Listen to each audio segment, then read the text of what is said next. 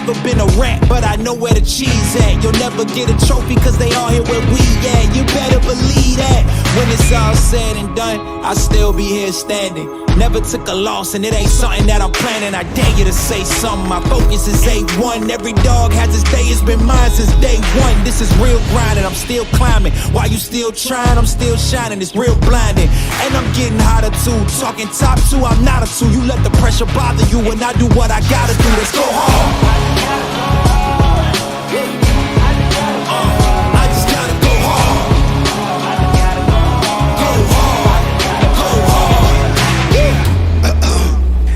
Coming close to me, flow is on atomic, I'm starting fires through poetry. The hardest out, staying loyal, no falling out. And if you step into the court, be ready, we ballin' out. Yeah, the coldest of teens, they know what we bring, don't try us. Ain't no in between, we go for these dreams in silence. Hard work, don't mistake it for magic. We been shooting in the gym, this is target and practice. Yeah. And I'm just getting started, getting feet wet. It's all in repetition, ain't a secret. All facts, all black dress code. Pay me my respect, collecting every debt. I go the hardest, I bring the pain. Not what you used to, it's all part of the game. Yeah, I just gotta go hard. I just gotta go hard. Go hard, go hard. Go hard.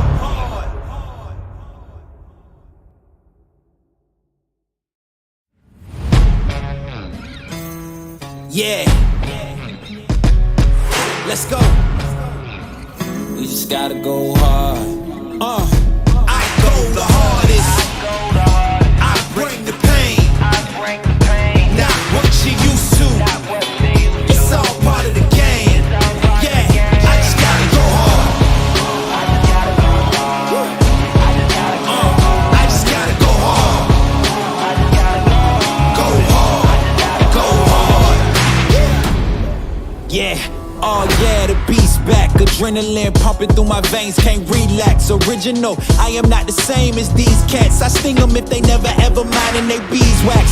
I don't ever cap, but I'm wearing like 3 hats. Never been a rat, but I know where the cheese at. You'll never get a trophy cause they all here where we at. You better believe that. When it's all said and done, I'll still be here standing. Never took a loss and it ain't something that I'm planning. I dare you to say something, my focus is A1. Every dog has its day, it's been mine since day one. This is real grinding, I'm still climbing. While you still trying, I'm still shining. It's real blinding, and I'm getting hotter too. Talking top two, I'm not a two. You let the pressure bother you when I do what I gotta do. Let's go hard. I just gotta go hard. Go hard. Go hard. They ain't coming close to me, flow is on atomic, I'm starting fires through poetry. The hardest out, staying loyal, no falling out. And if you step into the court, be ready, we ballin' out. Yeah, the coldest of teens, they know what we bring, don't try us. Ain't no in between, we go for these dreams in silence. Hard work, don't mistake it for magic. We been shooting in the gym, this is target and practice. Yeah. And I'm just getting started, getting feet wet. It's all in repetition, ain't a secret. All facts, all black dress code. Pay me my respect, collecting every debt. I go the hardest, I bring the pain. Not what you used to, it's all part of the game. Yeah, I just gotta go hard. I just gotta go hard. Go hard, go hard. Go hard.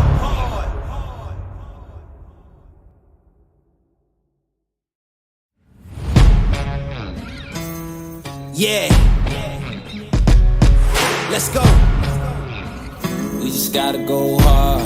I go the hardest. I bring the pain. Not what you used to.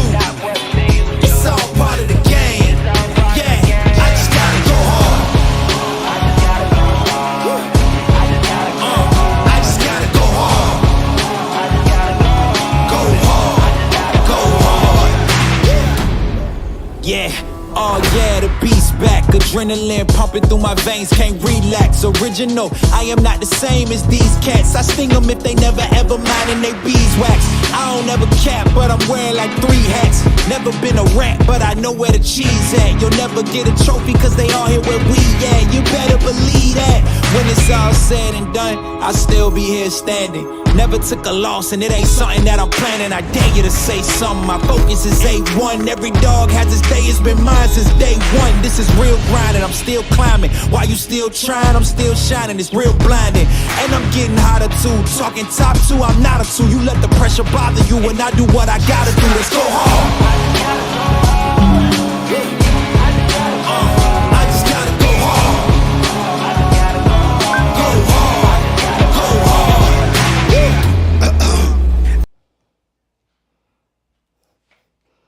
Hey everyone.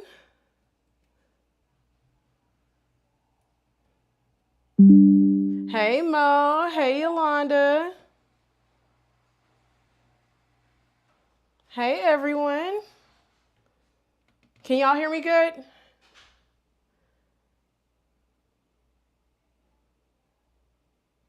Can you guys hear me good?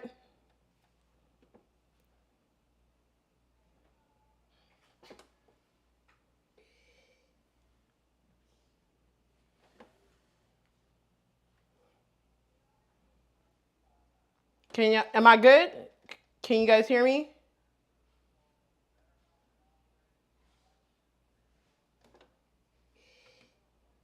Welcome, welcome, welcome. We're gonna be doing, okay. All right, so you guys can hear me. So we're gonna be doing McCall's 8386. We did the sketch with Sketch Somo yesterday, which was super dope, super fun, super amazing. If you missed the sketch, I will definitely put that in the description box below so you're able to see, you know, our shenanigans, which our shenanigans will continue today. So I'm going to get started. I'm going to go over to the sewing table. If you missed my live previously before, I think it was last month, that I will be taking you to the sewing machine, the table. We'll be having some breaks in between because you guys know that your girl will be tired, right? All right. But we're going to go ahead and get over to the sewing table so I am able to tell you all the pieces that we will need along with the notion. So let's go ahead and get over to the sewing table.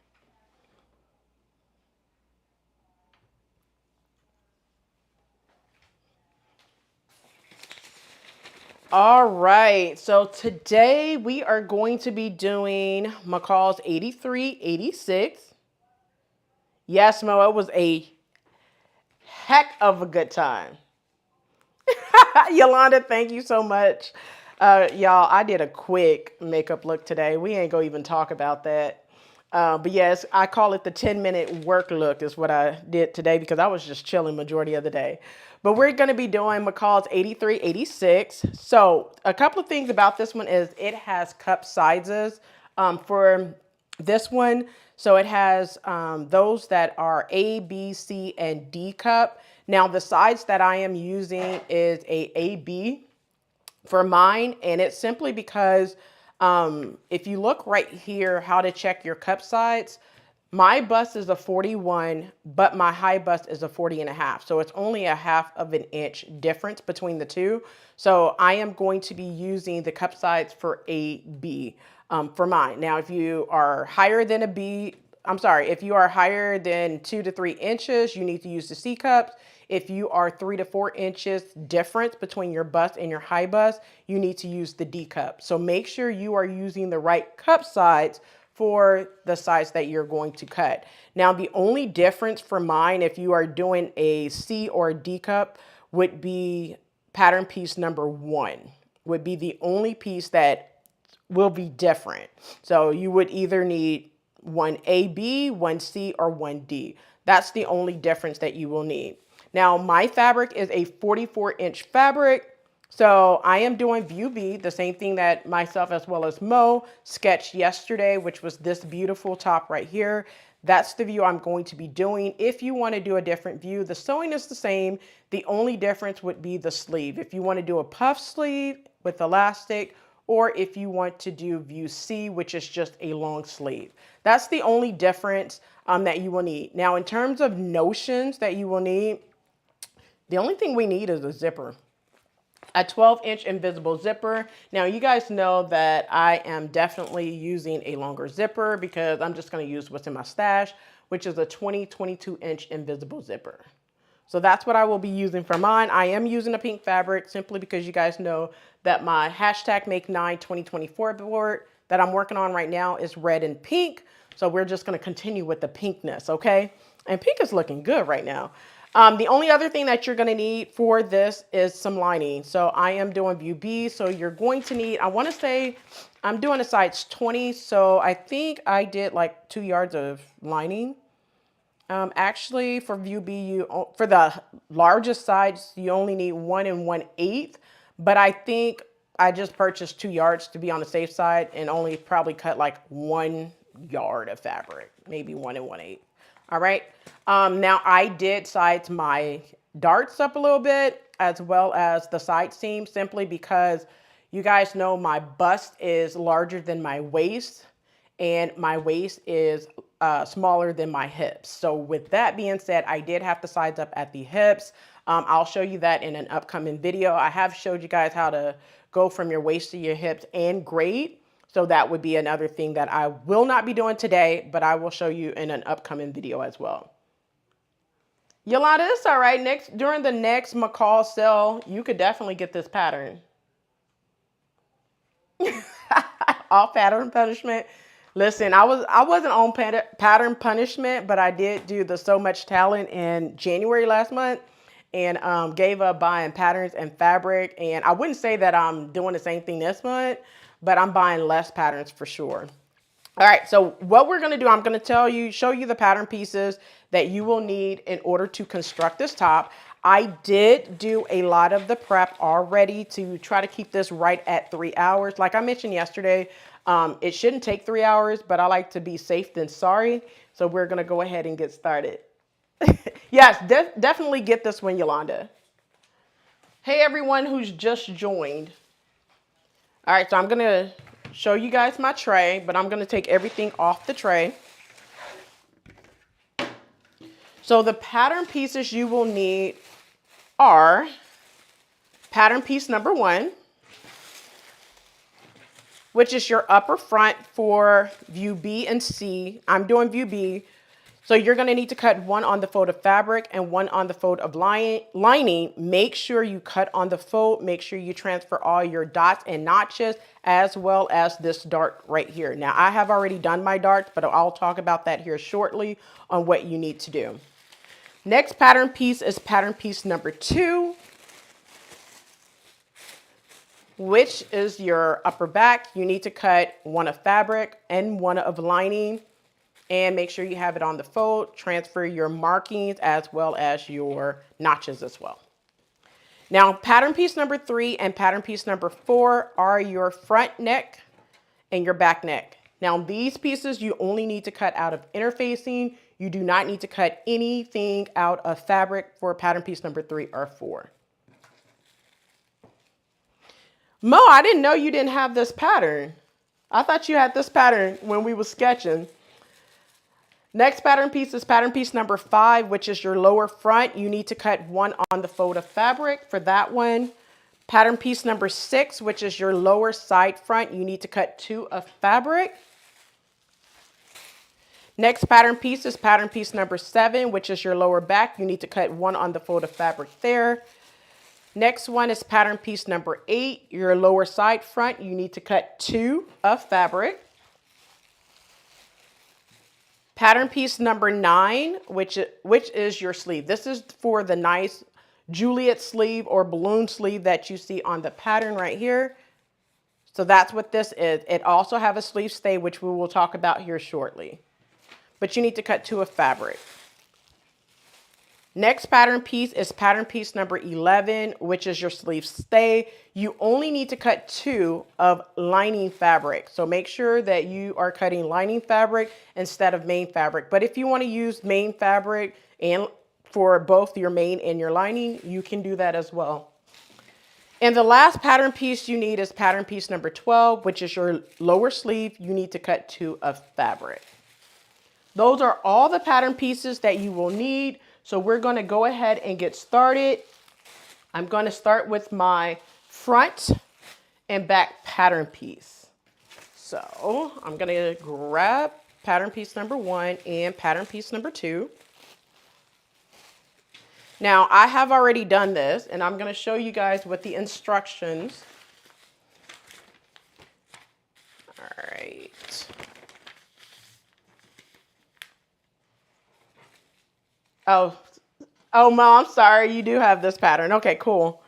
So first step that we're going to do, I have already done like the first, I'm going to say the first 3. But the first step is to take your front neck interfacing. I haven't done this part, but I'm going to apply the pattern piece number 3 to the back of my lining of pattern piece number 1 and pattern piece number 4 to the back of my lining for pattern piece number 2. So what that's going to look like, I'm going to grab both pattern pieces, which are the lining piece. I'm going to move my main fabric out of the way, but I want to keep them together.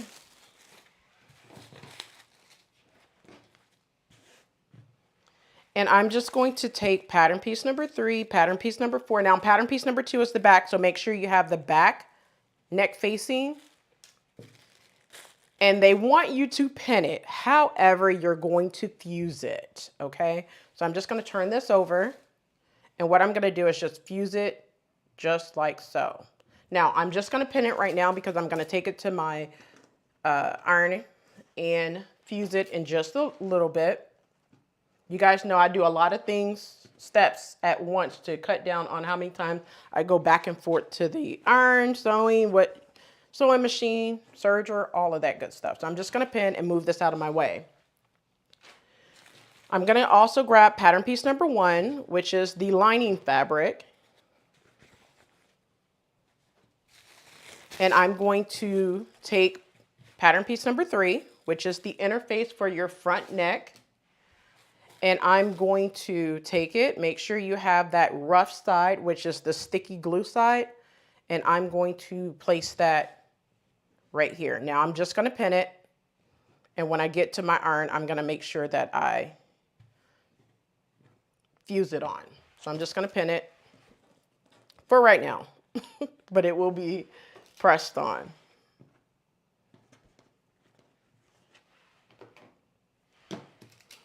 Did anyone go pattern shopping over the weekend? Anyone pick up any new Butterick or Vogue patterns?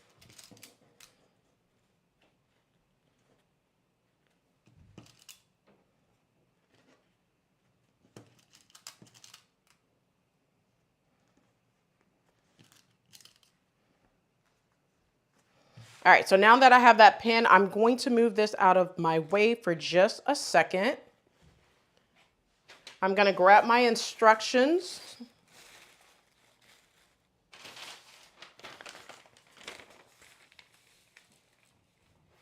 So Yolanda, yes, so the neckline is like a sweetheart baby doll neckline. However, if it's too low, you know what we could do, right? We could wear something under that and pull it up, but I think it's going to be fine. I think it's going to be fine. Once you put the zipper in, I think it's going to be fine, but you can also add like a good inch or 2 to the, if you just want to hack it. Let me grab pattern piece number 1. If it's too low for you, what you can do is right here at this curve. Let me show you what you can do. Grab a sheet of paper just to show you.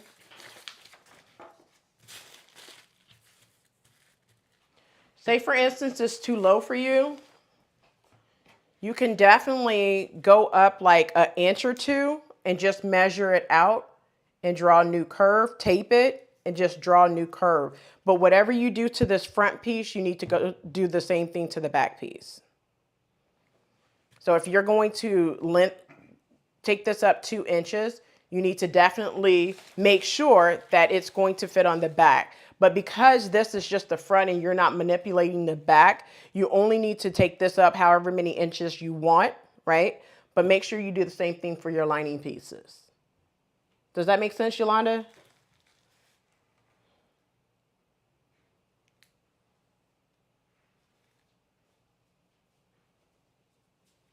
All right. All right, so now that I talked about that, we're going to go back to these instructions.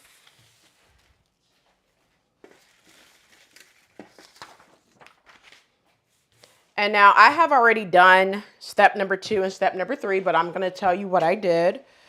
So you're going to stay stitch. You're welcome, Yolanda. Is it crepe tree? You have 3 clips on lace bibs. And is that supposed to help with the curve for the lowness? All right. Drop it in the chat so I could understand what you mean. You have clip-on lace bibs for the low tops. I have no bust, so it's a must. All right. So what we're going to do is for this portion right here, I have already done that. So I stay stitched this portion right here, which is the neck edge, and I went ahead and made my darts, which is step number 2. You're going to do that for your front as well as your back. So this is my front. I'm going to move this out of my way.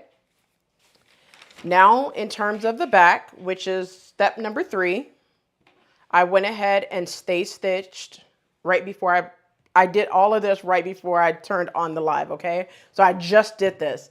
I stay stitched the neck edge at the back, and I also did the darts.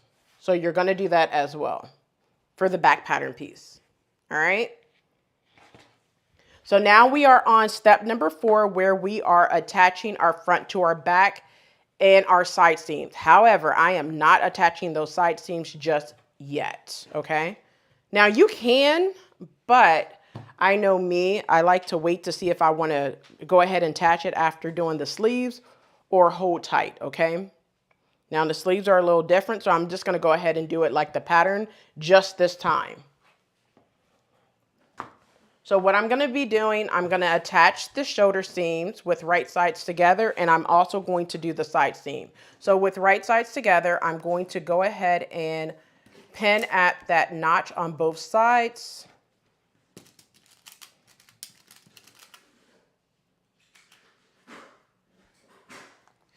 So I caught the pattern sale yesterday, but I really didn't pick up a lot of patterns. I think I picked up like 6 total between Butterick and Vogue. I mean, it wasn't really nothing that I really needed to pick up. I wanted to really get like the new Butterick patterns. However, because, you know, I was going live with you, I didn't want to go too far into the other side of Orlando. So I just basically was like, okay, it's not at the Joann's that I went to. They didn't have the new Vogue or the new Butterick. So I was just like, whatever, I'm just going to pick up these 6 patterns and that's it. Now what I'm doing, so after doing the shoulders, I'm going to do the side seams. I'm just going to go ahead and pin that, matching up the notches, the top, the bottom, and make sure that the darts are pressed down towards the top instead of up. And then just pin both sides.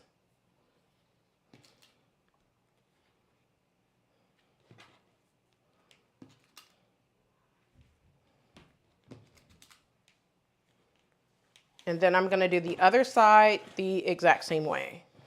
So I'm just going to go ahead and match up the side seams, match up the notch, and pin all the way across.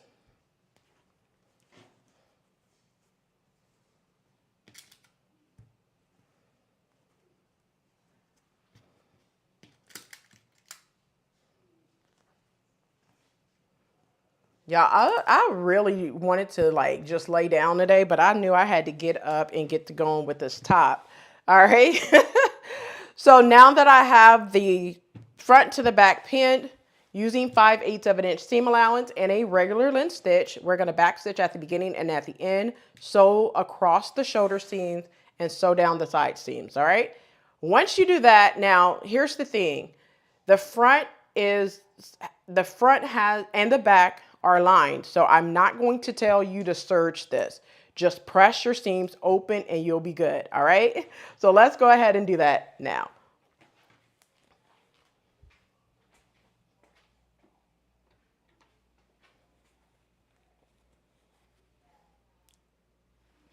All right, so what I'm going to do is I'm going to sew using 5/8 of an inch seam allowance. Now, whenever I have to use the serger, I will mute the mic so you guys don't hear all that serger stuff going on, but we're just at the sewing machine, so it'll be all right.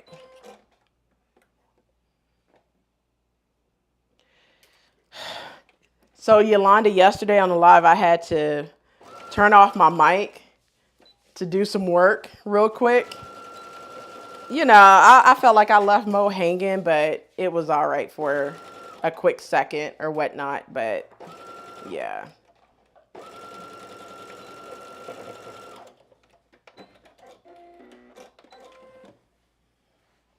Mo, I thought you went out for a second yesterday before the live. You didn't go out yesterday?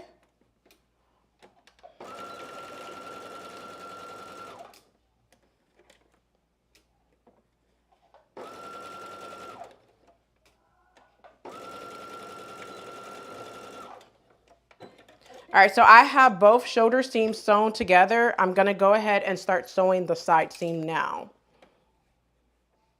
Still using 5/8 of an inch seam allowance.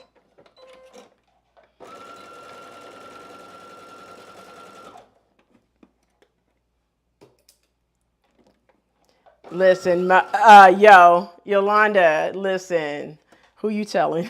I'm glad I do not have one of those jobs anymore that requires you to work weekends, because I remember those days of working weekends and I did not enjoy it.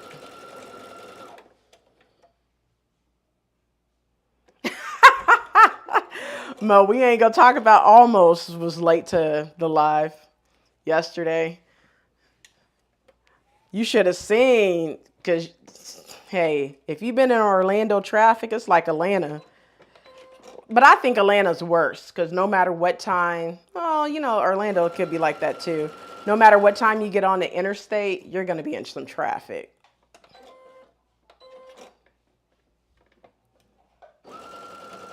Well, thank you, Mo.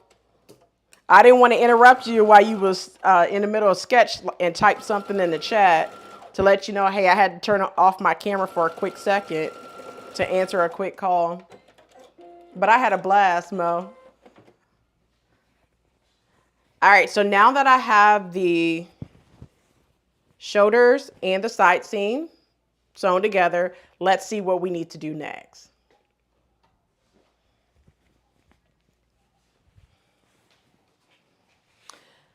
All right, so I'm back at the table. So I did the shoulder seams and the side seams. We are now on step number 5. I'm telling you, this is pretty much a pretty easy sew, to be honest with you. But now that we have the bodice portion somewhat completed, not all the way completed, but what we're going to do next is we're going to start working on what I want to call like the peplum area. So we're going to be looking at the lower side front, the lower side back, and then we're going to attach it in 5 through 7. So that's what we're going to be doing now, step 5 through 7. Now, before we do that, I want to draw your attention to the lining, okay? Now, you guys know I'm going to be doing this here shortly. So after I work with the pieces for the peplum, I'll start working on my lining, because you guys know normally I do my lining the same time that I'm doing my main fabric to cut down on time. But for the sake of this tutorial, I'm going to do it in the order that it shows mainly on these instructions, okay? So now what I'm going to do is move this off to the side, and we're going to start working on pattern piece number 5, 6, 7, and 8. All right, so I'm going to just move this off to the side. It's taking shape. If you want to try it on, you can, but I'm just going to hold tight for a minute before trying it on. All right, so I'm just going to move it off to the side.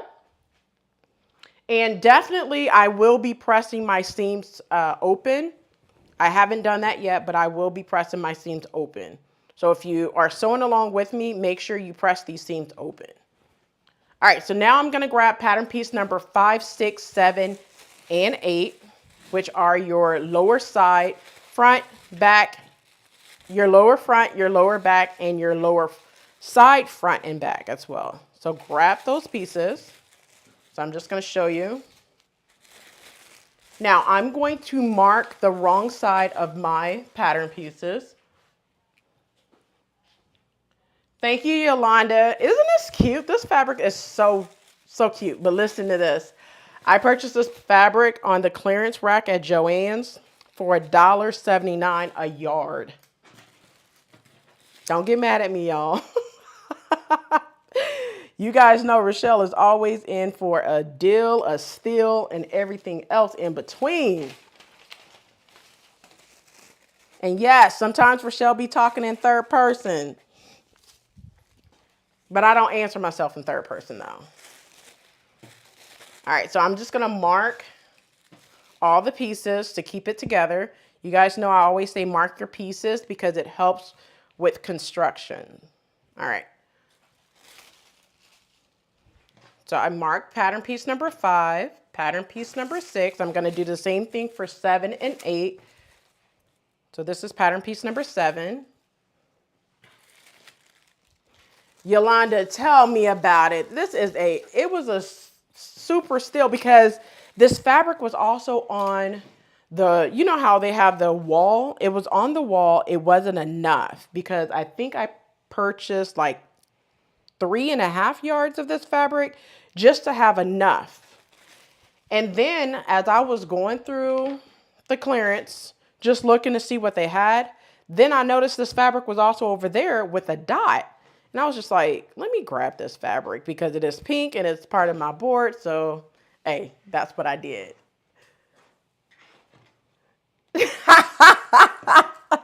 Mo, you already know. Inside joke. All right, so now I have pattern piece number 5. I'm not going to tell them the Reggie story, Mo. That's a conversation for another day. But I have pattern piece number 5. I'm going to lay that on the table. I'm going to take pattern piece number 6. Now you're going to have some notches right here on the side. So make sure that your notches match up, okay? And what we're going to do, we're going to pin the side of pattern piece number 6 to pattern piece number 5. So I'm going to grab my pins and I'm going to pin at the notch and pin at the bottom and at the top. And if you need more pins, pin all the way down.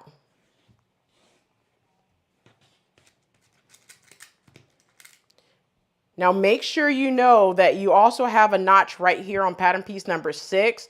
This notch will not match up to your side seam, so this is your center back seam. So make sure you know that and you have it correctly if you are sewing along with me.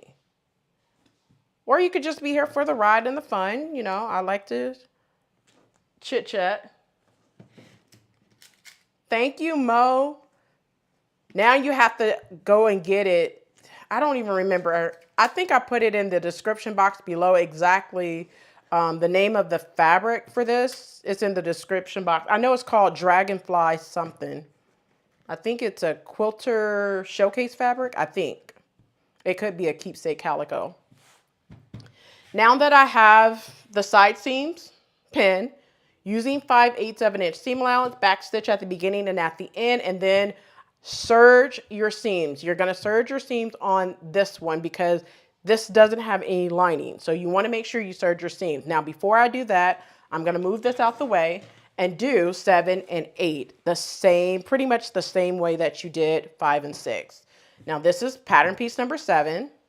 I'm going to take pattern piece number 8 and I'm going to match up the back seams, okay? Same thing, nothing different. Now, I noticed that my fabric is a little wrinkly, so we're going to get those wrinkles out here shortly.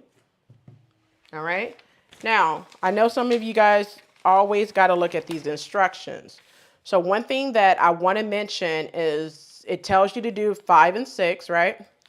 And 7 and 8. Once you do that, you're going to stay stitch along the top portion of the, what is that? That curve section. You're going to stay stitch both the upper edge on both 5 and 6. All right. All right. So let's go ahead and do that. So first I'm going to pin. Let me grab some more pins. And I'm just going to pin. And this is one thing that you guys notice about me is I try to cut down on how many times I go back and forth to the sewing machine. And this is the quickest way for me. If you have to look at the instructions after each step, that by all means do so until you have a method that works best for you when it comes time to sewing. All right. Another thing I will mention is to definitely, before you start any project, take your measurements. And yes, I take my measurements for every single project. I don't care if I sewed something yesterday. The next project equals new measurements. Because my body weight fluctuates, okay? Yeah, if y'all know from the sketch yesterday, my girls was looking like she was from Idaho. She was thicky, thick, okay? I'm not going to even show you guys the sketch because I'm going to finish it up and frame it. All right, so I have the side seam sewn. Well, not sewn, but pinned. So I'm going to go ahead to the sewing machine using 5/8 of an inch seam allowance. I'm going to stitch both sides there and then both sides here. And then I'm going to finish it off with my serger. Now, when I go to the serger, I am going to definitely turn off my mic so it's not killing your ears. However, I just noticed I didn't set up the serger. So give me a quick second. We're going to chat while I do that. So let me get my serger thread.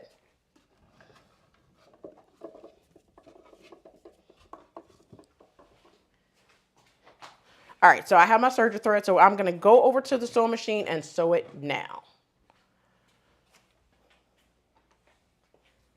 All right, y'all didn't see I didn't have my thread, but I'm going to thread it. Thread this serger. I don't know what I was thinking, not having it done. But first, we're going to go ahead and sew it together first and then serge it. But I could talk to you guys while we do that. All right. Did I miss anyone's comments?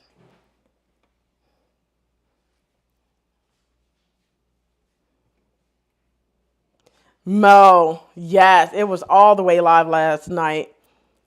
I had so much fun, but you know, I was there to support you for the most part. So I feel like you did an amazing job. You held your own. You did wonderful. You wasn't, well, I know you was nervous, but once you started, it was nothing to it after that.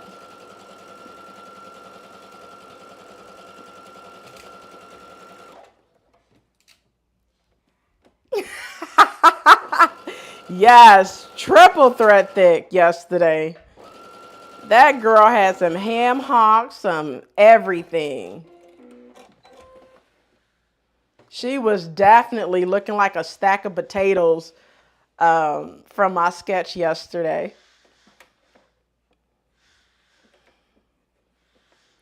And then my girl had her head tilted to the side too. But that's how the picture is taken, to where it head to the side like this. I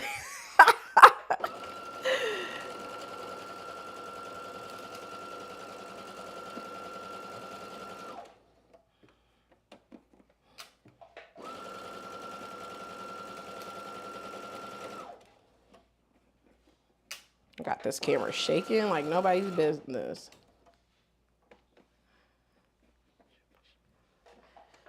Well, thank you, Mo. I was surprised that you said yes when I said, hey, Mo. I told the story yesterday, but for those of you who was not on, who did not see the live sketch session yesterday with Sketch Mo, it was a lot of begging to get her to do the sketch session live. I'm not going to even tell you what I had to say, but just know I got her to do it. So it was a success. Yolanda, you missed a really good time. You're going to have to catch the replay. You have to catch that replay. All right, so I have the first one done. This is what it's looking like. I'm going to serge it here in a minute. So I'm going to go ahead and sew the side seams of the other one. And then while I'm threading my serger, which is not going to take me very long, I will definitely just chat. while I'm doing that portion.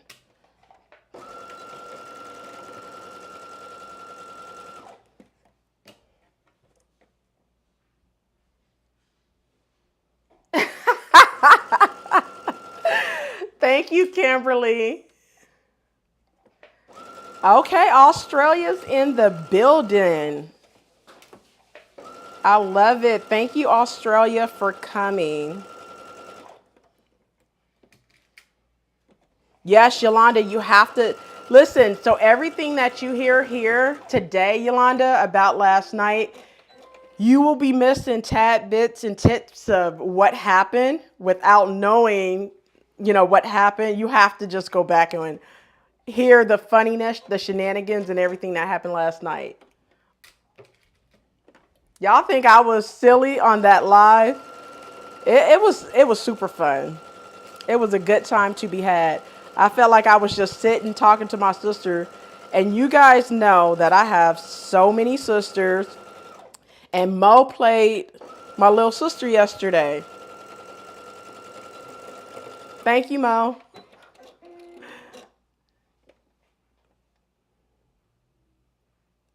Oh, well, thank you, Mo. Listen.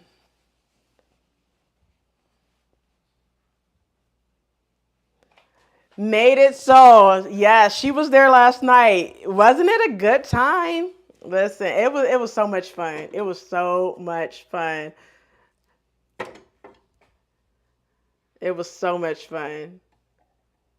I'm going to go live again with Mo. I just have to get her to say yes. Yes, it was a hoot for sure.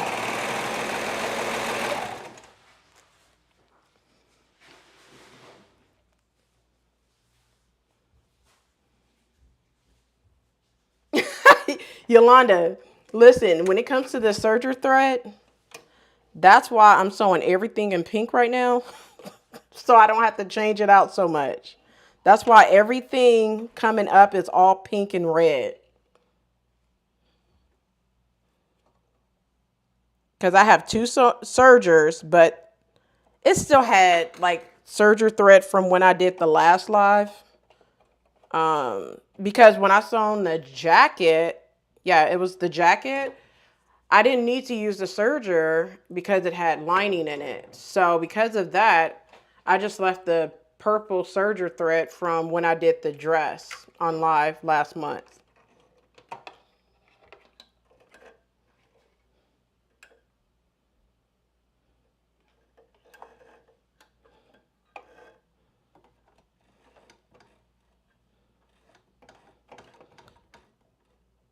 So you guys know Frock Tales are coming up. Did everyone get their tickets for the South Florida Frock Tale, which is happening?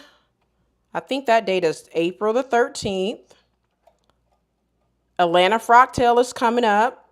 The date is May 4th. I just purchased my ticket. As a matter of fact, today. For the Atlanta Frock Tale. So I will be there. I'm super excited for both. I was at the South Florida Frock Tale last year. That was super fun. So, of course, you know, your girl got to come back and join.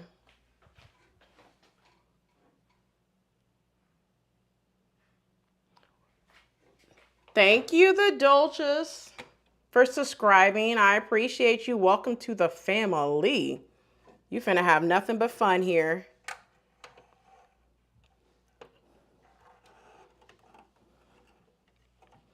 Thank you guys so much for coming today.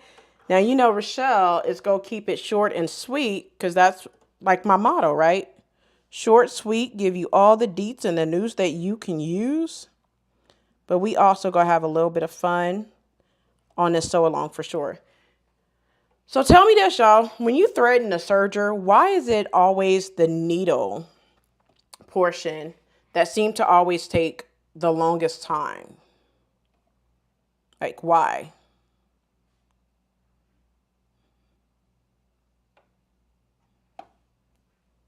All right. I'm almost done with this serger situation. So we could go ahead and serge these side seams, baby. All right, I got it together. I got it together. All right, so my serger is up and running now. Okay, now.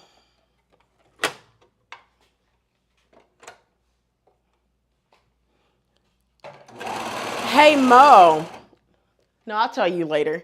Mo, I think I'm going to see you a little bit before the Atlanta Frocktail anyway. Because I'm coming to Georgia. I'll DM you and see if you're going to be available on those dates. That I'm coming to Georgia mid-March? Mid to end of March. I'm coming to your town, so I'll let you know.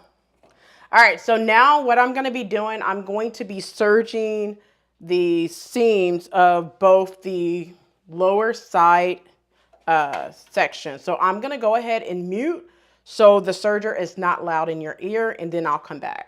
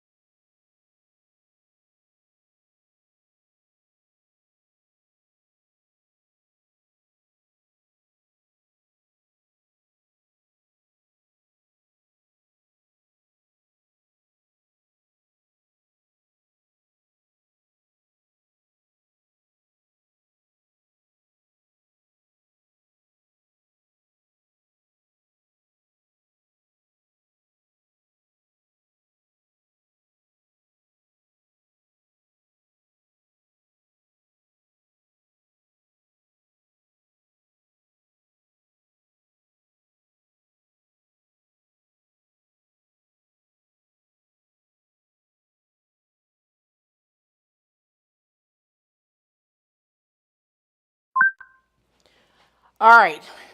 Y'all welcome for me not blowing out your ears with this serger. But I have it serged. All right, I'm going to clip all of these loose threads. Can you guys hear me? Am I good?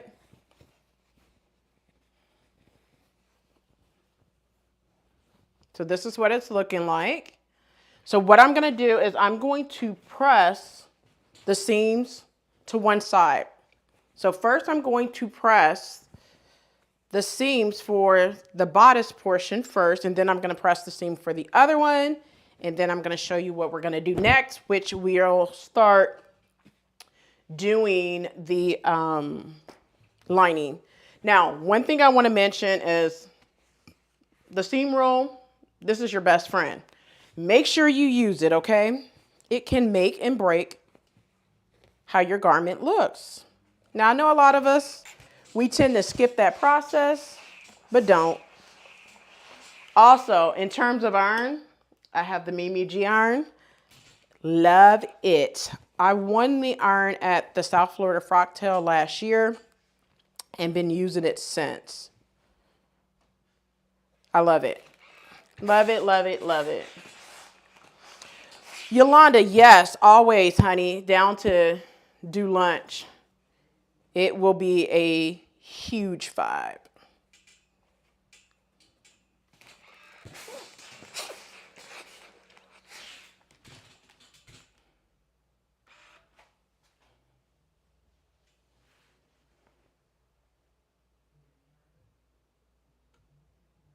Oh, that's fine. Made it so. That's fine. I'll still want to do the pattern that you're doing, the McCall's 8272. I still want to do that pattern for the bag.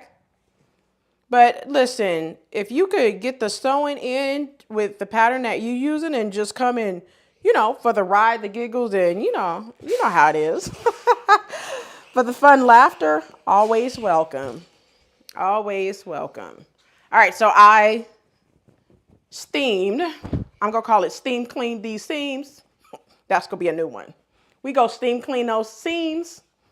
And I'm going to do the same thing for this portion right here. All right. So I'm just going to pretty much. Now, from the instructions, let me grab the instructions right quick. It doesn't say which directions. It just says stitch lower, front to lower back at the right seam. It doesn't tell you which side to press your seams. So I'm just going to say press them to the outside, the side seams. So what that means is basically, let me show you. What I'm going to do is, this is the center, which is pattern piece number 5, pattern piece number 6. I'm going to press the seams towards the side seam, if that the side front or back. All right. So that's how I'm going to do mine. But by all means, do whatever you feel that makes you comfortable with your garment. All right. Because it doesn't say which way to press them. So I'm just going to make my own rules right here. Because you know that's what we do. As sewists, crafters, sometimes we have to make up our own rules. All right. And you guys, we are pretty much like halfway done with this top. Unbelievable, unreal. But in my defense, I did do like the darts and stuff off camera first. So that helps with cutting down on time as well. And if you are ever planning on going live and you want some tips on that, I would always just say, like, just be yourself. Don't try to be no one else. Just be yourself. Do you prep as much as you can before you go live, which makes it a little easier for your audience as well as yourself. Always test before you go live as well to make a smooth process for both you and your viewers. And I do appreciate each and every one of you guys being here today with me, because you could be anywhere else, but guess what? You decide to chill with me today. Hey, Carmen. Mo, yes, you have to get your iron on that your hands on that Mimi G iron. Yes, Yolanda, I know you're in ATL, so when I'm there, definitely I'm going to hit you up so we can do lunch.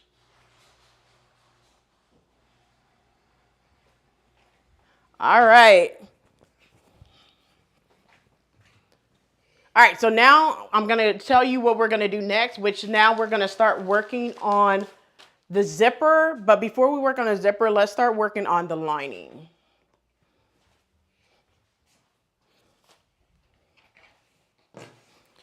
So right before I do that, one thing I want to tell you is they want you to do the, what do you call it? The bottom, attach the bottom to the top. All right. But before we do that, now you guys remember when we attached the sides, right? I was only supposed to attach one side. I attached both sides. So I'm going to unpick the right side.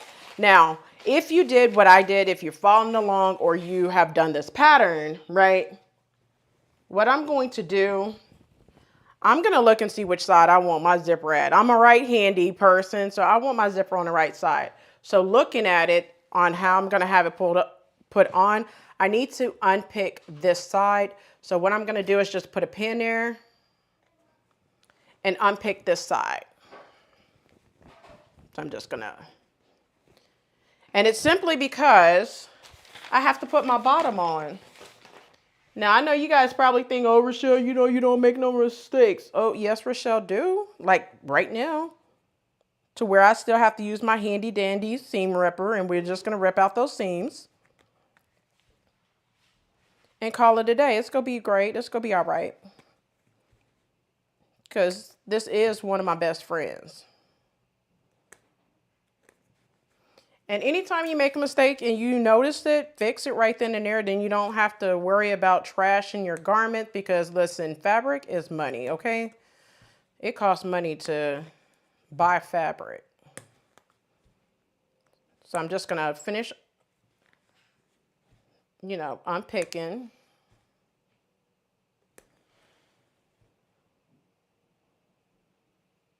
Mo, I just told Made It Sew. I told her that. I was like, that's on my list to sew. All right. Now that I have this unpicked, what we're going to do is with right sides together, we're going to attach the bottom that we just sewn together to this top first before attaching the zipper and then doing the lining. All right. So first things first, we have 5 and 6, and then we have 7 and 8. So now, like I was reminding you, 5 and 6. So basically, we're going to attach the front to the back at the side seam. So let me make sure I am doing the right side. This is 5 and 6. And we're going to attach 7 and 8 to it. So just know 7 and 8 is the back. 5 and 6 is the front. All right. So this is the front on the table.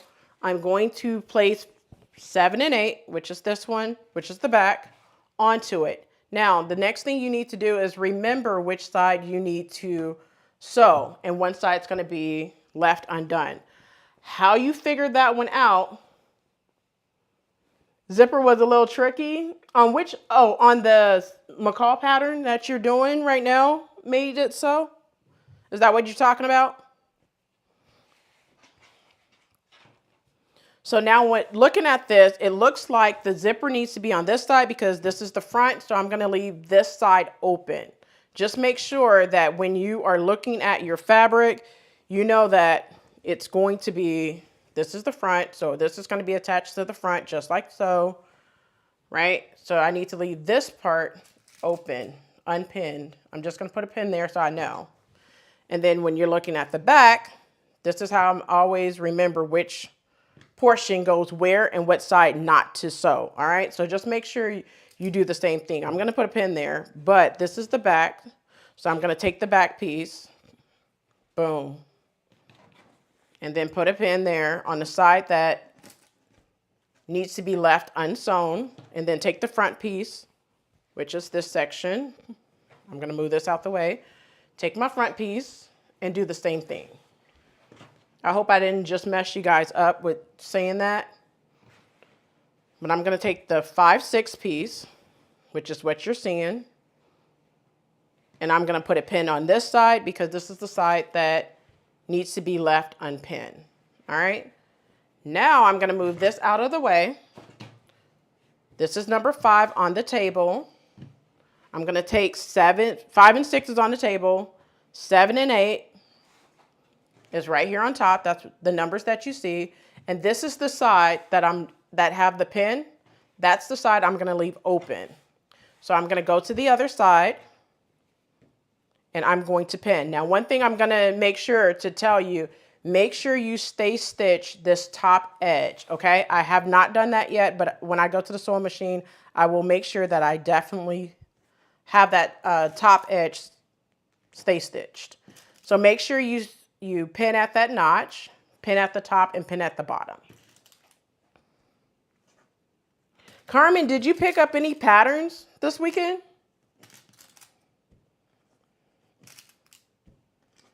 I only picked up 6.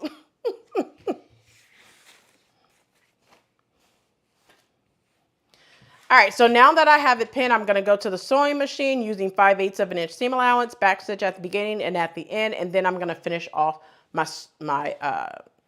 seams. So let's go ahead and do that now.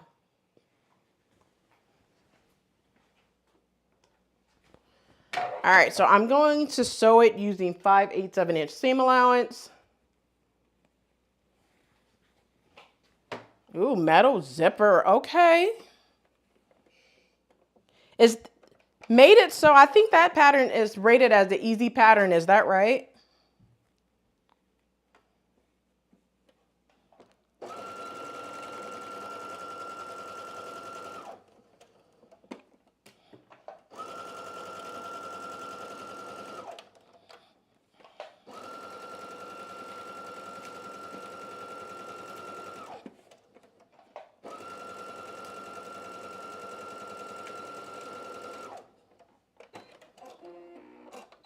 And just like that, I'm throwing through some air. Okay, we got to thread a new bobbin. Ugh. Why? All right. Hold on, let me get my bobbin together. I figured. It's all right, things happen, you just work through them.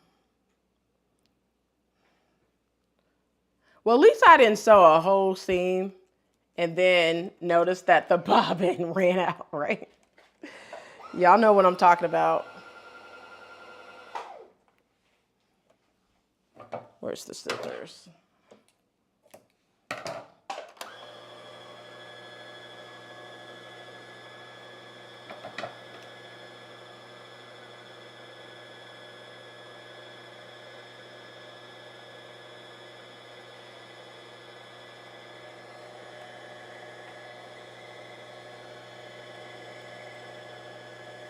Mo, listen, I hate when, you know, you get real good, you have a good, you know, pace, rhythm going, and then you notice you're sewing through air. It's all right. It doesn't take that long to do a whole new bobbin. It's just I didn't want to put a whole bunch on there because I know, for the most part, the next thing that I'm sewing is going to be in a red instead of a pink. So, yes, I could set up more than one machine, but y'all know this is my baby. This one right here is my baby. It like sews like butter. So smooth, so nice. It doesn't give me issues and problems. But I still like my other ones. The other ones I do when I'm doing other things. So I still use my old sewing machines as well. All right, so back to this.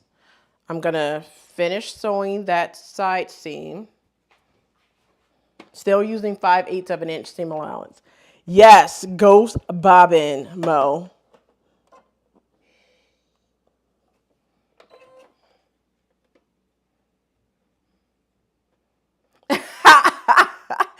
Yolanda, I know you was heated, you was hot.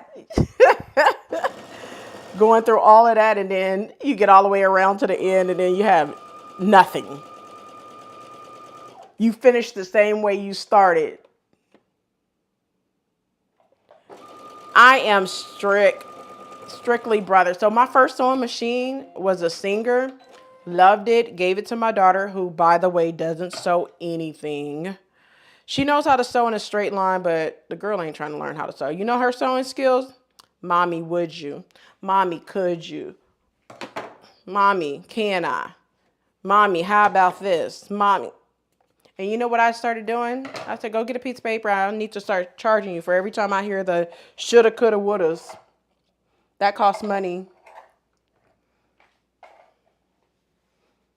Yes, but yes, to answer your question, Yolanda, I am a brother's girl. I own 4 brother machines and sewing machines. 3 brother machines, cover stitch is a brother, and then 2 brother sergers. I'm sorry, I forgot to mute. Hold on one second, y'all.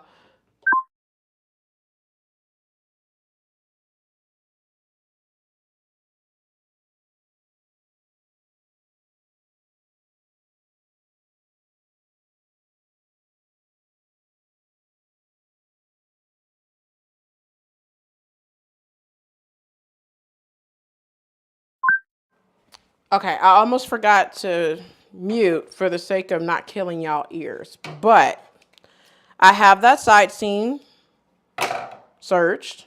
This is what it's looking like.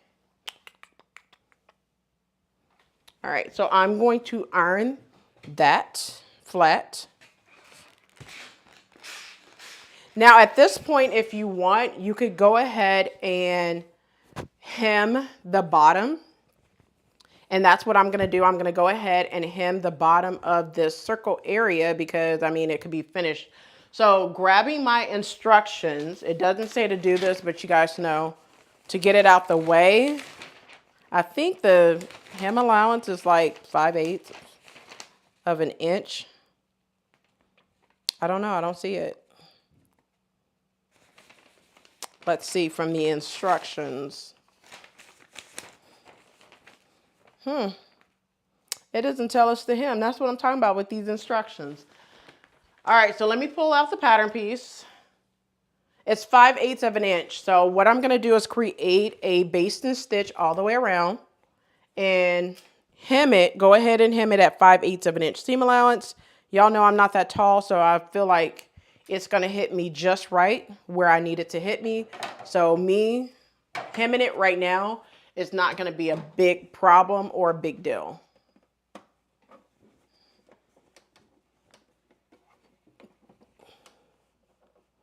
So I'm just going to create a basting stitch all the way around and then just go ahead and press it up. Now, if you want, you can just go ahead and serge it and then press it up. But for me, I want it concealed. I want it kind of like a narrow hem per se, but not necessarily a narrow hem. I just want it to look nice and not have to use so much of my serger thread, you know, for it. But if you just want to measure all the way around and then press it, you can do that as well. I just find it easier for me to create that basting line and then hem it. But you could do whichever way works best for you.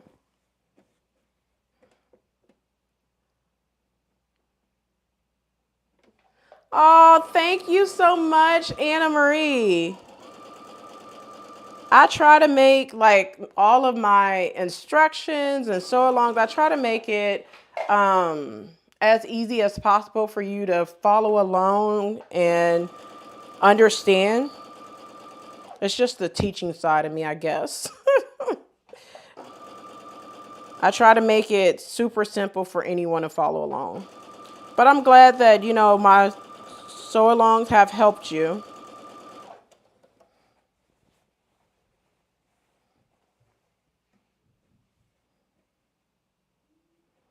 Hey, Alethea. Welcome. I appreciate you coming.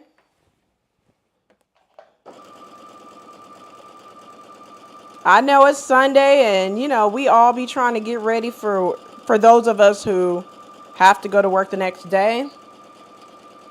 That's why I try not to keep these lives long.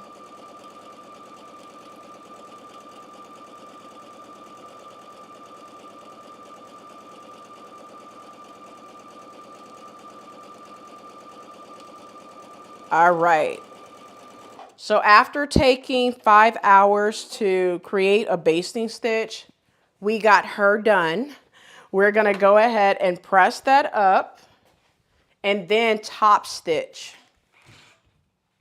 all the way around to completely have this done. And you'll see why I went ahead and did it now instead of wait. So I'm just going to press it up and get that going.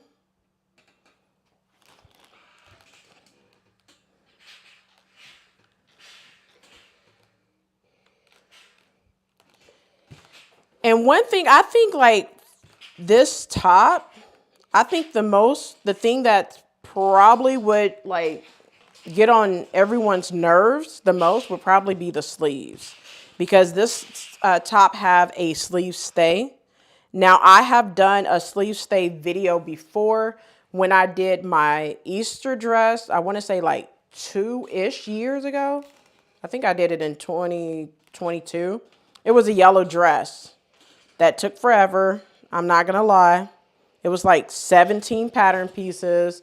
It was a new look pattern. I think it was new look. 6696, I think is what the pattern number was. But yeah, it took forever and a day. I kind of did like a walk you guys through how to put the bodice together, because that was the portion that would probably trip a lot of people up. But the tiers on the skirt is so gorgeous. And to be honest with you guys, that dress took me out and I didn't do nothing that had tiers for a long time. Months. Because all that gathering is for the devil. It was the devil for sure. But it was super cute, and I wear it every now and again.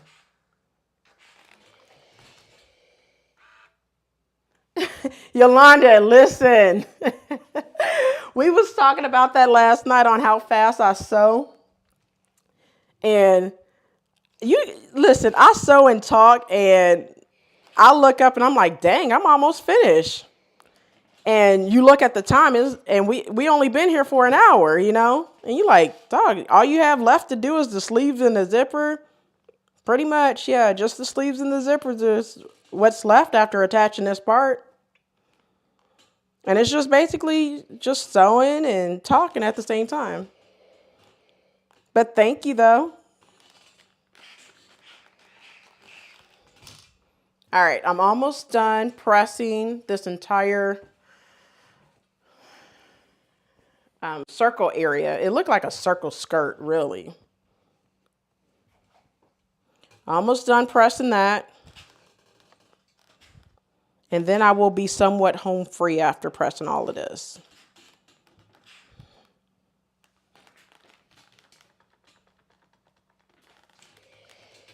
Hey, Michele. Welcome. Happy to see you today.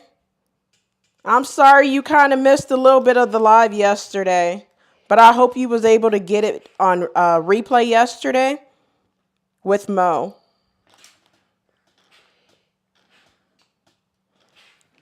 It was a hot mess and a ball of fun, though.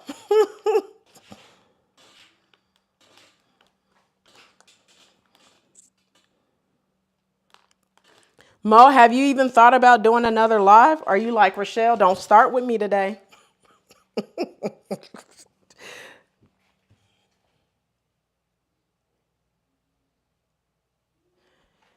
Yolanda, yes. I'm glad that I caught it right when it happened and changed, because I would have been mad if I would have been like in the middle of doing this circle.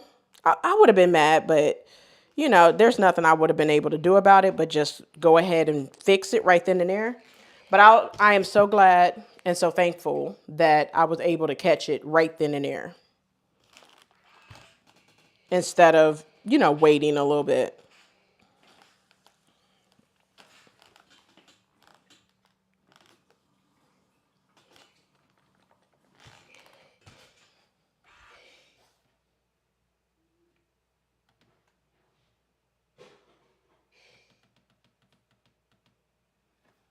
Thank you, Michele.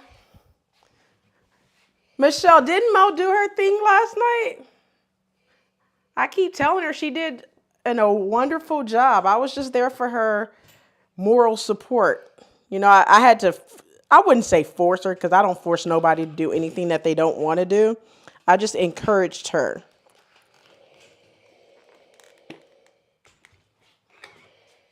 All right, y'all, I need to grab some more water for this. Oh, I had some over here. Okay.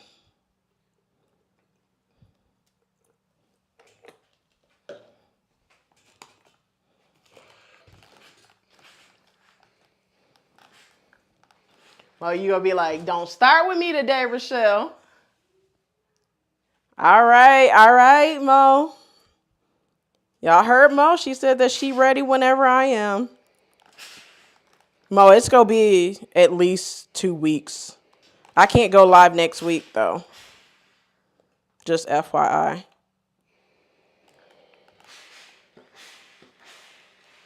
Water.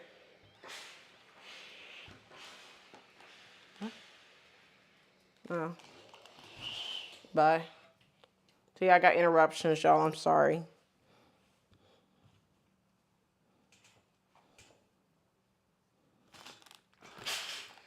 All right, so I'm doing ironing the last portion of this. And like I said, with this bottom, this iron gets so super duper hot. With this bottom, what you can do is just serge it and then press it up and then stitch it in place. You can do that, but y'all know how serger thread is. It's not cheap like your regular thread, right? So I'm just going to do it this way and call it a day.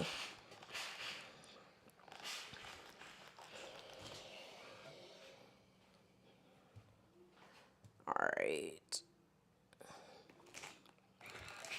So you guys, I went to Joann's yesterday in hope of getting the new Vogue patterns. Well, when I went last week during the, what was it, Simplicity? Yeah, during the Simplicity sale. No, I'm sorry. When I went the week before during the McCall's sale, I noticed that the Simplicity patterns were there. So I was like, okay, I'll come back next week for the Simplicity patterns. Now, the Joann's that always put them out, it's like a good 25, 30-minute drive with tolls. And I was like, okay, I forgot to check the Vogue and Bodice sale, like the patterns while I was there. It completely skipped my mind because I was like, Bodice and Vogue was already on sale during the month of February. So I knew like this week there wasn't going to be a sale.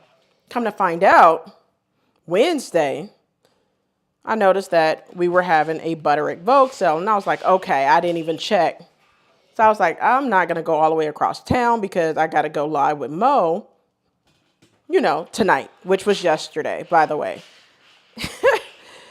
So I go to this other Joann, not across town, in the opposite direction of my job, just to find out that they didn't have the Bodice patterns, the new Know Me patterns. They didn't have any of the early spring patterns, which is why I never go to this one, because you get your hopes up high just to be let down every time.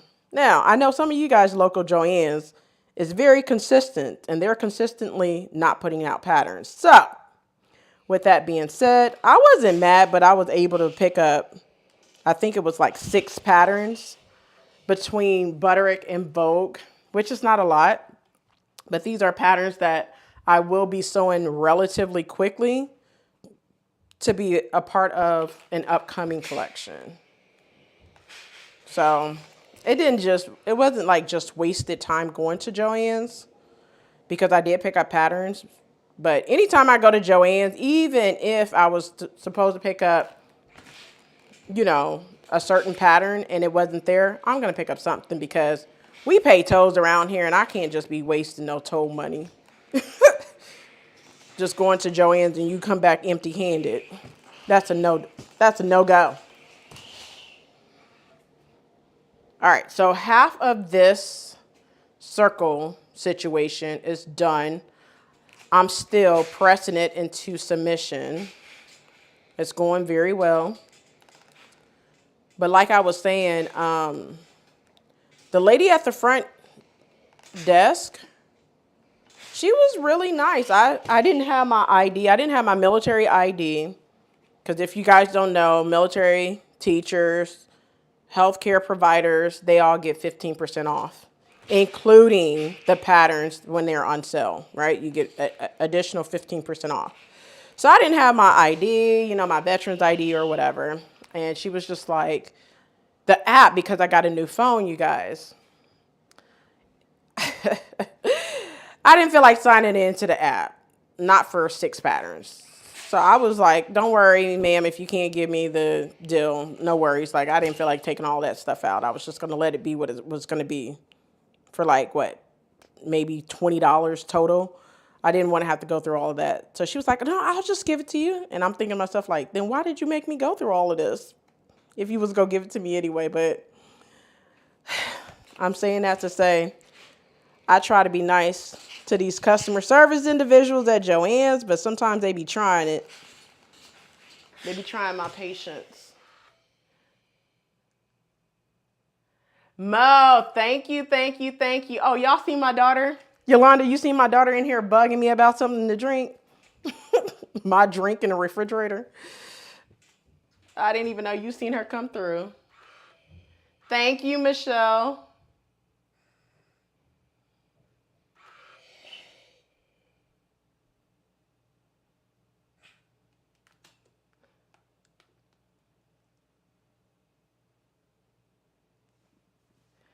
Lisa, listen. There wasn't many Vogues that I didn't already have that I wanted. You know what? I actually have the bag over here. I think I picked up like 2 Vogue patterns. I think it was 2 Vogue patterns and like 3 or 4 Butterick patterns. Now, here's the thing. Here's my little question to you guys. Are you guys buying a DVF pattern or nah? Are you guys going to be like, nope, I just use something close to it? Or are you guys going to spend upward of $25 for the DVF pattern? Let me know. I'm on the fence on if I want to go ahead and spend $25 for the pattern, get it in PDF off simplicity.com, or if I want to not waste the time, money, or energy and just kind of do a different wrap dress pattern. What y'all think?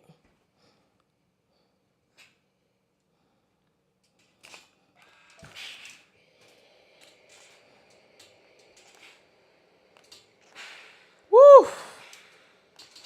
This iron gets hella hot, y'all. Almost burnt my finger twice. All right, so I am done pressing the bottom up. So now,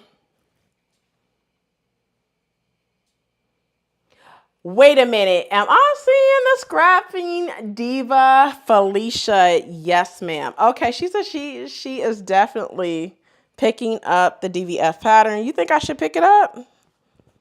Or are you picking it up? All right, so I'm going to sew the hem in place now after the last 50 minutes of, I'm just exaggerating. After pressing it up for the last, I'm going to say about 5 minutes. All right, make sure that you have a regular length stitch. And I'm just going to stitch that as close to that press edge as possible. For me, it is 3/8 of an inch is what I'm stitching in place.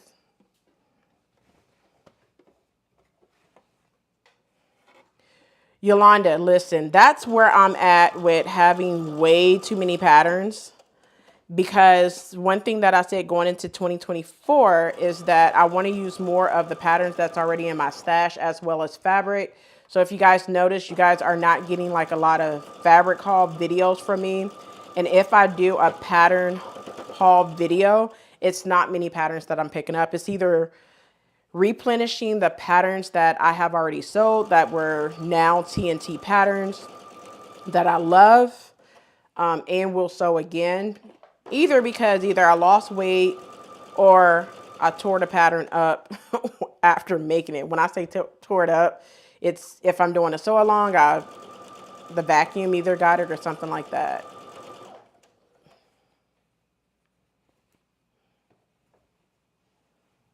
Felicia, y'all, I used to live in OKC. I was just there in 2019 before COVID. My dad lives there, so he stays in OKC.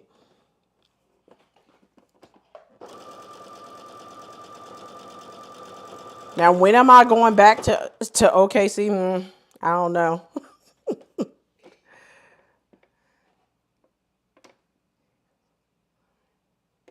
So Lisa, same thing. Like, I'm on the fence about that $25 for DVF pattern. If it was on sale for like $5.99, a possibility, which we already know. I didn't heard so many people say that Joann's will not have the DVF patterns in their stores. It's basically a Simplicity website only for the DVF pattern. So with that being said, I'm not spending $25 for it, because I have like way too many patterns that's as close to it as possible.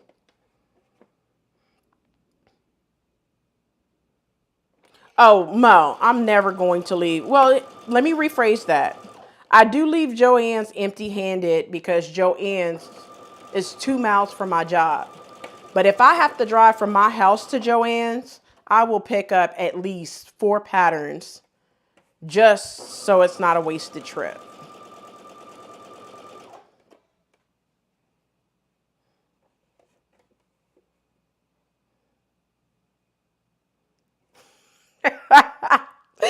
Mo, I'm pretty sure you have a lot of wrap dress patterns just like I do. And no matter how many shirt dress patterns come out, I still be buying them. Like, it is what it is. It's kind of like somebody tell you, girl, don't get that. And you be like, all right, bet. And you go ahead and get it anyway.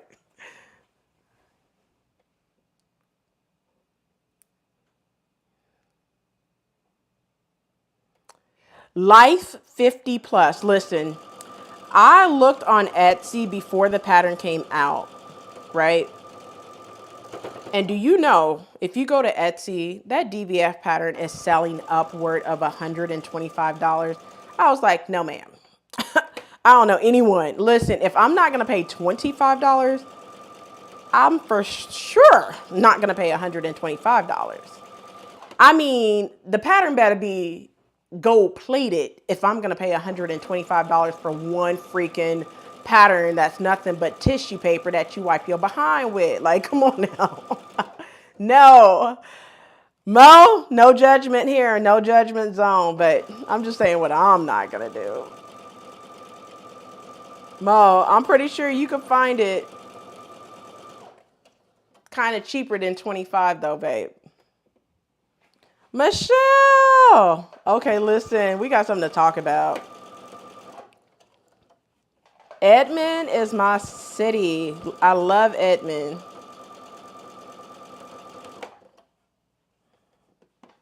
Used to live there.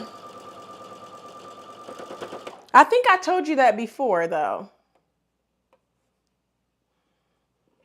I think I told you that before, how I used to live in Edmond. Gotta love Tinker, right? Not so much. All right, so I'm making my way all the way around this so-called circle. It's looking good, by the way, and we're gonna press it again to make sure everything stays in place.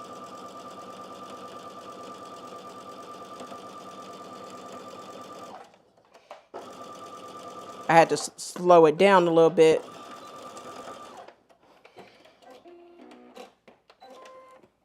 Oh no, Lisa. I have a lot of patterns I need to get rid of. Mo said DVF better be delivering the pattern to her directly. So, Michele, I think the closest one to you is on Northwest Expressway. Is that the closest, Joanne, to you on Northwest Expressway? And I think this cross street is Northwest Expressway and Memorial or Penn. One or the other. I think that's the closest Joe is to you. Or maybe the one on, I think there's one on Rockwell too. Rockwell Road.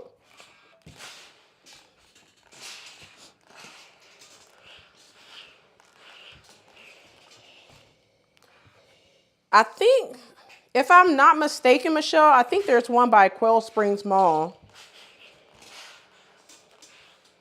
Whatever street that is. It's been a minute since I lived there, so.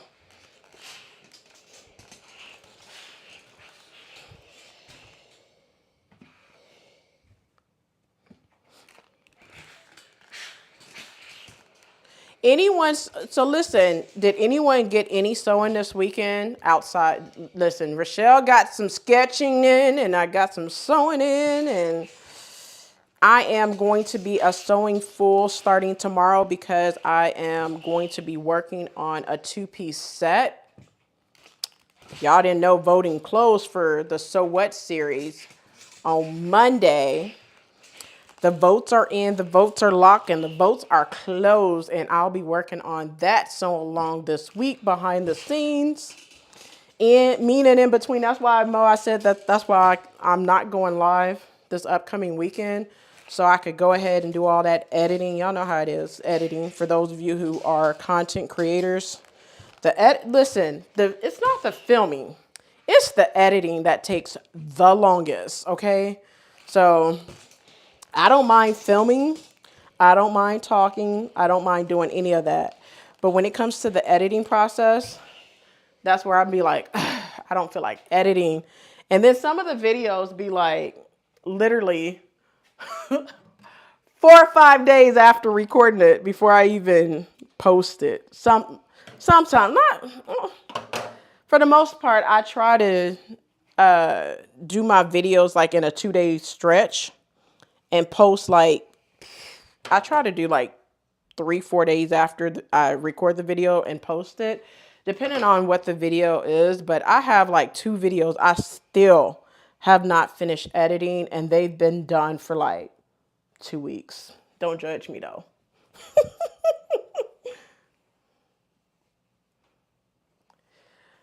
Michelle, I haven't been to the one in Stillwater ever, but I have family that lives in Stillwater. So, yeah.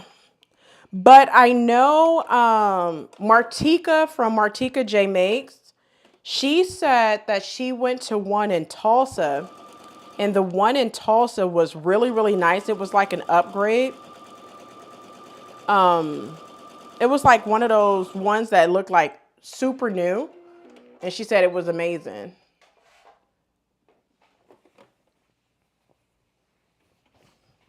Okay, yeah, Rockwell.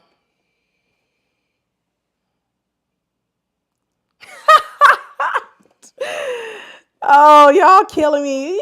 Listen, okay, so I went, when I was there in 2019 for a convention at OSU, for my husband's fraternity, we were at, yes, it was the one in Stillwater was the one that we went to.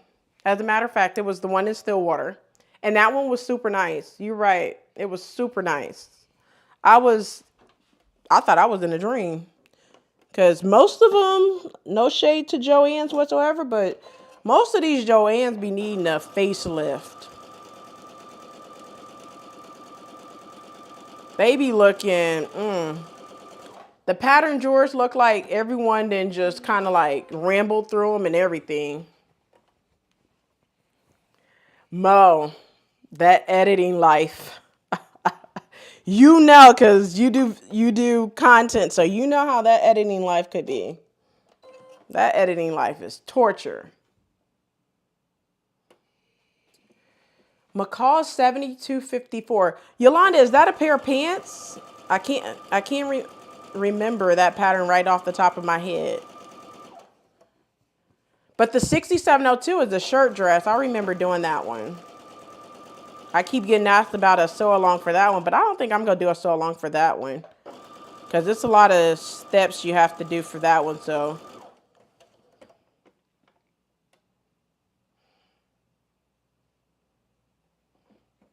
Michelle, you have to try out that Tulsa one. Let me know how you like it. I don't know what street it's on in Tulsa. I have to check with Martika. But it'll be a couple of years before I get back to Oklahoma.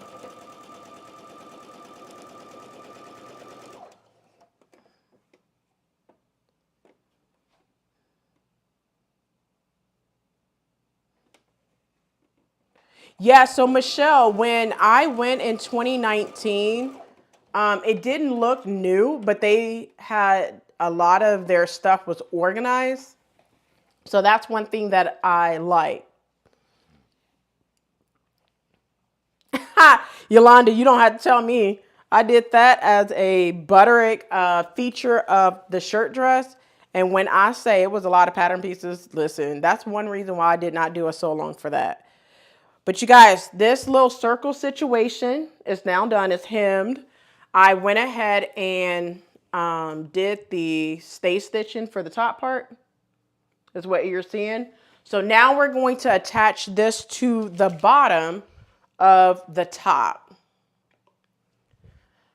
All right, so now we're back at the table finally, right? And now what I'm going to do is I'm going to take the top. All right, let's make sure we have the front to the front and the back at the back. All right, so this is, let me make sure, whoa. All right, so this is the front. I'm hoping that you don't have no back darts, but if you do, to each his own. But we're gonna make sure that these darts are in the front. And what I'm gonna do, like I mentioned before, pattern piece number 5 and 6 are your front pieces, and pattern piece number 7 and 8 are your back pieces. So now I'm gonna turn mine, because this is the front right here, what we're looking at. And I'm gonna take 5 and 6. Now remind you that you should have an opening on that side. You're gonna make sure that your notches match up. Now I'm going to flip mine over so I can work with mine a lot better. All right, so what I'm gonna do is make sure that they match up and my side seams are matching up as well. All right.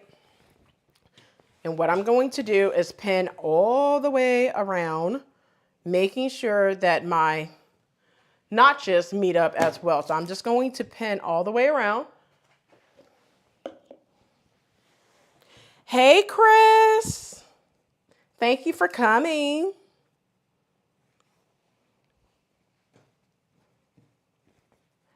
Chris, I have to watch your video on a full bust adjustment, because I think I'm going to have to do one, not necessarily for me, but for my sister. One of my sisters, she needs a full bust adjustment. Well, she needs help with doing one. I think I'm just going to have her go watch your video. Thank you. That's what I'm going to do. Instead of me explain it to her. I'm just going to have her watch her video. Be like, hey, I found a video for you, sis. This is how you do it. Go watch this video. Links below. I'm going to hit her up in like a, what is it called? Facebook Messenger, and tell her that and see what she says. She could be like, really, sis? You so lazy. All right, so I'm still pinning all the way around, you guys. Always, Chris, always. The energy and the vibe is always there on your videos. I know I'm finna get some laughter. Some people, I cannot watch their videos at work, right? Because I know I'm gonna laugh. And like I was telling you guys last night, if you was on the live with myself as well as Mo last night, I was watching Terrence from Terrence Williams Designs, and he was making a 2-piece using, the pattern was actually McCall's 7757, but it's now a new look pattern. And he said something, I don't remember what he said, but he said something, and I just walked in the door at work and started laughing, and they were like, you okay? Because everyone was kind of like already talking about something in the meeting. They were getting ready to have a meeting. I wasn't late to no meeting, but the meeting didn't concern me. So I come walking in laughing, and they were like, you okay? I was like, oops, didn't mean to do that, but it happened.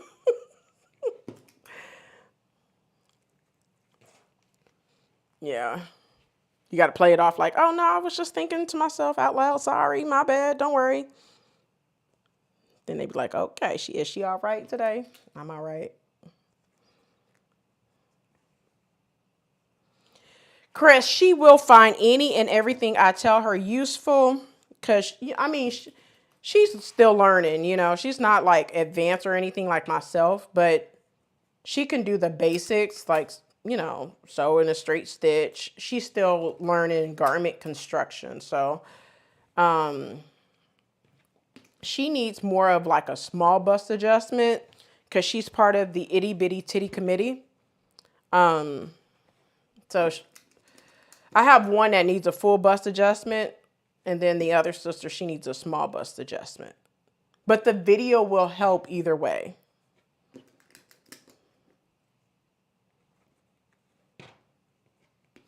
All right, so now that I have it pinned all the way across, you guys know, using 5/8 of an inch seam allowance.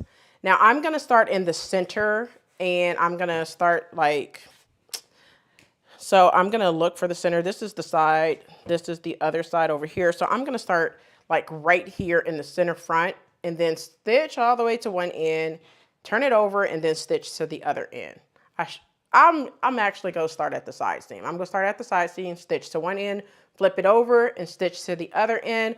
Once I do that, what it tells me to do in the instructions is to trim the top portion of the bodice. Okay, so on number 8, it wants me to clip the upper edge of the lower top to the stay stitching. That's the circle area that we did.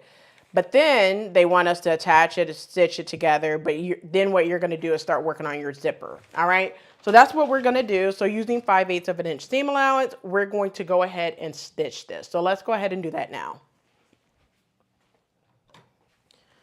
All right, so back to the sewing machine we go. I'm going to go ahead and stitch this together. So I'm just going to line it up with 5/8 of an inch seam allowance. And we're going to start at that side seam, and I'm going to go ahead and stitch it all the way around.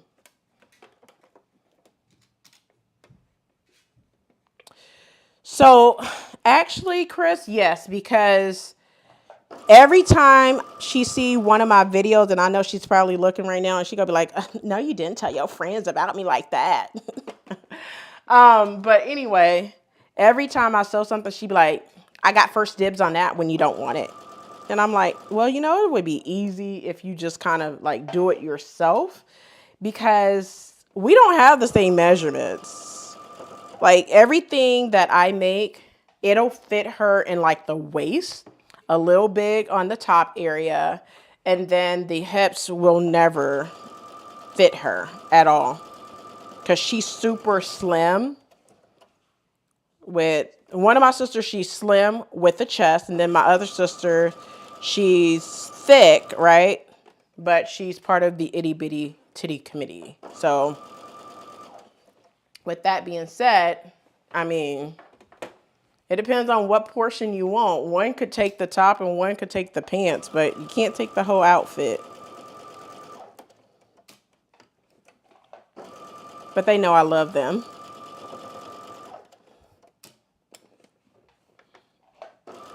I know I'm going to get a couple of, no, she didn't.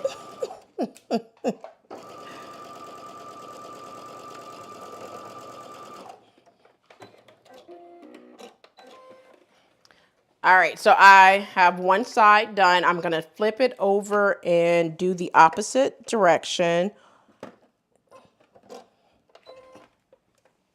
All right, so,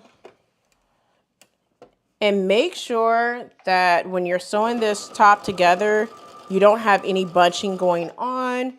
You make sure to kind of take your time so you don't have any puckers or gathering going on while you're sewing.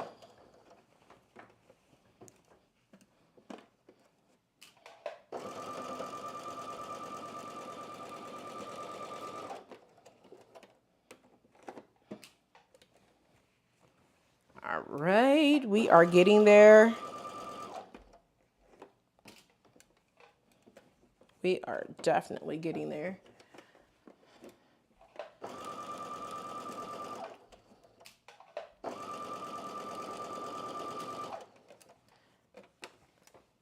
All right, so I'm nearing the end, but I'm making sure to go slow towards the end because I don't want my darts to move on me, nor do I want any puckering or bunching up or gathering going on at the bottom. So just take your time. And that's what I say, like, don't try to be as fast as the person that you're watching. If you're watching them on YouTube and you're sewing along with them, go at your own pace. Don't try to, I like to call it being competition with other people. Mo, you so silly talking about proud member of the IBTC. Oh, man. Y'all gonna kill me for that. But this is what the top is looking like so far. It's looking super good. Everything's lining up. Y'all know I'm gonna try this thing on for you guys here shortly. So just hold tight. But we gonna hope that everything's working out for its good. So that's why we're gonna do the zipper before I attach the lining, because we're not gonna have those problems like the straps last time. But now it's time to go back over to the sewing table.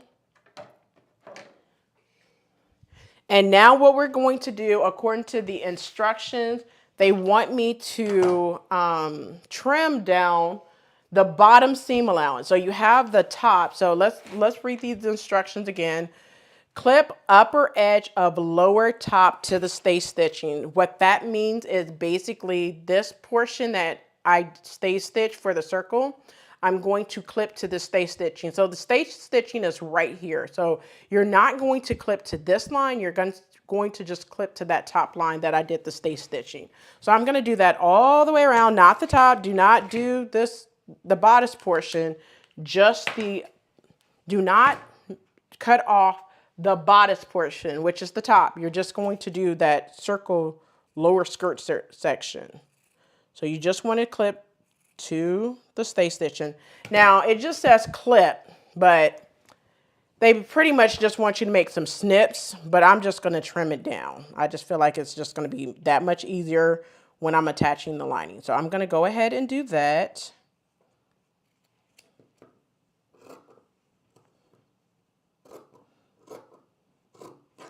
And I'm just going to take just a little bit off all the way around. Now, it doesn't tell you to trim off the entire thing like I am doing, but I make my own rules, just like, you know, you guys make your own rules as well. But they just basically want you to make some snips. I don't feel like doing that because the lining's going to be there and I don't want it to be bulky. So I'm just going to take a little bit off all the way around at the bottom. But, you know, if you want to do what the pattern says and just to make a couple of snips to get it over with, you can do that as well.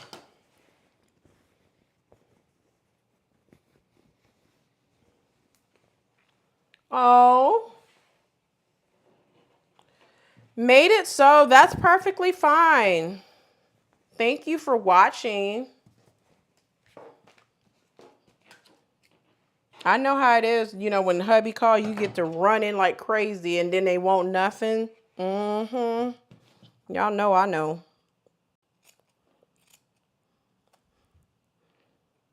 All right, so almost done with trimming this down to the stay stitching.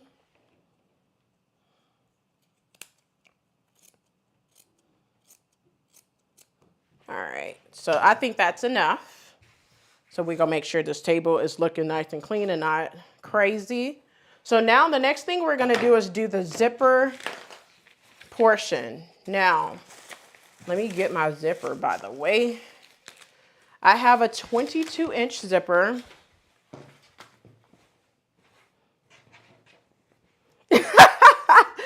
Michelle said IBTC too.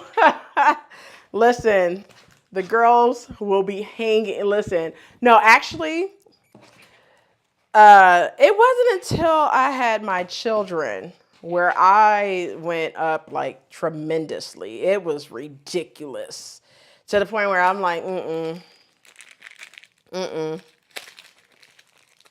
My girls can give you back problems.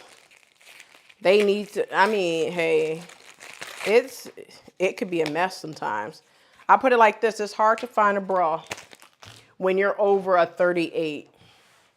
If your band is higher than a 38, it gets hard to find a bra.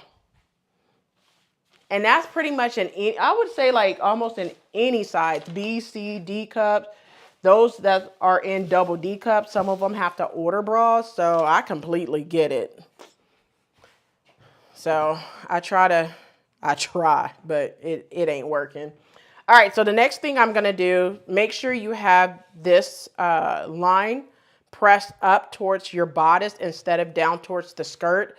The next thing we're gonna do is start working with our zipper. So I have my zipper, and you want to make sure that you have the seam allowance lining up as much as possible. Let me grab some more pins. I gotta switch out my pen case. All right.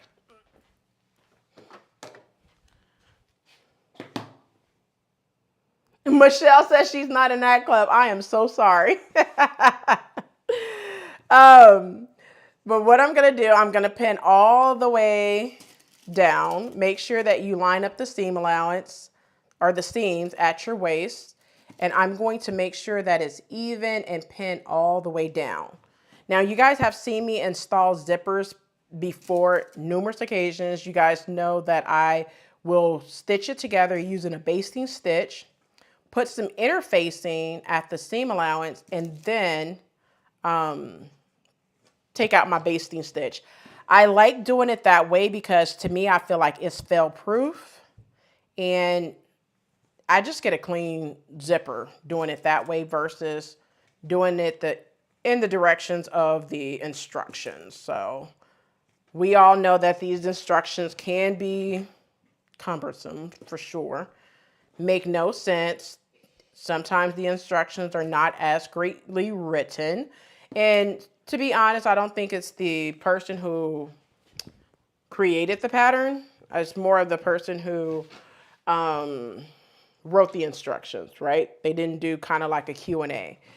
But what we're going to do is using 5/8 of an inch seam allowance and a basting stitch. I'm not going to back stitch at the beginning. Now, I like to start at the top and go down to my hem. That's how I'm going to do it. So I'm going to be sewing my zipper in this way. I'm not going to back stitch at the beginning, but I'm going to sew all the way down, not back stitching at either ends. All right, so I'm going to go ahead and baste this in place now. Let's do it.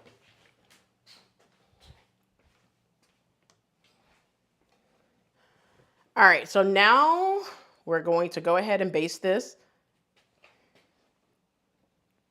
So Mo, here's the thing. I actually use a regular zipper foot just to baste it, and then I switch to an invisible zipper foot to sew the zipper in. Do you normally use a regular foot or a zipper foot?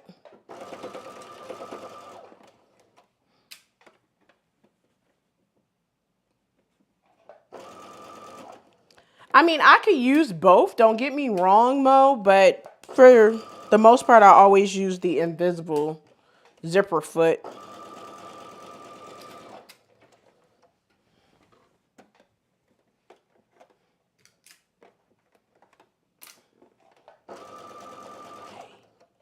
Everyone that's in the chat, let me know which one do you prefer. If you have worked with zippers, do you prefer to use the regular zipper foot or do you use the invisible zipper foot?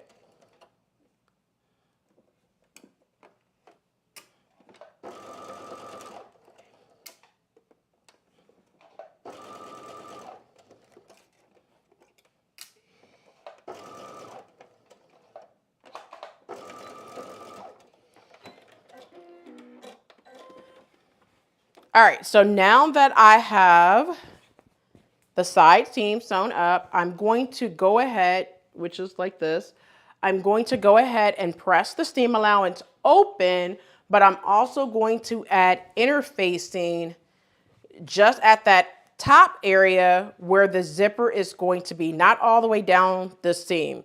I'm also going to measure, now this is supposed to be 12 inches. I'm going to open it back up. It's supposed to be 12 inches. So where you have this little clip right here, that's supposed to be the end of it. However, I'm just going to measure down 14 inches on the side seam, make a snip, and then I'm going to serge that area. So I'm going to show you at the table. And what I'm going to do, like I said, I'm going to measure down 12. Now, in the instructions, it says that the zipper is supposed to be 12 inches, but I'm going to do 14 inches for the sake of this tutorial. So I'm going to start like at 7 plus 14 is 21. So really, it's saying like they want you to go all the way here. So really, all I'm going to do is go ahead and serge both side seams now before installing the zipper. So I'm going to do that at the serger now. Now, I'm going to leave the mic on because it's not going to be much, but normally I would turn off the microphone. So first of all, I want to make sure that I'm going to turn off my knife so I'm not accidentally cutting off the seam allowance. And I'm just going to serge both side seams before installing the zipper. Now, if it's too loud, if the serger is too loud, please let me know because I don't want to cut up no one's ears. But I promise I'll be quick at the serger for you.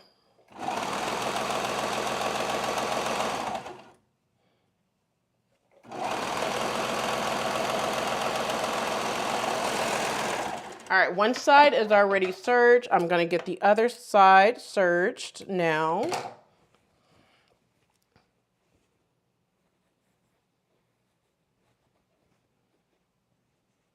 So Michelle, so with zippers, I would just say practice. The more you practice zippers, the more you get better at them. I used to shy away from doing zippers and buttons, and one thing I noticed is like the way that I do a zipper have been kind of like my go-tos since coming up with this method. I wouldn't even say, I think I probably learned it from Mimi G or seeing somebody do it that way, and I've been doing it this way since. Like, it is my favorite method in terms of invisible zippers.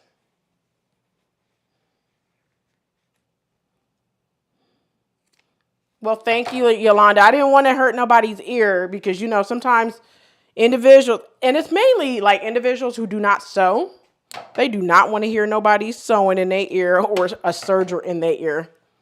I could contest because if I'm on the phone with non-sewing people, like my family, they'd be like, you must be sewing. I can hear your sewing machine. Like, you called me at a bad time. You want me to stop, drop, and roll. What do you mean? All right, so now what I'm going to do is I'm definitely going to go ahead and prep the zipper area. So the first thing I'm going to do is press the seam allowance open. That's the area that I just finished serging both of the side seams. Now, I have some strips of interfacing that I did. I'm going to show you. It's right here. Now, these strips are 1/2 inch seam allowance, so I'm going to put these right at the end. So I'm going to bring the top to the table so you could see this real quick. All right, so back to the table I go, just 1 second. So I pressed the seam allowance open, just so you could see this. I pressed the seam allowance open. Now I'm going to take strips of interfacing, and I'm just going to basically make sure that that interfacing is right here at that seam allowance. And I'm just going to press it all the way down, not to the end, but just to that clip that I have right here. It's just a little marking. I'm going to press it on both sides, and that's going to stabilize the zipper area. So, you know, zipping it up and down, it's stabilized. I do that to all of my zippers. If you have seen any of my tutorials, you will know that I do that to every last zipper. All right. So I'm going to go to the ironing station, and I'm going to apply that interfacing to the zipper area. So I'm going to do that now.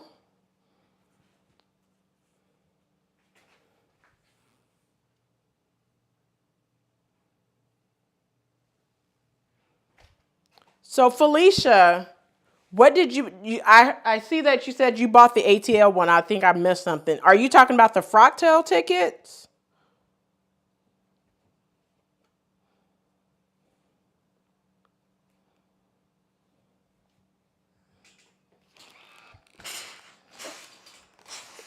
All right, so I'm pressing the interfacing on one side now.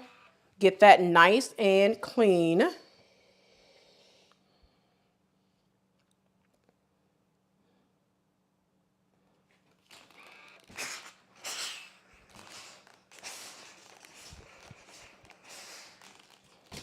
Now, because I made my strip a little longer, I'm just going to make sure that I cut off the end to where it doesn't stick to the other side of my top, the wrong side of my top, well, the right side of my top, I should say. And then I'm going to do the same thing to the other side, making sure, and like I mentioned, my strips, you can buy the strips if you want. However, I just cut strips from, I buy a whole bulk of interfacing because I sew quite a bit. So that's how I normally just do strips for like neckline or, you know, interfacing. But you can buy like a roll. Brittany J. Jones just posted it on her stories, but you can buy it. If you didn't know, you can buy it and do it like that as well. If you don't want to cut strips of interfacing. Me, I don't mind simply because I buy it by the bulk. So I kind of save some coins by not buying an extra roll of interfacing. However, for plackets and stuff, the roll is a game changer. I do have some in my stash too. All right, so going to the sewing table. Now that I have the interfacing in, this is what she's looking like. Now I'm going to start prepping my zipper. All right, so you guys see that here's the zipper pull. Here's the wrong side of the zipper. What I'm going to do, let me try to get this as straight as possible so you can see this. Now, my zipper pull needs to stop where that notch is right here at the very bottom, all right? So I'm gonna pull it up, move the top up so you can see it. So I'm going to have my zipper pull extend about 1/4 of an inch outside of that notch, okay?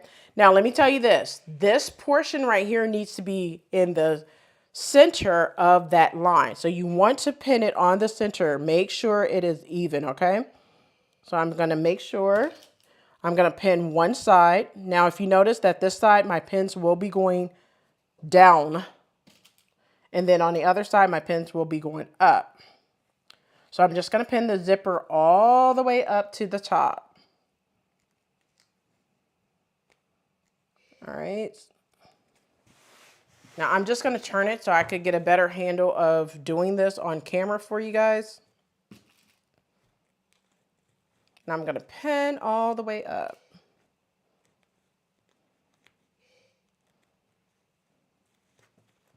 And make sure that this zipper is in the center of, because when you take out your basting stitch, it will be a flawless finish, okay? You don't have it crooked and all of that good stuff. So that's just a tip.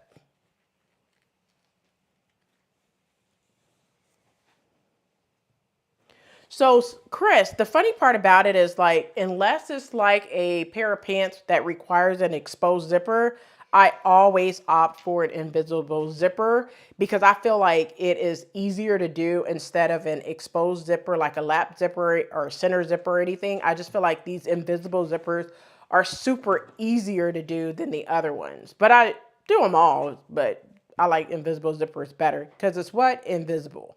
Now what I'm going to do is I'm just going to base this zipper onto just this one side of the seam allowance, and then I'm going to do the other side. All right, so let's go ahead and go to the sewing machine and do that now. All right, so now making sure that you have a basting stitch, I'm going to baste just that side of the zipper that was pinned. Now this is where I have on my invisible zipper foot, and I'm just going to sew all the way up. And I'm sorry you guys can't see this, like the sewing machine portion of it. I would have to move the camera down, but then you wouldn't see nothing, to be honest. You still wouldn't see much, even if I was to move the camera to where you could actually see me sew, simply because how the camera is angled, the sewing machine would still be in your way.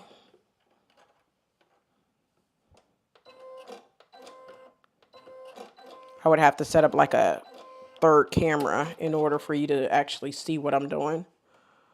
All right, so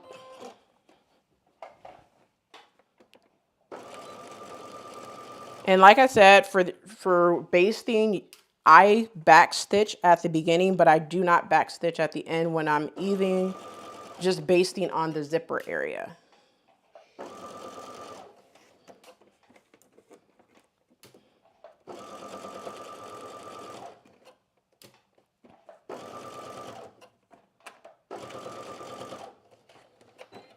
All right, one side is done. So I'm going to show you this. This is what I use as my zipper foot for the most part. I know some people use the regular zipper foot, but I love the invisible zipper foot. Chris, so the thing with like exposed, you have to do like more work. You got to put tape on it, not to make it move and everything. With an invisible zipper, you don't have to go through all of those changes. You know it's gonna look clean when you're done. So that's why I always dresses, tops and stuff, even if it calls for exposed zipper, I'm definitely going to be doing a invisible zipper. That is 100% my preference.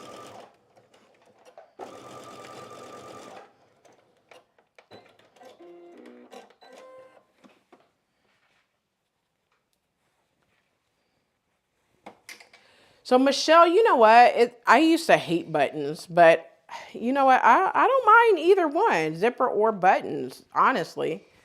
But listen, you guys see how it's looking really good? Let me show you. The zipper area, it's looking so good. So we're going to go to the table and I'm going to open it out. So now that I have the zipper in, this is what I'm talking about, pure perfection going on. So I'm going to move this to the side. This is where the zipper is at, okay? Now what I'm going to do, I'm going to take it and I'm going to, now, one thing I want to tell you is working with a seam ripper, you want to go slow and don't put a lot of pressure on it because you do not want to rip your fabric. So let me tell you a little trick of what I do. I make sure to kind of hold this fabric tight and push very slow with the seam ripper to where it will basically just open up with no issues, okay? And not rip my fabric. So I'm just going to go slow because I need to go slow right now. All right. All right. So now I have that much done and then I'm just going to go slow. And you see how I'm just putting a little bit of pressure on the fabric and just take it and just goes up kind of slow. And it just kind of glides like butter all the way up. But make sure you put a little bit of pressure on the fabric and just go kind of slow. If you get to a little section where it's not given, I would say go downwards with your seam ripper and then start again.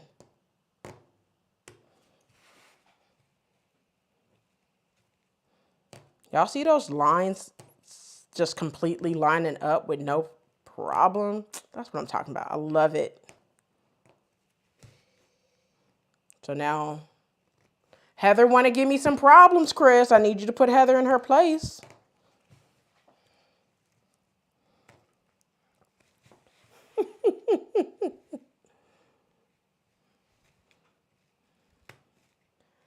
All right, so now I'm getting towards the top. All right, so the zipper is home free, okay? I'm just gonna clean up the zipper areas and unzip it to show you guys. And then we're gonna make sure that we secure the zipper in place is the next step that I will be doing next. All right, so now I'm just gonna open out the zipper and you see, no problem zipping it all the way down. So now what I'm going to do is secure it in place.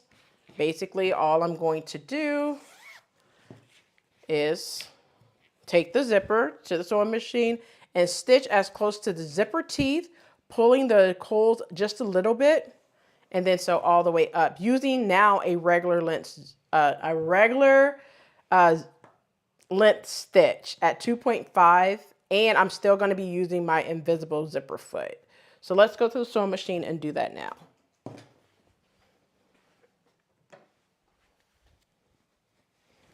Yes, a wedding dress is definitely a big deal. You guys, like, I'm not a fan of sewing for other people. I tried that with a prom dress for a young lady. Like, I want to say this was probably like back in 2018, I think. No, 2017, 2018, something like that. And I did not like that experience. So now, anytime I'm asked to sew something for anyone outside of like family, my first reaction is, I'm good. But what about this? So listen, when I go inside Joann's, I'm always incognito for the most part, or I go during a time where there's not a lot of people. And the reason why is because it hasn't felt previously before I started going incognito. You know, you want to look as busted as possible, especially in my defense, simply because you'll get those individuals that'll stop you at the pattern drawer. I love to meet people, but here's the issue. It is the individuals who do not sew, and they'll say, hey, would you teach me how to sew? You like, sure. What part are you trying to teach? Because I have a whole playlist of how to sew online, sew at Academy, yada, yada, yada. Take them through the whole thing. Then they're like, well, how much would you charge to make this for me? And as much as I like helping people, that is not my specialty of sewing things for other people. So it's kind of like, you know, it's I like to call the older ladies, right, that will do that. And, you know, like, I love the older people. Don't get me wrong. I love them. I vibe with them, everything. When you have to let them down, it's as if you just hurt their dog. You know what I'm saying? And I'm like, ma'am, I could tell you what items you need, but actually sewing it, I just literally had to tell a lady, like, ma'am, I have a whole playlist. I have a website. Well, you know, I have a channel on YouTube. You can always follow me.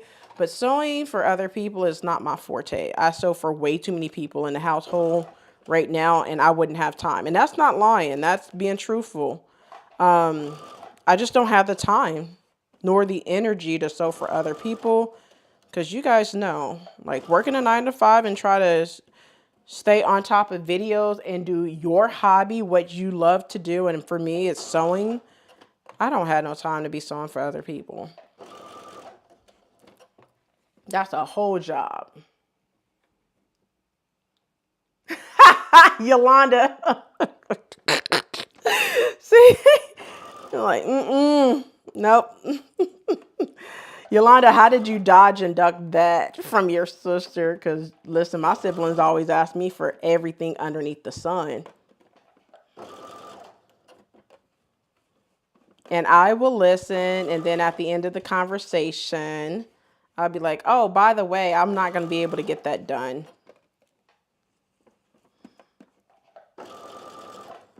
All right, so I'm finishing up the zipper now. And she is looking really good.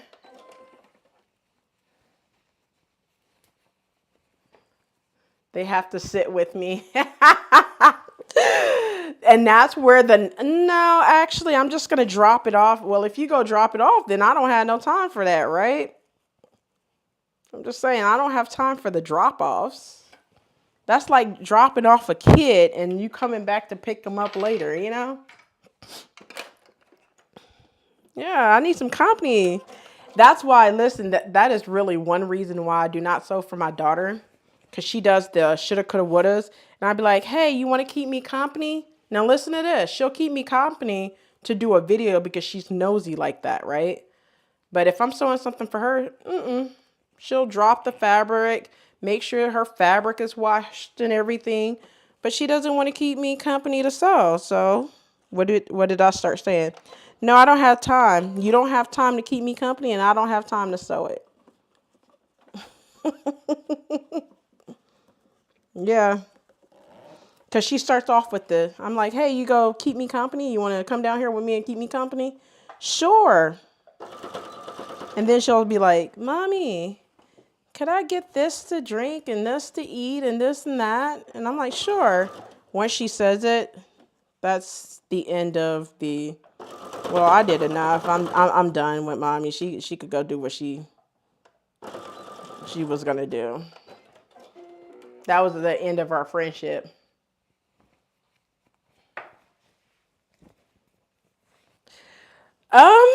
Michele, I think it's mainly just basically planning, to be honest. Like, it's just planning what you're going to sew, what you're going to do.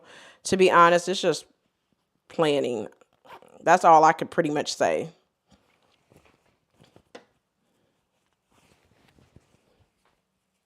And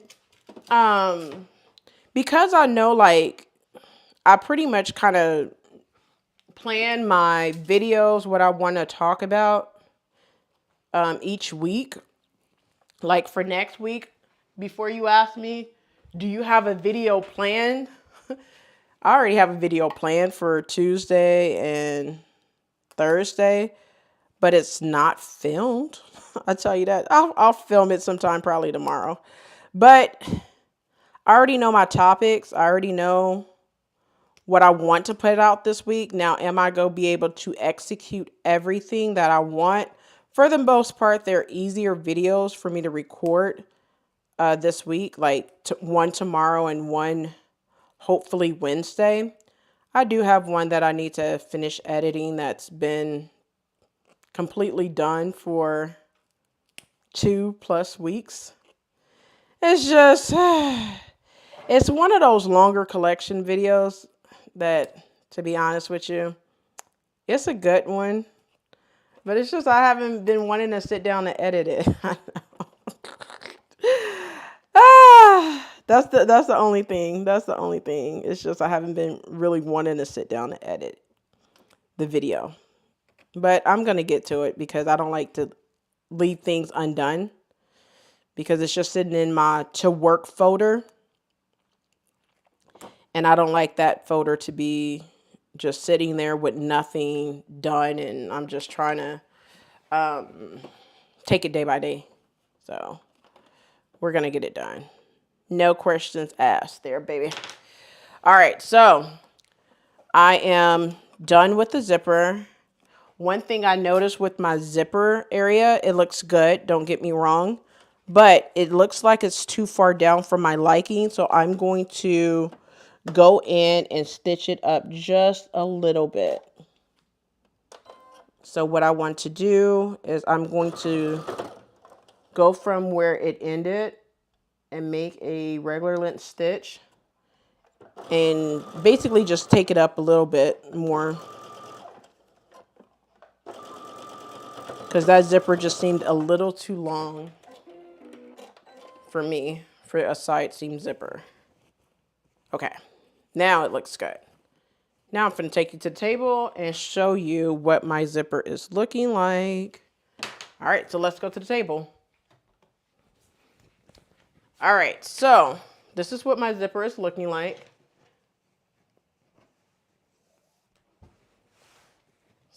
Y'all notice that this zipper is looking really nice and clean. Now we're going to start working on the lining and then the sleeves, and then we are done for the night. All right.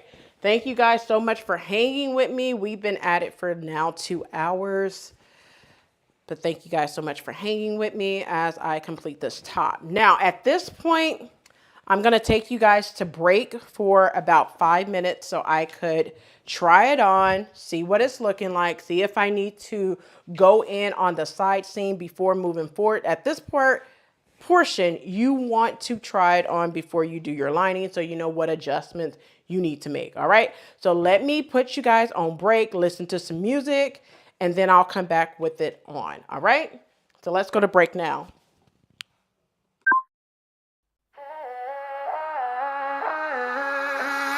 Drowning in the lost emotion, crying like some kind of ocean from my eyes. But I got up out of the hopeless.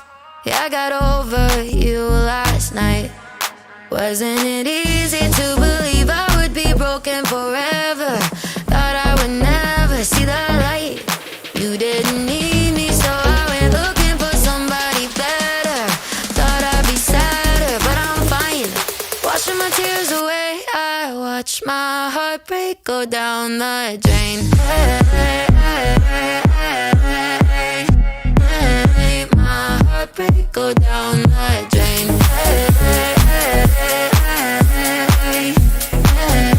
My heart break, go down the drain. I finally learned how to let go. I don't even feel the echo of your touch. I've never been so in control.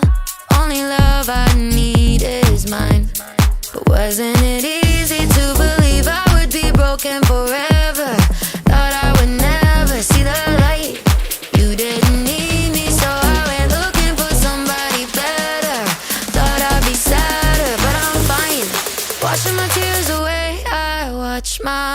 heartbreak go down the drain.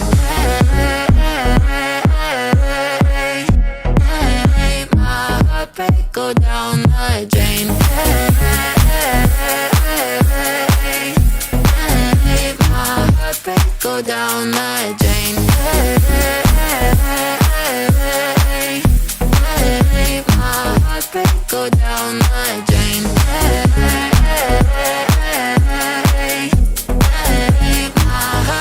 It wasn't easy to believe that I would miss you forever, always be tethered to your love. Grass isn't greener on your side, you're wishing we were together, but I'm not. Just watch.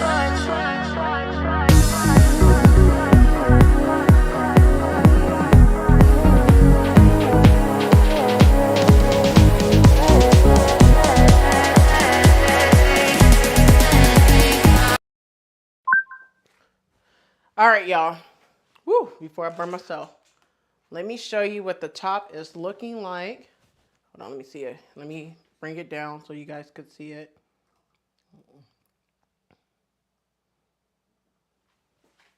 Let me back up a little bit so you guys could see.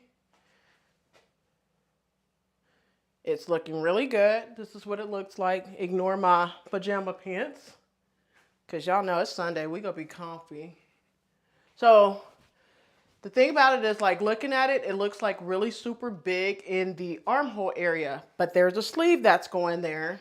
Hold on, let me turn the camera back right here. All right, so there's a sleeve that's going there. So because there's a sleeve that's going there, it'll be fine, and it's not going to be tight doing this at the sleeve area. So I'm going to leave that there.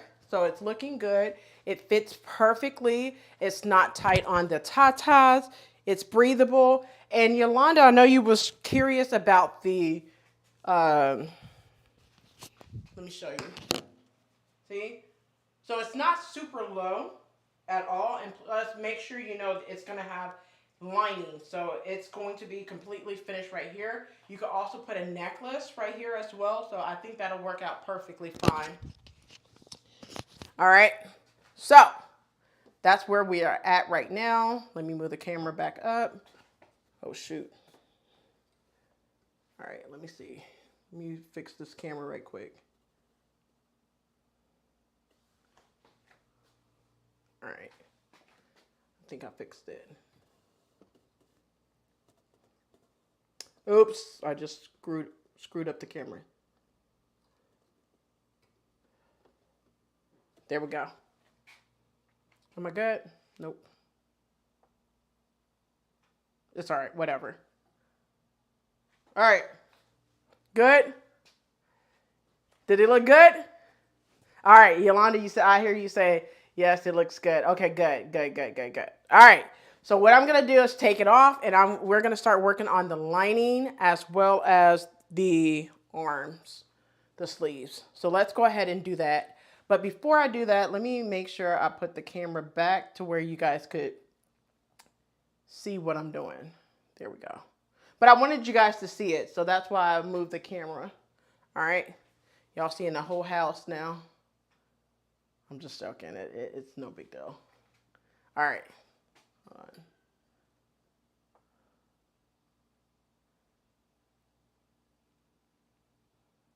There we go. All right, so I'm going to take this off and we're going to get back to work. So give me 1 minute to take it back off. Drowning in the lost emotion, crying like some kind of ocean from my eyes. But I got up out of the hopeless. Yeah, I got over you last night. Wasn't it easy to believe I would be broken forever? Thought I would never see the light. You didn't need me, so I went looking for somebody better. Thought I'd be sadder, but I'm fine. Washing my tears away, I watch my heartbreak go down the drain. My heartbreak go down the drain.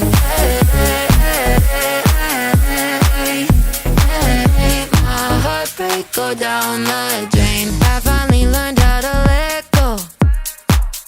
I don't even feel the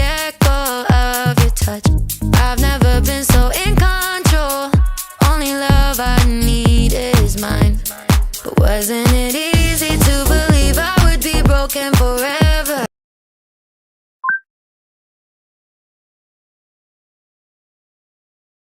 Back to work we go. Chris, are you like me when it comes to, you stay in a hot climate, so when it comes to coats, it's not a big thing, but I like making them and wearing them from time to time.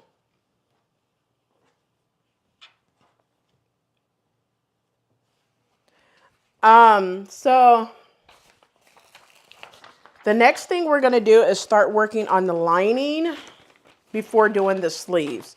So with the lining, basically you're going to do the exact same thing as the top. Now you guys know I'm gonna move the top out of the way for just 1 second, grab the lining, okay?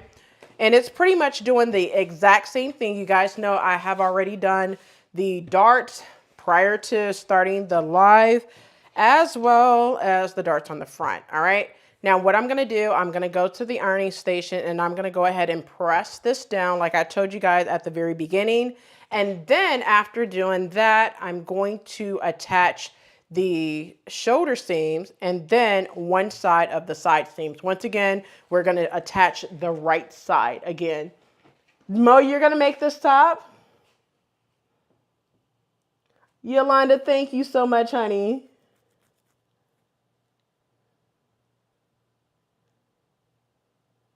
Ooh, that's nice, Mo. Checker, ooh. And I like the way this one is. It's not like super like, what's the word I want to use?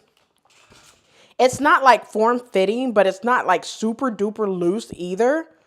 So I like the, now Mo, you know how we thought it had pleats in the front? It doesn't have any pleats at all. It's just kind of like a loose fit, and I like it. It's like it's a relaxed fit. That's the word I was trying to get to, but it didn't want to come out.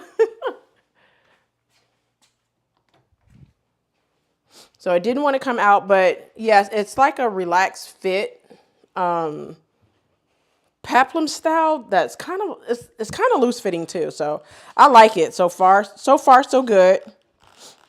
And I hope that you guys will try this top if you like it. You know, see if it's something that you would like. And I know sometimes, you know, some tops are not for everyone, but I think this one would be a nice versatile top. And when you guys see me style it, you guys will be like, oh, okay, I want that. I need to make it. I need to go grab that pattern. All right, so I put the facing right here. Let me bring it up a little bit. All right, so I'm gonna do the same thing to the back. It just seems like this is too far over. All right. So you guys see, yeah, okay, that's better. All right, so I'm gonna do the same thing to the back. I'm going to add that inner facing to the back now, just at the neckline.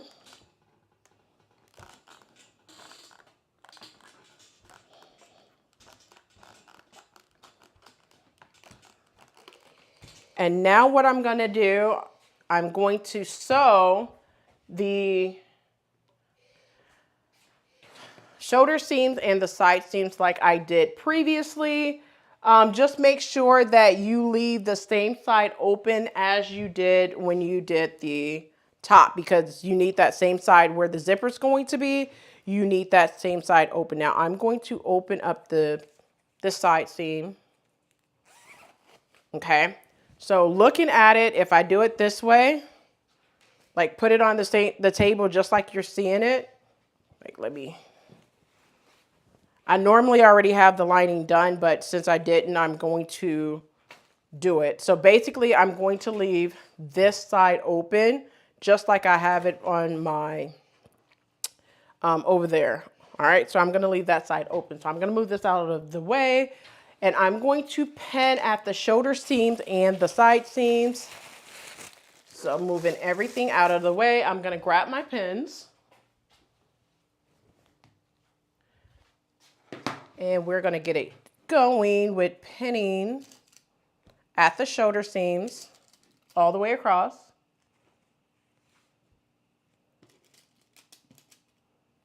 So Yolanda, that's what I thought after trying it on. That's exactly what I was thinking. The flounce section would be super nice if you take this top and created it into a dress instead of wearing it as a top. As soon as I tried it on, that was the first thing that popped into my head. Like, yo, this should have been a dress instead of just a top. But hey, it is what it is. I will probably make it again into a dress though.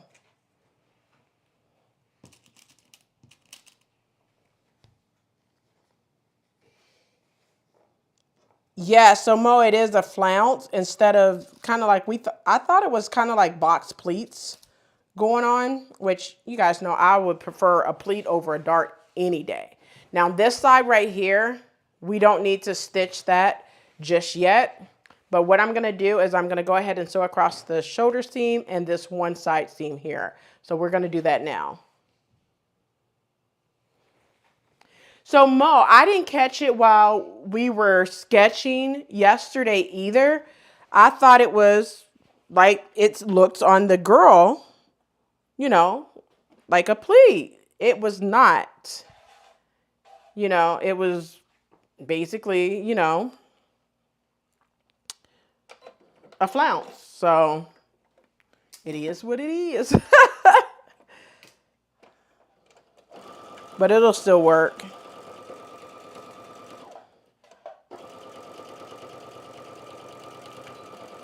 One shoulder seam done. I'm going to do the other shoulder seam.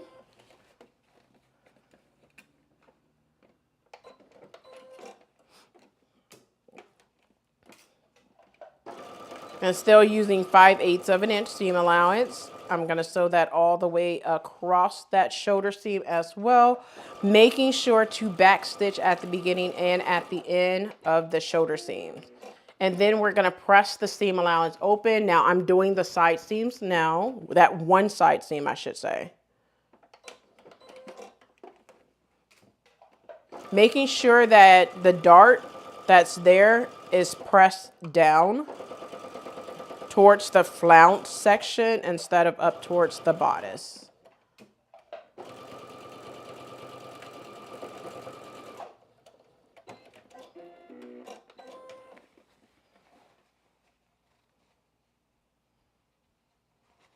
No, Yolanda, I have never experienced the like puckering and interfacing after a few washes. Now, are you experiencing that on a waistband or where are you normally experiencing that at?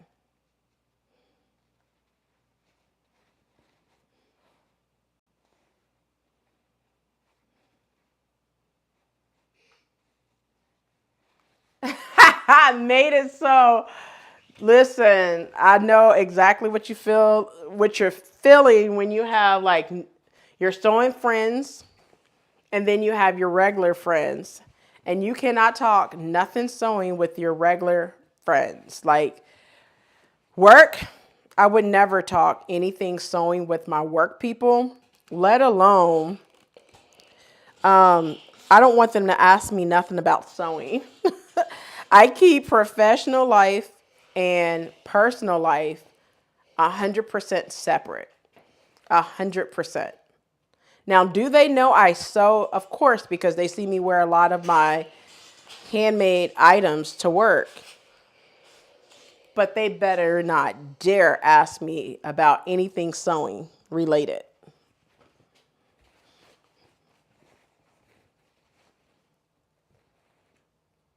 Because you know what that answer is going to be? I'm not sure. I'm not 100% sure. I'm a beginner. All the lies, the floodgates of lies will be coming out. Just so no one asks me to do anything. But I definitely keep personal and professional completely separate.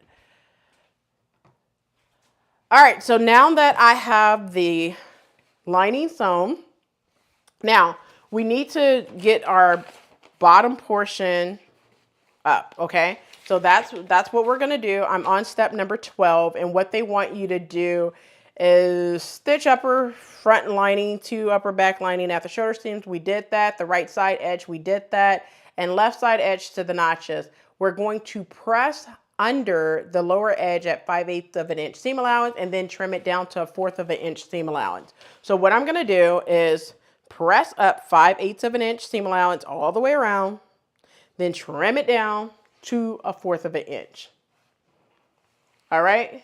So let's go ahead and do that. Now I'm going to go to the sewing machine and create a 5/8 of an inch seam allowance line first before pressing it up. It's just easier for me and help me keep everything straight.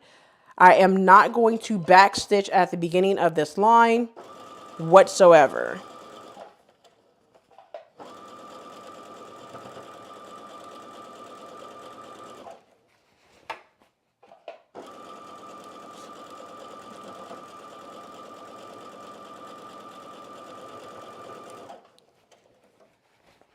I've heard that you're supposed to pre-shrink.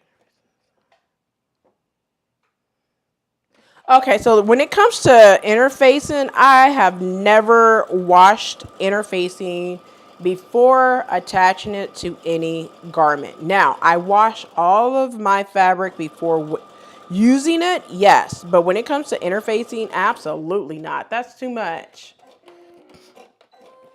That is too much going on right there, my friend.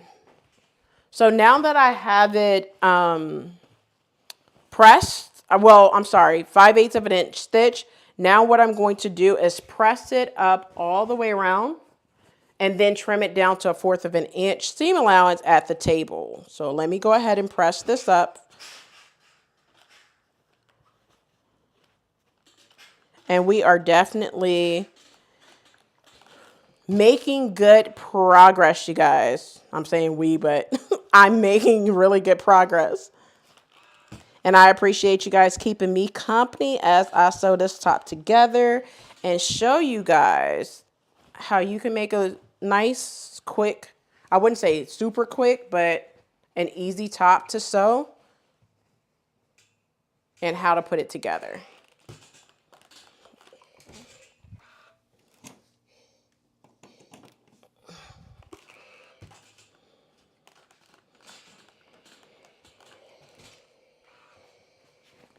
All right, so I'm going to finish pressing this bottom portion of the lining up.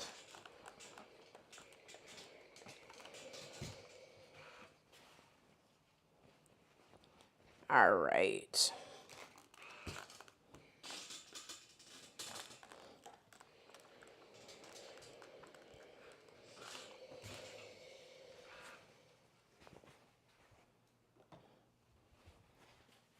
All right, so now that I have the lining pressed up, I'm going to go ahead and trim it down to 1/4 of an inch seam allowance.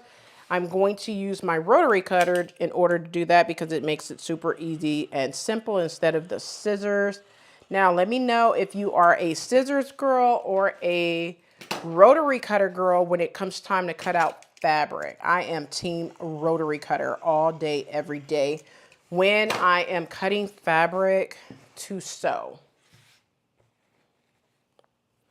Thank you, thank you, thank you, Mo. I'm loving it. Now, I know you guys seen this pink fabric right here. That's the lining on the dress. But guess what? Y'all go see it one more time for a jacket. Just wait for it. That's going to be the end of this pink because originally I purchased this pink from Joann's last year. And it was for the Let's Sew Barbie challenge that Simplicity did. And I was going to sew up that new look pattern. I think it was new look 6471 or whatever it was. It was like the crop top and the skirt. Well, your girl did not have enough time because I was working like crazy, wanted to participate, but I couldn't because my schedule was just a hot mess. And during that time, y'all noticed that I kind of backed off of doing a lot of videos at the same time because a month prior, I lost 2 aunts. 2 months in a row. I lost 2 aunts. So I was just like, sewing was not my thing. So I purchased it and did not make it. So now we're using it and we're here. All right. So now what I'm going to do with this lining, I'm going to drop it into the top. What I mean by dropping it into the top, I'm going to turn it right sides together, just like so, right? And we're going to match up the shoulder seams on the main fabric and the lining fabric. Let me show you. All right. Just like this. This is what we mean when we say drop it in. Hold up a second. Something ain't right. Something ain't right. Hold up. Rochelle got the wrong side sewn. So what I'm going to do, I'm going to take this side out because this is the side that has the zipper. See? Look, Rochelle, you got to stop with the wrong side. Like I said, Rochelle has to use the seam ripper sometime too. Let me grab the seam ripper. Y'all saw how I caught that?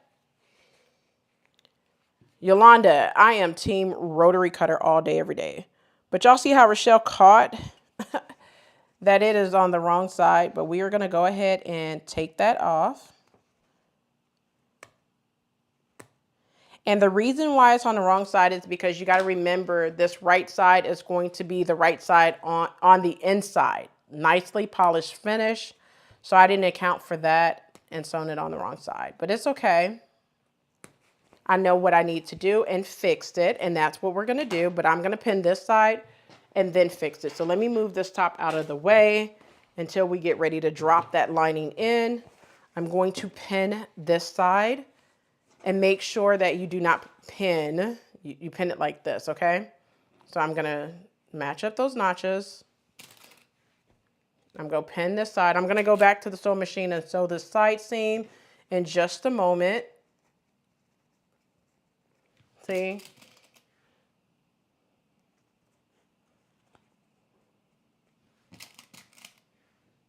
Yes, Mo, almost home free, honey.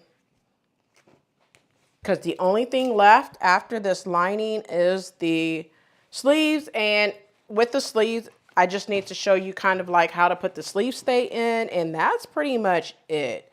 I think that's probably the only thing that would be kind of like a headache for anybody who have never done a sleeve stay on a puff sleeve like this.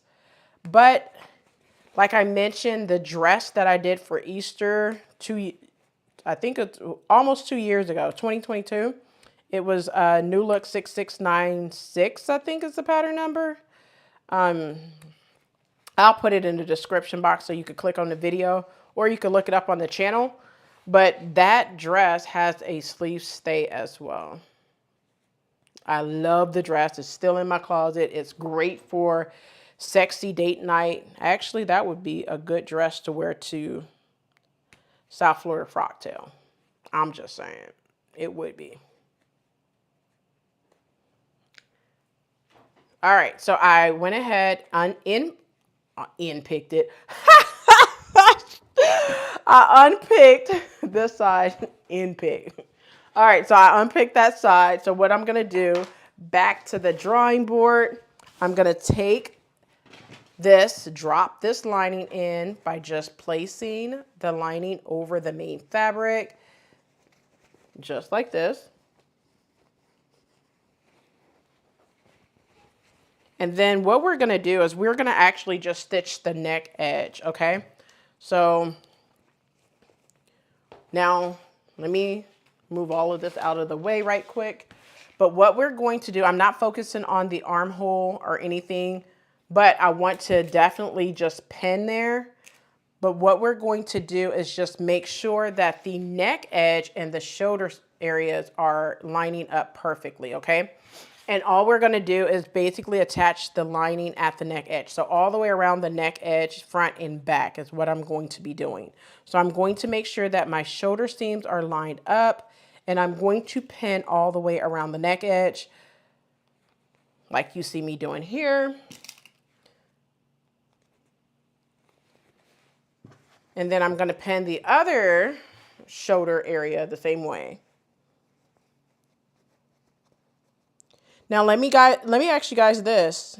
Before I decided to do this, were you even planning on doing, you know, sewing this top together, did you even pick up the pattern? Or what was your thoughts on this pattern when it first dropped and released?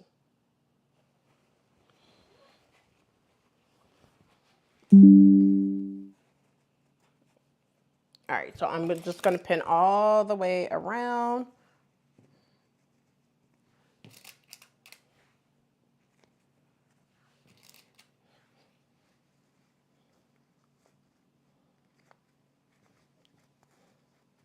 All right. Yes, we are in the home stretch of this top, y'all.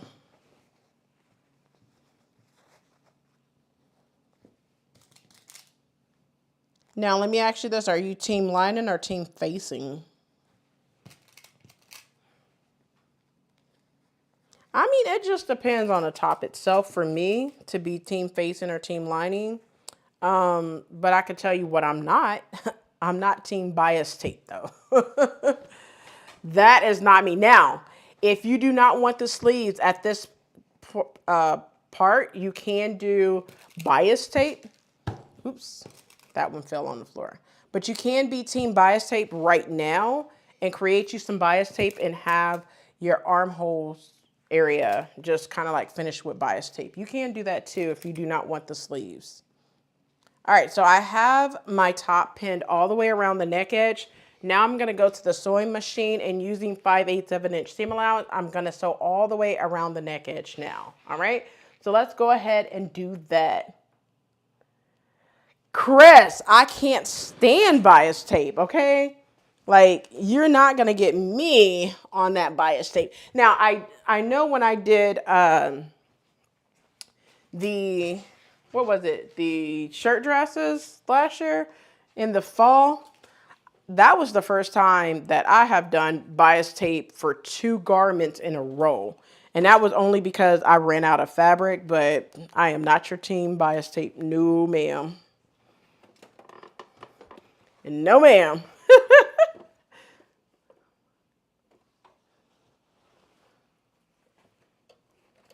Made it so. So I would say definitely try this pattern for sure.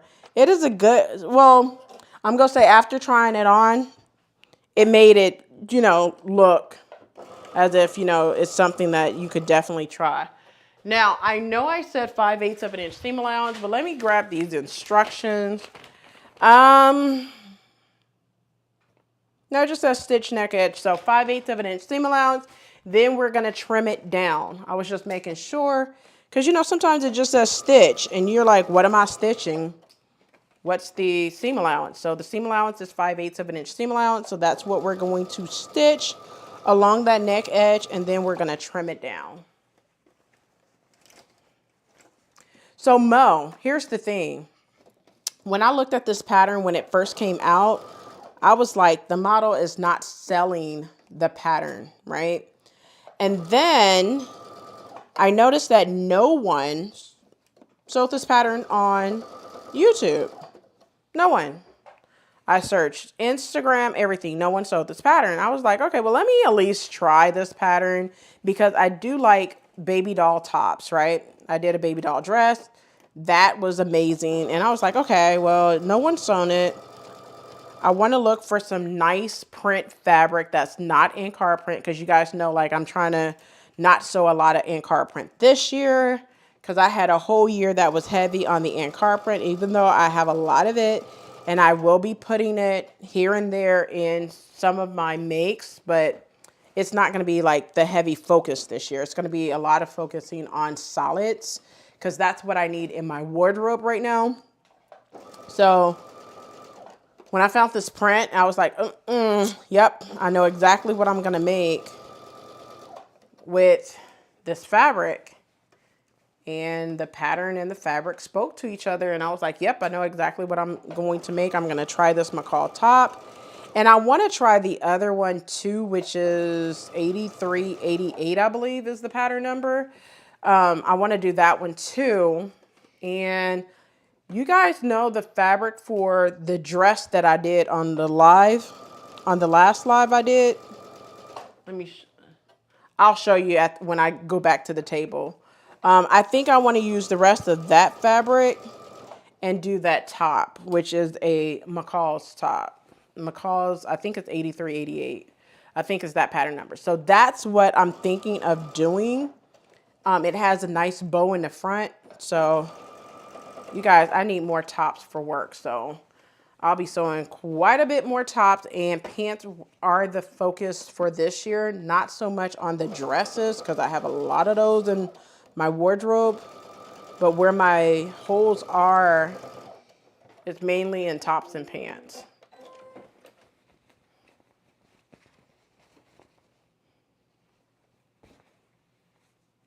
Ah, thank you, Mo. Thank you, Mo. All right, so back to the table we go. All right, let me show you that fabric while we're at the table. So I want to use this fabric right here. It's the dress. For the 8388, if you guys want to look it up. I don't have it out right now, so I would have to go to the pattern stash and get it. So it's not that pressing to show you guys right now, but we are here. So now the next thing I'm going to do, I'm going to trim down the neck area. So I'm just going to take my scissors on this one, even though y'all know I'm team rotary cutter. And I'm just going to trim around this neck area, and then we're going to understitch. Now, I know I always get questions about understitching. Understitching is normally done at a 1/4 of an inch seam allowance, and you're just basically top stitching on the facing piece, okay? So now in this case, you don't have a facing piece, so you're going to be sewing on the lining instead of your main fabric. So just make sure you know, do not skip the understitching. Don't do it.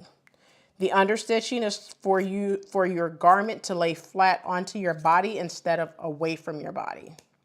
So do not skip out on that understitching. I know sometimes the understitching can be a tedious situation where it's like, why do I need to do that? It's a reason. You know, if you want your garments to look polished, you would believe me when I say do not skip on the understitching. However, if you don't care and you just want to have something to say that you made something, all means, skip it if you want to. But I'm going to be that advocate to say don't skip it.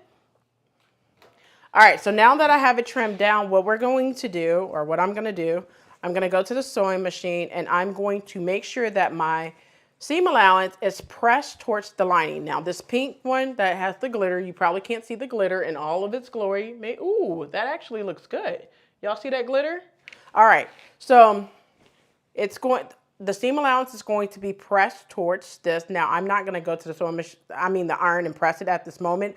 I'm just going to press it with my fingers and then understitch, and then go to the ironing station and press it. All right. So let's go to the sewing machine and do our understitching around the neck edge now.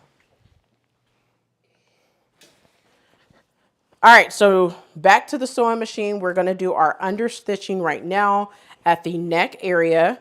So I'm going to start right here. All right. So the first thing I'm going to do, I'm going to sew that side seam on the lining first.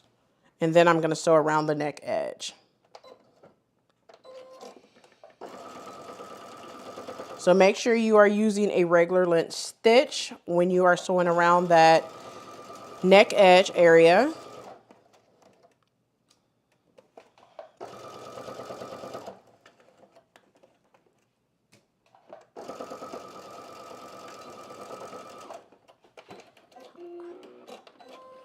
All right, and now I'm going to do the neck edge.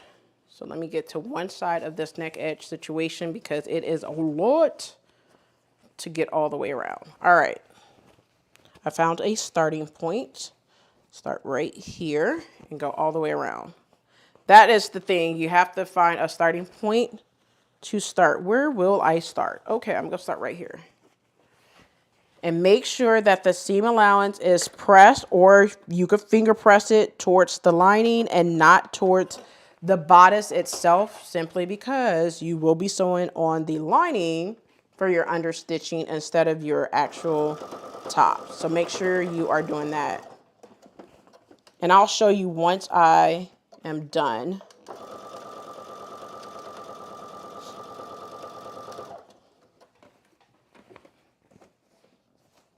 And one thing I always do when I'm understitching, I make sure that the seam allowance is towards the facing or the lining, whichever one that I am understitching on. So don't be scared to stop and check.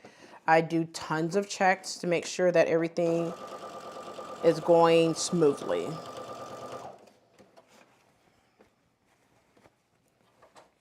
No, Mo. Let me tell you something. When I first started sewing, I didn't understand what understitching was. I was like, what the heck is understitching? So I would always skip it. It wasn't until I started, and here's the funny thing. I know you guys, like, Rochelle, you sew so good. Well, it took a lot of kind of like messing up lots of fabric, not knowing how to read patterns. And yes, the Sew It Academy helped me. But at the same time, I have read so many books. I used to watch Nancy Zimmerman every Saturday on her little sewing channel. Y'all probably don't know about this because this was like way back in like 2014, 2015. I used to watch Nancy Zimmerman every Saturday morning at like 9 o'clock in the morning. With tea in hand, taking notes. I actually still have the notebook. I used to take notes from both Nancy Zimmerman and Mimi G Sew It Academy. And I used to always refer to it. And then I would take out the sewing machine. This is when I used to be a pattern collector and fabric collector and never sewed anything. So, yes, I used to be part of that committee, like some of us who just collect patterns and fabric and never sew anything. I used to be one of you guys, okay? And that's why I said it's a no judgment zone over here because I used to do the same thing. So I can't be calling the kettle black, right? But yeah, I used to watch Nancy every weekend, and that was like my weekend situation. And then one day I woke up after going to Mimi G conference in 2017. Now, remind you, I was sewing before then, but I put it down. I was just like, I want to get better at sewing. And it was like my outlet because I didn't really talk to nobody or anything. So I was just like, well, you know, I'm going to learn how to sew. My husband bought me a sewing machine, which was the Singer at the time. And the rest was history, y'all. Like, that's what I did. Now that I have the understitching done, we're going to go to the table and I'm going to tell you what to do next before we start doing our sleeves. Yes, so let's go to the sewing table now. All right, so now that I have the lining on, we did our understitching. Now what I'm going to do is go to the ironing board and basically press this in. Yes, Yolanda, the Nancy Zimmerman Fit books, Fit with Confidence, I think is what it's called. I have that book. Someone bought it for me. One of my viewers bought that book for me a long time ago. It was a birthday, and I had my my P.O. box link in the description box, and I went to my box and I was like, who is this from? And then, you know, later on, one of my viewers told me. Now, if you notice that I did not put my label in here, I still can do that, and I will. So what I'm going to do is I'm going to go ahead and put my label right here before, you know, getting to the next step of attaching everything, making it look good before doing the sleeves, because I still have to attach the lining to this portion and make it clean on the inside. But it's looking good so far. I'm going to press all of this, but let me first put my label in, okay? So I'm gonna go and do that right quick. I'm gonna grab a label out of the drawer. I'm hoping I don't run into my daughter's label. If I do, oh well, it's just gonna be what it's going to be, all right?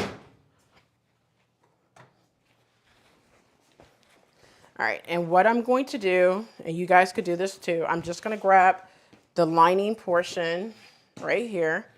Now you can measure down. I would definitely try to measure down about 5/8 of an inch seam allowance from that stitching line.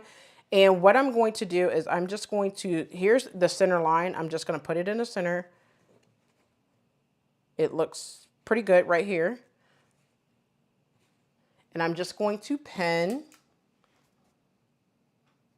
And then I'm just going to sew across using 1/4 of an inch seam allowance is what I'm going to do.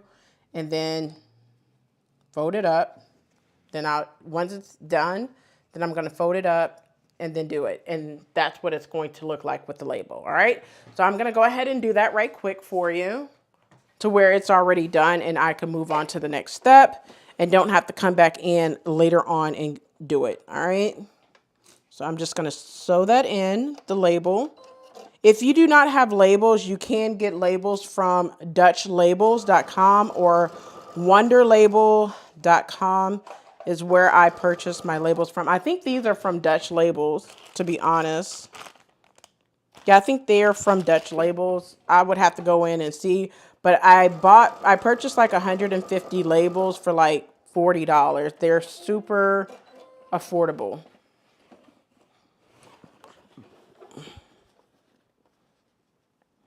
All right, so now I'm gonna pull it up and stitch the top portion of the label.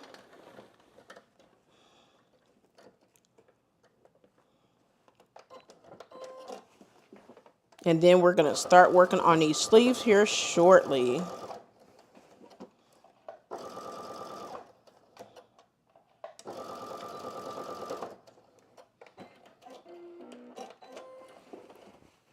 All right, so that's the label. All right. So now what we're going to do, I'm going to iron it and then, hold on, let me get everything.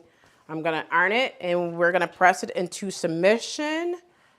And that's what we're going to do. So let me go ahead and put everything in like it's supposed to be and iron it and press everything into submission. So let's go ahead and do that now, making sure that everything is put where it needs to be. All right. So let me go ahead and do that. And now I'm going to take it to the ironing station and iron it. So let's do that now. All right. Now, according to these instructions, right, it says after understitching, we're going to turn the linings and left side edges to the inside. We're going to give it a press the opening edges of left side under 3/4 of an inch and then trim to 1/4 of an inch. We're going to baste the armholes. I didn't do that yet, but what I'm going to do after pressing it, I'm going to baste the armholes and then I'm going to slip stitch the lining to the bottom portion of the top. Oops, I didn't even notice that. I wasn't on the right view. All right. So that's what I'm going to do on step number 14. I'm going to baste the armholes. After basting the armholes, I'm going to make sure that I finish off the lining to the zipper area after doing that. And then I'm just going to slip stitch this lining onto the bottom portion of this portion right here. All right. So that's what I'm going to do now. And then I'm going to work on the sleeve. So let me go ahead and press this and get everything nice and clean. All right. So you always want to be pressing. You sew a seam, you press the seam, you sew a seam, you press the seam. I know you guys have heard that so many times. And that's how you get your garments to look really nice and polished. All right.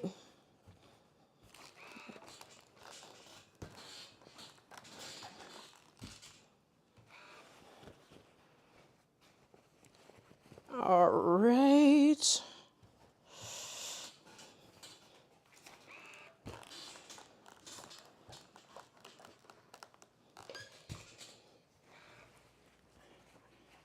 All right, so now that I have it pressed, I'm going to pin and then kind of base around the armhole section. All right, so I'm just going to pin it in place, making sure that this seam on the lining is open and this seam. So basically it's going to be wrong sides together, and I'm going to pin all the way around the armhole area. All right.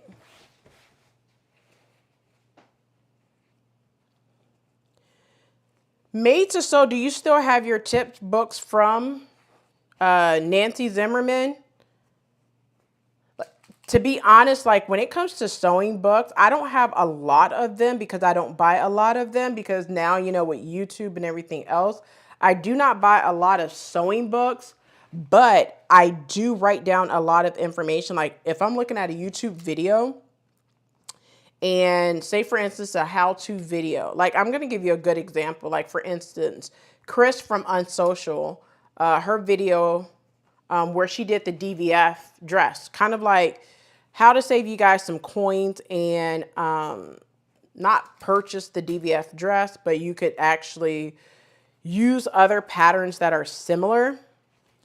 Of course, your girl came with notebook in hand and wrote down some. And of course, you guys know I have majority of the patterns that she mentioned, but still it's taking notes like that, you know, when I get ready to want to sew a wrap dress, I can always revert back to Chris from Unsocial's video, or I can always refer back to my notes. All right, so this side is completely pinned. I just need to baste that side. I'm going to do the other side the exact same way, with making sure that I have it wrong sides together.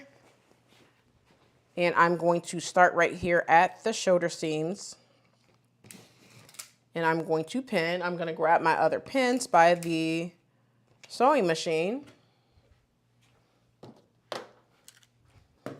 And I'm going to do the same thing on this side.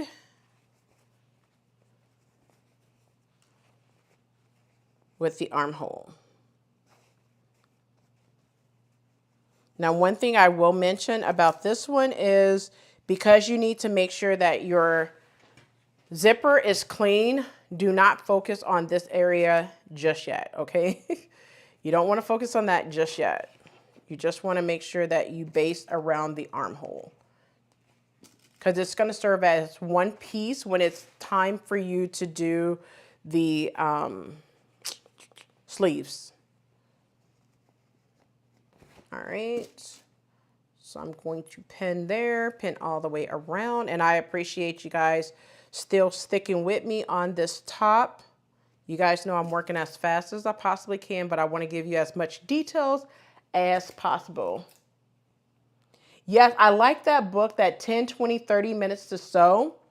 I love it. I love that book, because I think that's how Brittany from Brittany J. Jones started kind of like doing the sew in 30, because she seen that it was beneficial, you know, for sure.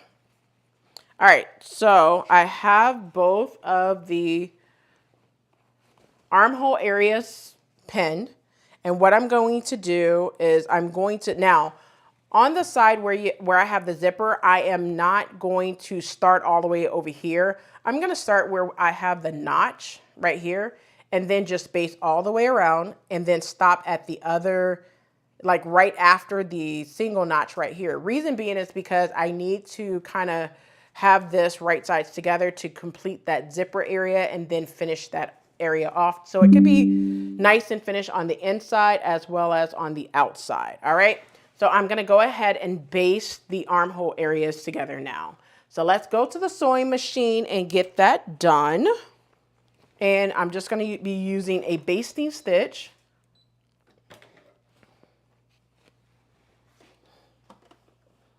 And now, instead of me basting at 5/8 of an inch seam allowance, I am going to be basting at a 1/2 an inch. And the reason why is because I do not want to be pulling out basting stitches once I have my sleeve sewn on. So that's a little trick that I do all the time. Instead of basting at the regular or seam allowance, I should say, that they give you, I go under the seam allowance so I don't have to pull out basting stitches when I'm done.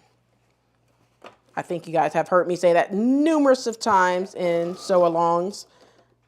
Your girl likes to do a little bit of cheating when it comes to sewing to save me time, energy, and efforts. All right.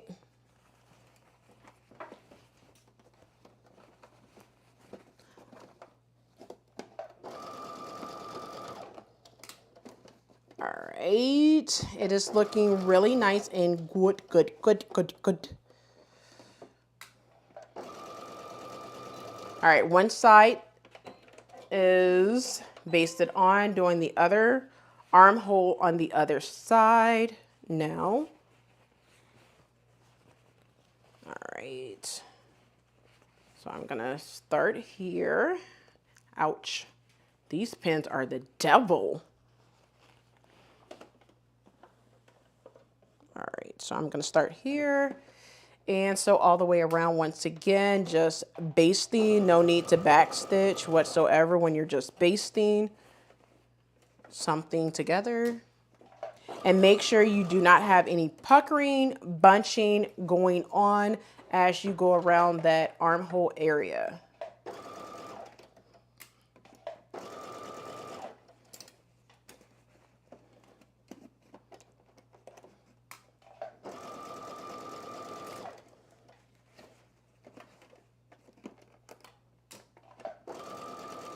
All right, making my way around this last curve area for the armhole, which I think is the actual back instead of the front.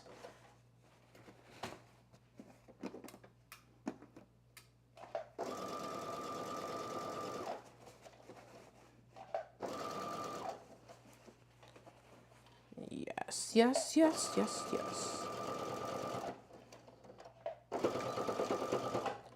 All right, so now I'm going to show you what it looks like at the table.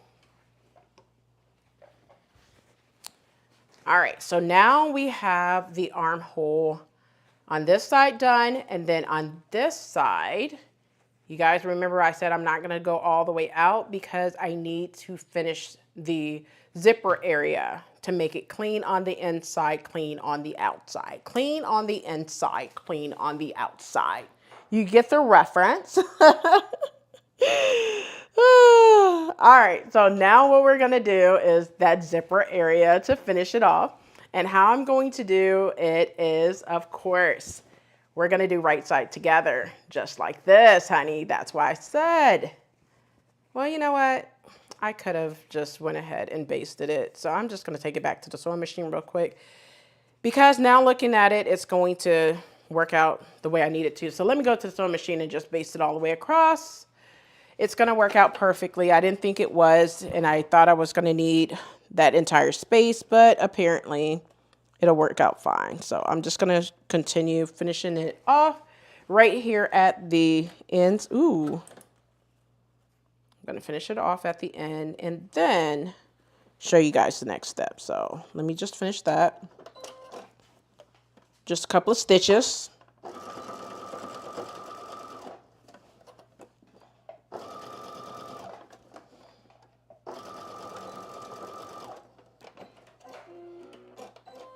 And I think it's just that side.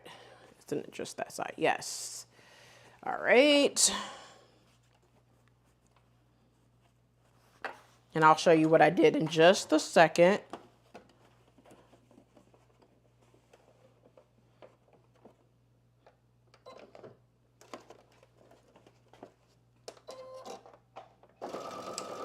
So what are your thoughts on this pattern after seeing me sew this pattern? Are you putting this on your spring sewing? Or what are your thoughts? That's so fresh and so clean. Yeah, okay, so Chris' video on that 8413 was so dope.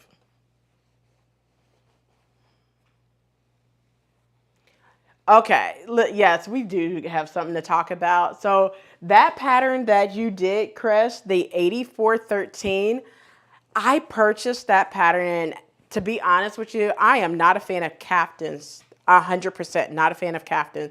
It just makes me look so wide because, you know, when you have a big behind, You can't do everything, you know. You can't do every single pattern when you have a big behind.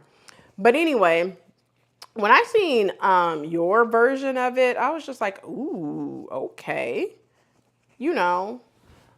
But yes, that pattern did not get a lot of love from the sewing community, and I don't really know why. Why that is.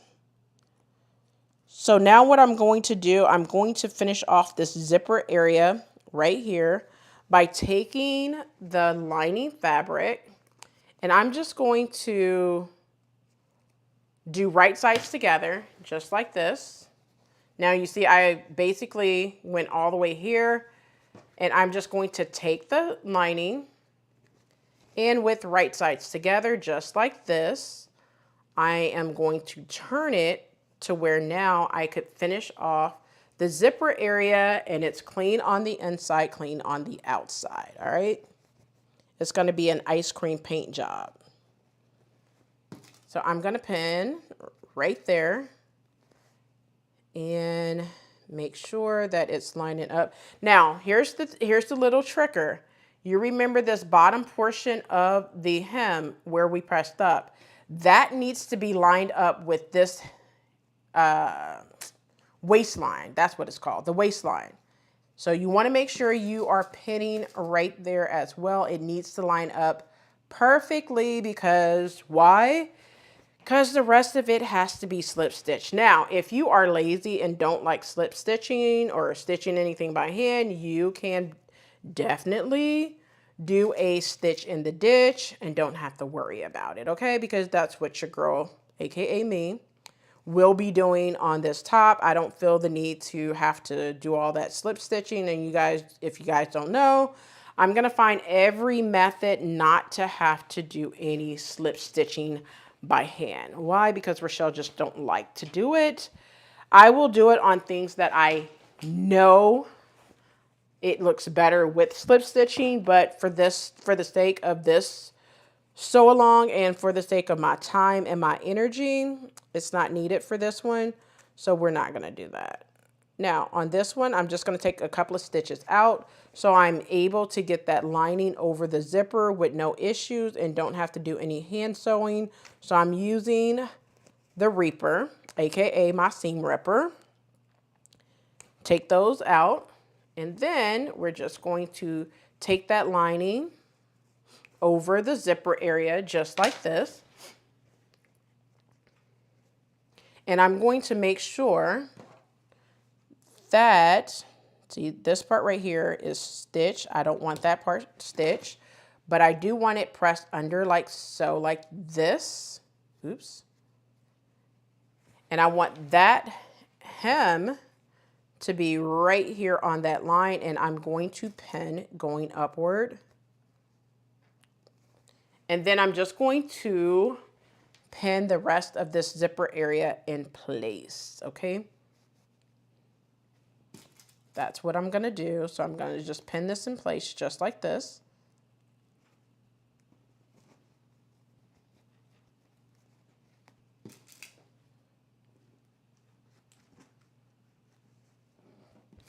Thank you, thank you, thank you. Now just wait until you see the sleeves. The sleeves is the showcase of this top, all right? Now what I'm gonna do is go to the sewing machine, and I'm gonna sew as close to the zipper as possible without sewing on the zipper. Now at this point, you wanna use your invisible zipper foot to get as close to the zipper teeth, but do not sew on the zipper teeth. Now, if you wanna use a regular zipper foot and just sew down, you can, just do not sew on the zipper teeth, all right? So let's go to the sewing machine and do that now. All right, so now I am actually going to put my zipper foot back on to get as close as possible without sewing on it. But if you just want to use a regular zipper foot, you can do that 100%. For this pattern, Chris, are you saying like for this pattern that I'm doing right now, does it come in PDF?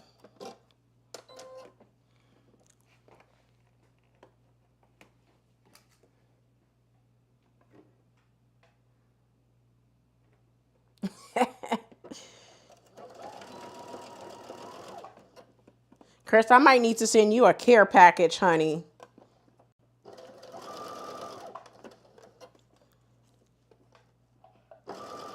Send her all the $1.99 patterns and say, because I care.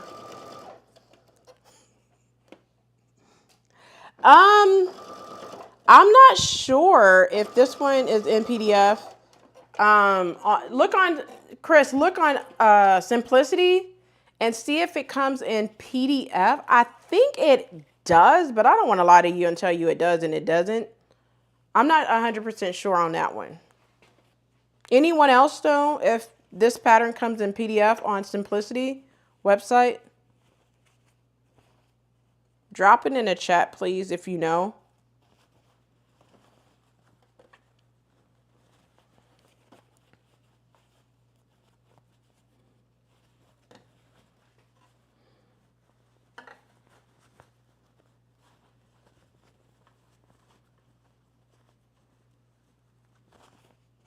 All right, so now where I am at, I am done with one side of the zipper.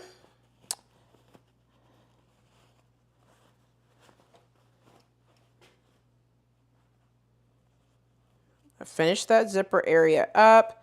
However, one thing I noticed that I need to do is definitely go back in to make it a clean finish by that armhole. So what I'm going to do, I'm going to unpick a little bit. And the reason why I'm unpicking is because I want a nice clean finish. So I'm going to unpick some of that and then sew on the top. That understitching that we did, I want to have it completely finished. I know you're calling it like Rochelle the perfectionist, but yes, you want a nice finish. You don't want it looking tacky and sloppy and all that good stuff. Not after you spent so many hours doing it, so just my preference. But yeah. Do whatever makes you happy. Oh.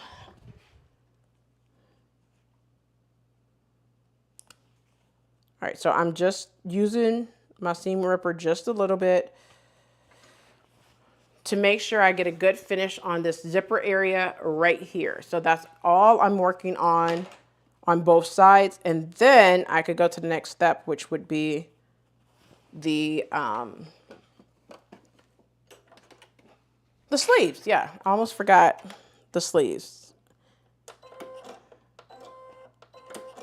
All right. So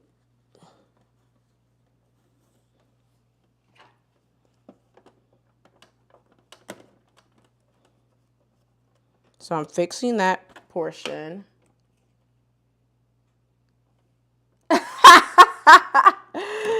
Oh man, Chris, you are too funny, honey. She said she was just being lazy. Like, Rochelle, you do that looking up. I was just being lazy. Oh man. I would have looked it up, but occupied, that's all. Occupied with getting this together for you guys. But honestly, I think it does, Chris. Honestly, I think it does come in a PDF.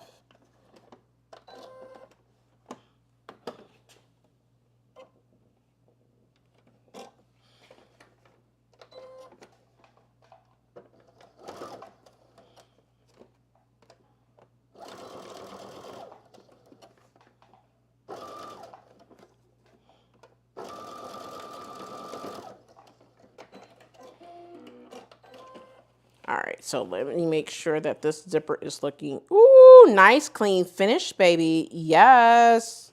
Okay, we got something going here. That's what I'm talking about. We got something going here. Don't tell me. Don't tell me nothing. You can't tell me nothing. All right. So one thing I want to mention is like on this one, it doesn't really tell you to do the zipper area yet, but I went ahead and did it. I'm hoping I don't regret it. after doing these sleeves, because it could potentially want me to finish off the zipper after doing the sleeves. I just hope it's not one of those. You guys know what I'm talking about. If you don't, basically they want you to do the sleeves and then the zipper is underneath the armhole. I hate those type of zippers. But it looked like this could be a potential one like that. So I'm going to leave this undone for right now and then just finish off the zipper once I have the sleeve in, because that's what it looks like they want me to do. If you look right here, pin press edge of lining over seam and left zipper opening and then stitch. So it says the left zipper opening, but we'll see how it goes. All right, so home stretch, working on these sleeves now. Now I did not attach the lining to the bottom just yet, but I feel like I could do that after doing the sleeves, so it's not a big deal at this moment, but I'll do that here in a few. All right, so I'm gonna move the top off to the side and I'm gonna start working on the sleeve now, all right? So let me move this off to the side so I can start working on the sleeve. All right, sleeve time. All right, now I have done already a lot of prep for the sleeves, and that's basically to cut down on time. Now, you guys know I am doing view B on the sleeves, so it's just a few steps for the sleeve, 21 through basically 29. So 8 more steps and we are good to go. All right, so let me grab the pieces you're going to need. 9, 11, and 12 are the pattern pieces we will be working on. So the first thing that we're going to do, grabbing pattern piece number 9, I'm going to move the other ones out of the way. And what we're going to do, I have already done the gathering stitches at the top and at the bottom. Hint, cutting down on time. All right, so what I'm gonna do now is, with, of course, right sides together, we're gonna sew the underarm seams. So all I'm gonna do is put the right sides together, just like so. And I'm going to pin. Yes, I did this before the live to cut down on time. And you guys see why, because this top is not a top that was going to only take you 2 hours. It's going to take you, as you can see, about 3-ish hours. All right. Now I'm going to do the same thing for the other side. We're just going to, and then I'm going to sew using 5/8 of an inch seam allowance. So I'm going to put this together just like so. Grab some pins. And we're going to sew using 5/8 of an inch seam allowance. All right, now, before I do that, I'm gonna grab pattern piece number 11 and tell you the next thing that we're going to do. Now, on step number 22, now you guys know I'm gonna sew using 5/8 of an inch seam allowance, back stitch at the beginning and at the end, and then press my seam allowance open. That's what I'm gonna do for the sleeve, which is number 9. Now, grabbing my instructions for number 22, this is where a lot of people would pretty much be like, what the heck does this mean with the sleeve stay? So what they want you to do, they want you to stitch the underarm edges of the sleeve stay pretty much the same way that you did for the sleeve. So what that looks like is definitely taking your sleeve stay pattern piece. You're going to fold it in half just like you did for the underarm seam.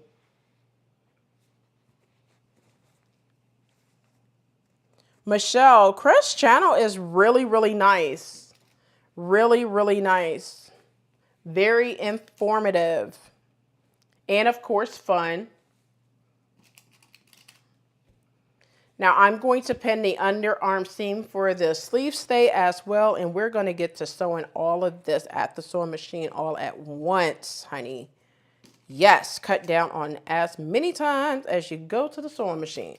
Now, one thing I want to mention is, if you notice that for my sleeve and my sleeve stay, I went ahead and made gathering stitches at the sleeve cap as well as at the bottom hem area. All right. So now I'm going to go and stitch this together at the underarm seam and then press it open. All right, so let's go ahead and do that now.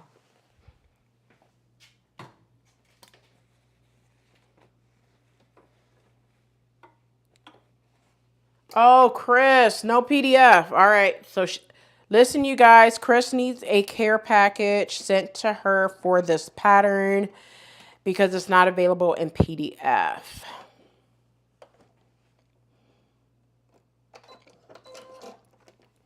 So if it's in your store, $1.99. Let's rally up and get a care package sent to the islands.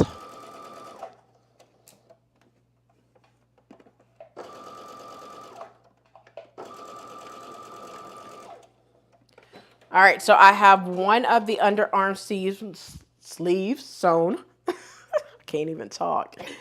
All right, the other one, using 5/8 of an inch seam allowance, I'm going to be back stitching at the beginning, and at the end, I am sewing the main fabric followed by the sleeve stay.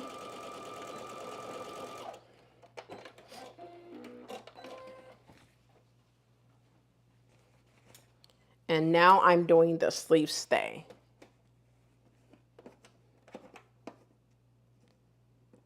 All right.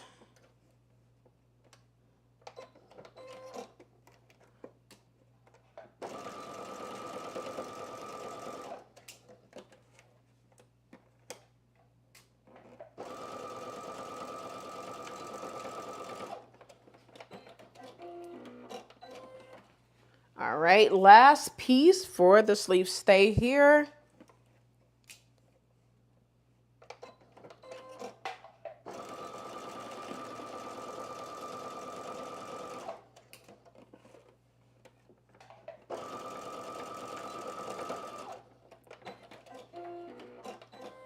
All right, so now we're gonna go back to the table and I'm gonna show you the next step. Just make sure you have this pressed open.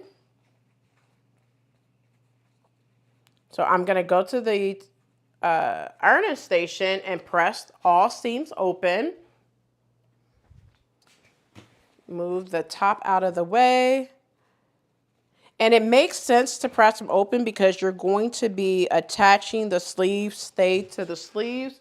So you want to make sure that each one is pressed to where it's laying flat.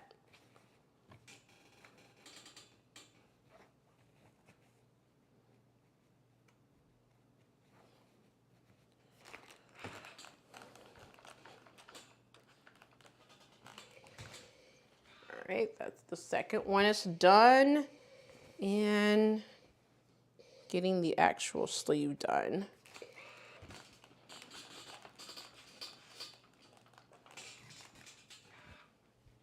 And the last sleeve.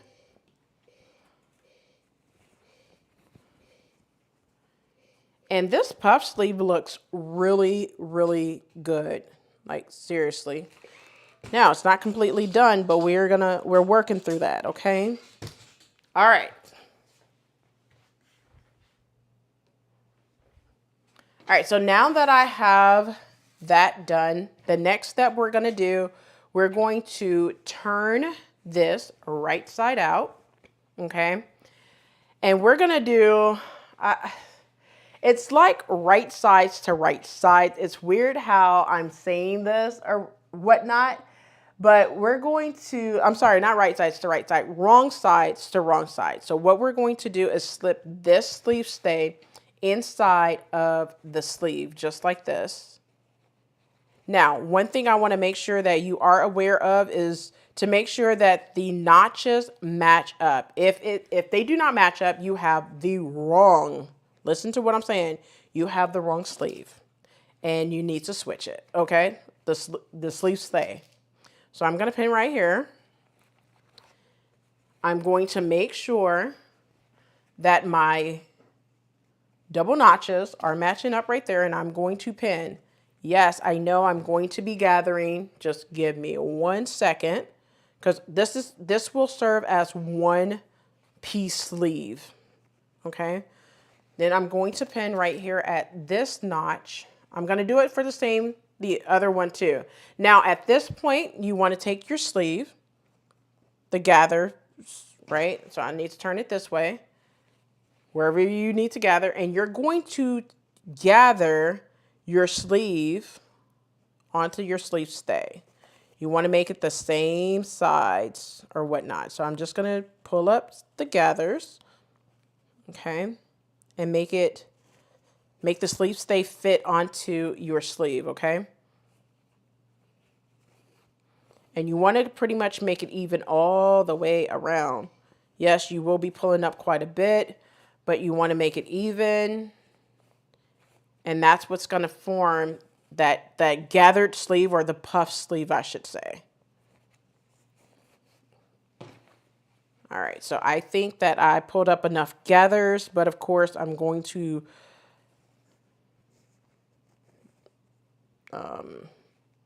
adjust my gathers. That's what it is. Adjust my gathers. All right.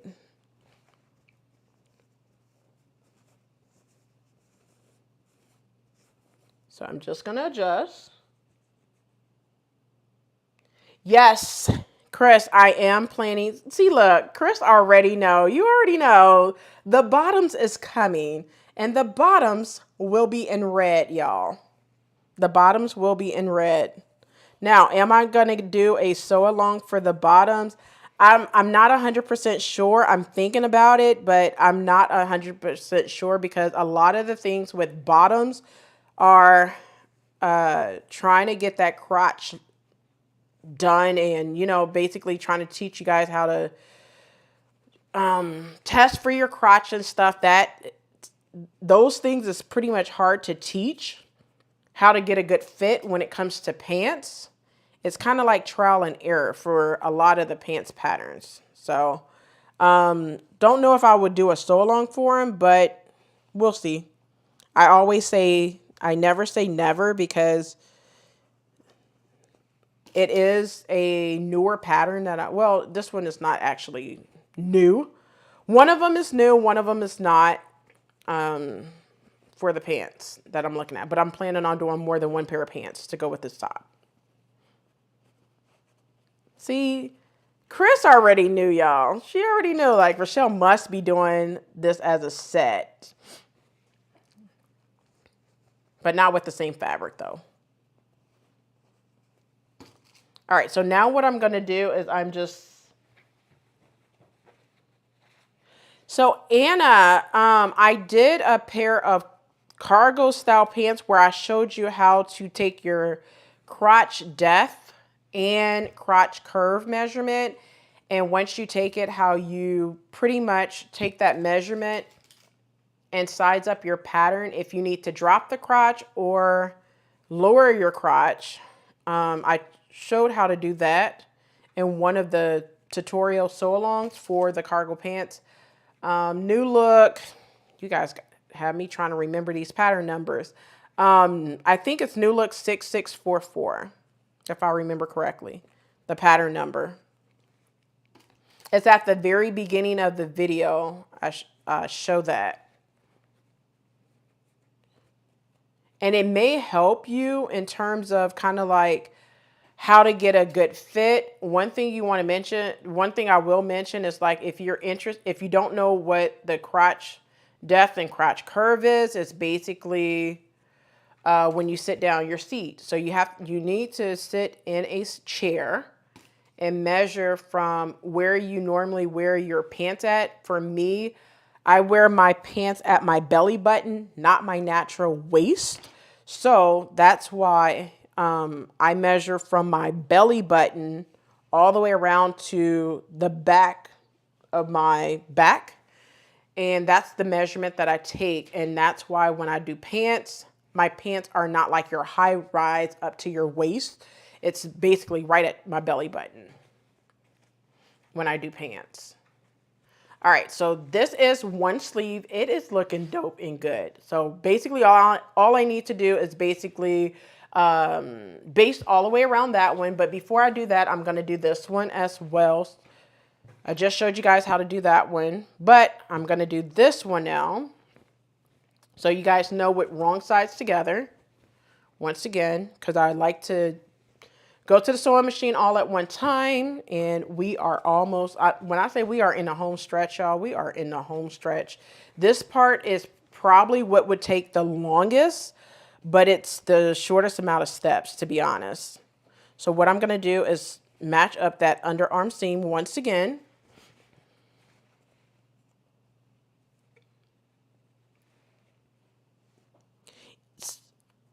Anne-Marie, so that video, I think that video is about 1.5 years old. I remember doing it in the fall time. I think it was fall 2022. It was a whole pants series that I did. But that was the only pair of pants that I actually did a sew along for. So it's a complete sew along. I know Yolanda, she made those pants. I don't know if she's still here.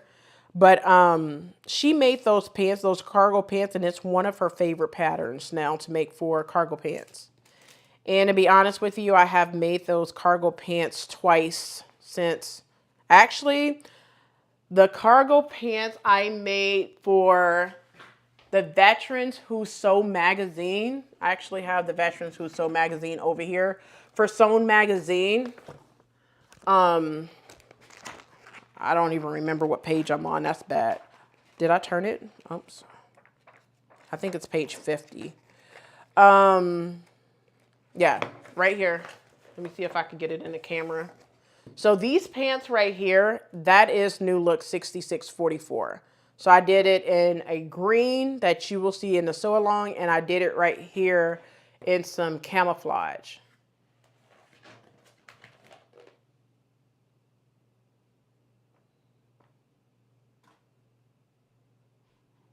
So, I mean, the pattern is super easy to sew. However, it depends on how much details you want when doing cargo style pants. All right, so what I'm going to do, I'm going to gather the sleeve onto the sleeve stay again, pulling up some gathers here. So I'm going to pull up gathers here.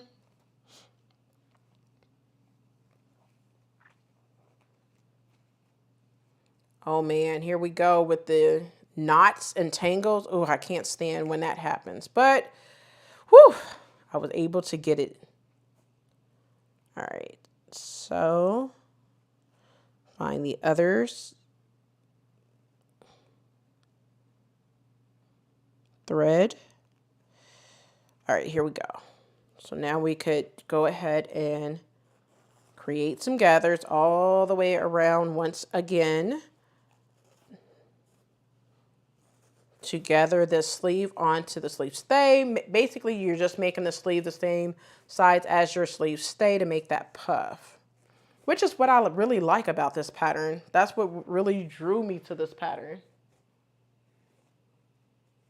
Thank you, thank you, thank you, Chris.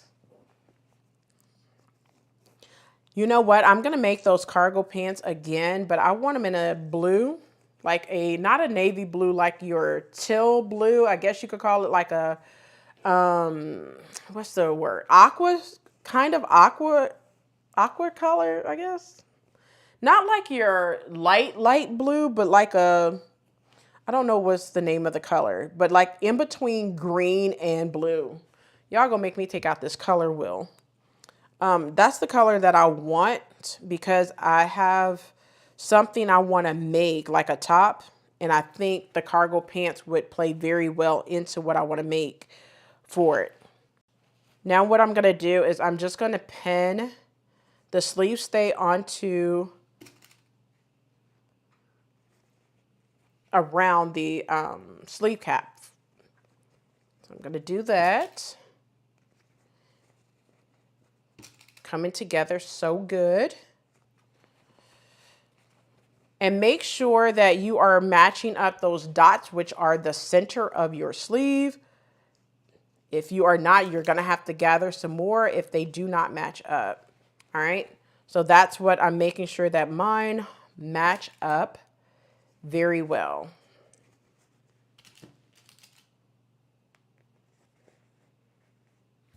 Yes, I agree with you, made it so. Yes, 100%.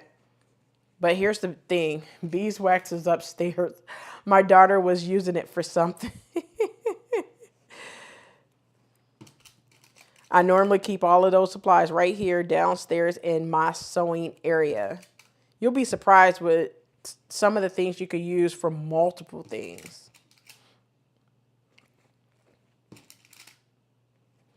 All right, so now that I have that together, I'm going to make sure to gather that just a little bit more so it's laying flat. I'm going to baste this all the way around. Now, before I baste it all the way around, y'all know we're going to go to the sewing machine once or twice. Now we're going to grab pattern piece number 12. I just moved these out of the way. Now grab pattern piece number 12. And you know what we're going to do here, right? The underarm seams. Yes, ma'am. So now I'm going to take this, and what I'm going to do is with right sides together, we're going to pin the underarm seam here. Didn't I tell you that we do a lot of things all at once so we don't have to go back to the sewing machine 50 million times? Yes, ma'am.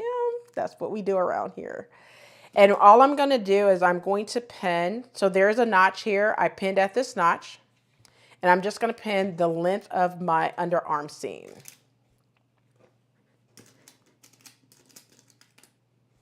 Yes, beeswax for hand sewing. Right. She used it for something else. She had, like, I would say thread, but I don't know. You know how kids are. And I'm going to pin the other side as well. So I'm just going to pin at that notch right here.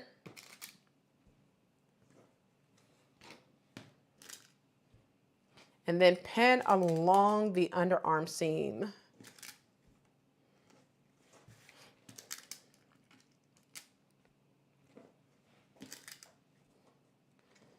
All the way down. And then what I'm going to do is now using a regular length stitch for this. Now, pattern piece number 12 is the lower sleeves. So this is your lower sleeve right here. What we're going to do is using 5/8 of an inch seam allowance and a regular length stitch, back stitch at the beginning and at the end, sew your seams, and then you're going to serge your seam allowance, okay? That's what you're going to do for the lower sleeves, which are these pieces right here. Now for this one, all you're going to do is baste all the way around this, okay? Because this is going to go onto your blouse here shortly, all right? So go ahead and baste this and then sew and serge the seams. So go ahead and do that now. All right, so what I'm going to do first, I'm going to baste this on first. Boom, boom, boom. Coming together really good. All right, so I'm going to start at my underarm seams. And making sure I switch to a basting stitch.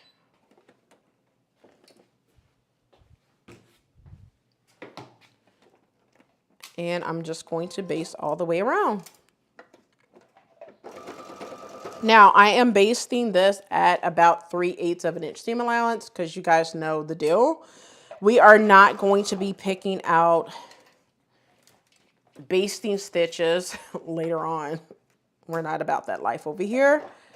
So we're going to make sure not to baste at the seam allowance that's given, which is 5/8 of an inch seam allowance. Just make sure you go a little under, like a 1/2 inch or 3/8 of an inch. I normally just do 3/8 of an inch because it's just not too close to 5/8, and it works out perfectly for me. All right. And the pins are your best friend, so don't be afraid to pin as much as you need to. People say, oh, that's too many pins. I don't know what too many pins means. That's not in my vocabulary because I'm going to pin as much as I need to hold things together.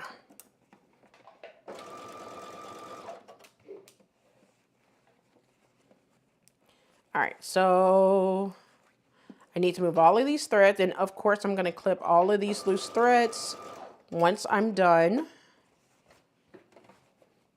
But it's looking really amazing, if I do say so myself.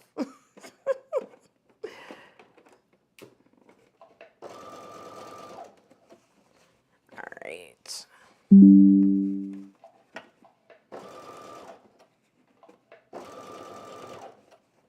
All right.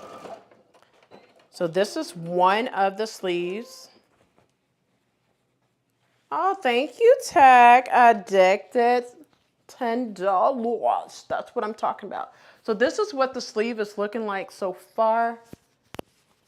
And you guys remember when I said it may look big in the arms, but once the sleeve is on, it's going to pull a lot of that ease that you've seen to be nice, okay? So this is what it's looking like.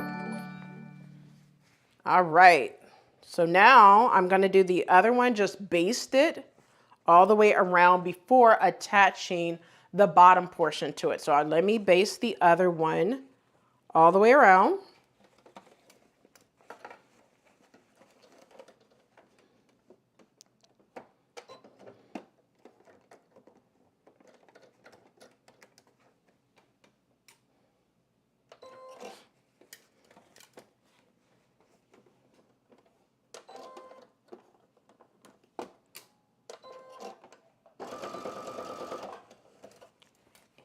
I'm loving it.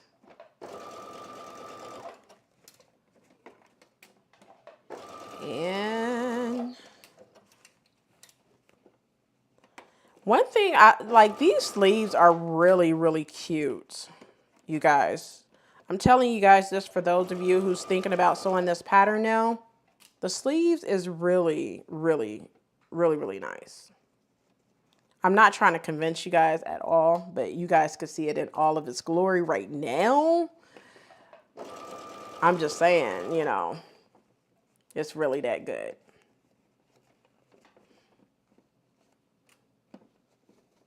Go ahead and say, Rochelle, I don't need convincing. I'm seeing it in full circle, full life. You don't need to convince me. I'm watching you, girl.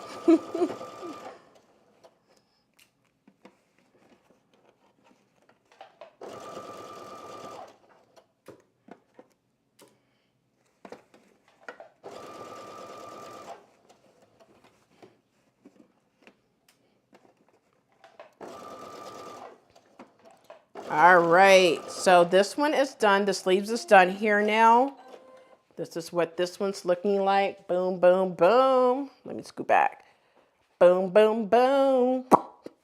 All right, so now we're gonna attach the sleeves to the bottom. All right, so now one thing I forgot to do, the bottom, I need to do the same thing. I'm gonna do that. But what I need to do at the bottom is the same thing, is gather the sleeve onto the sleeve stay at the bottom as well. So I'm gonna go ahead and do that. At the bottom, I forgot to mention this when I was over at the sewing machine, but I'm gonna pull up some gathers right here.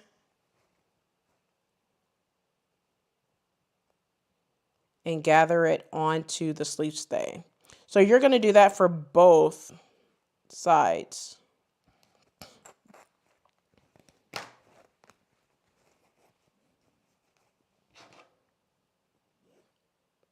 There we go.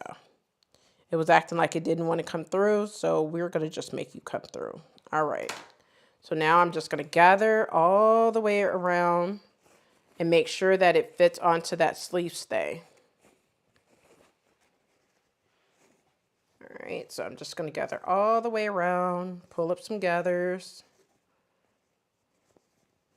Pull up how much you think you're going to need in order to gather it onto that sleeve stay.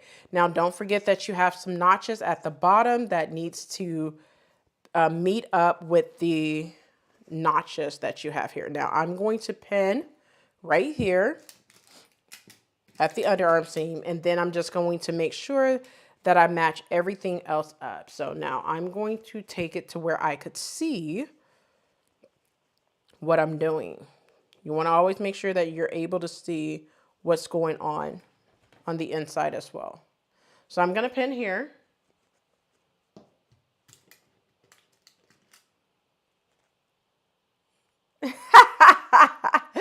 Thank you, Mo. Girl, it is super live right now. Can't get any liver than this, right?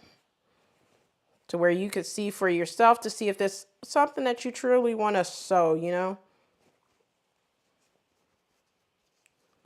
And then what I'm going to do, I'm going to move all of this thread out of my way, and I'm going to pin all the way around and then just pull up gathers as needed, okay? If you don't need any more gathers, you don't have to pull it up, but I definitely need some more gathers on the other side. So I'm going to definitely move this over and adjust. Make sure you are not afraid to adjust those gathers, because it makes for an easy step process when you put the bottom portion on. Now there is a notch. I'm going to be looking for that notch. My notch is right here. So I'm going to match that notch to this notch, and then of course adjust as you need to. So because this is not, I'm going to adjust this one to make sure that it fits on like so. I didn't know if I pulled up enough gathers, but listen, it fits like a glove. All right, so now on to the next part. There's not another notch there, so this is fine. I don't think I need any more gathers there. So I'm just going to pin the rest of it. I'm going to do the exact same thing that I did to this sleeve to the other side at the bottom, and then go to the sewing machine and of course do what? We're going to baste, okay? So I'm just going to move this out of the way because this one is done. The top, and then you have that bottom, okay? That puff sleeve is puffy, okay? Now I'm going to move that one out the way. I'm going to do the other sleeve the exact same way at the bottom. So all I'm going to do is pull up gathers on the sleeve, the main fabric, I should say.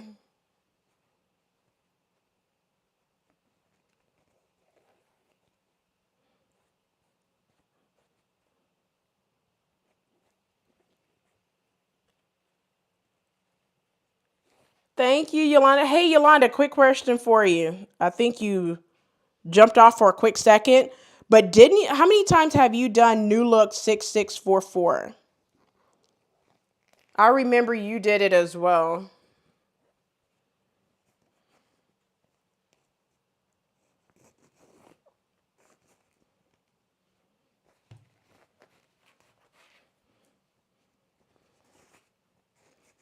All right, so all I'm doing is pulling up some gathers, making sure I pull up enough to make it go all the way around, and then we're just gonna adjust after.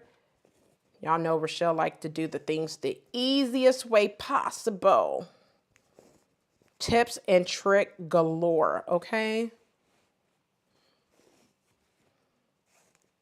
Now you guys may not believe this when I say this, but I have 2 aunts, one's passed, but they used to have alteration shops when I was a kid. Do you know, when I say that I was not interested in learning how to sew, that was not my forte. I'm not gonna lie.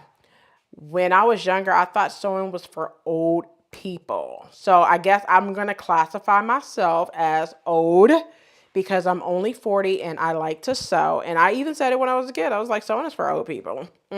Nope, I'm not going to sew. But guess what? I will say at 40 that sewing is not for old people. It is not.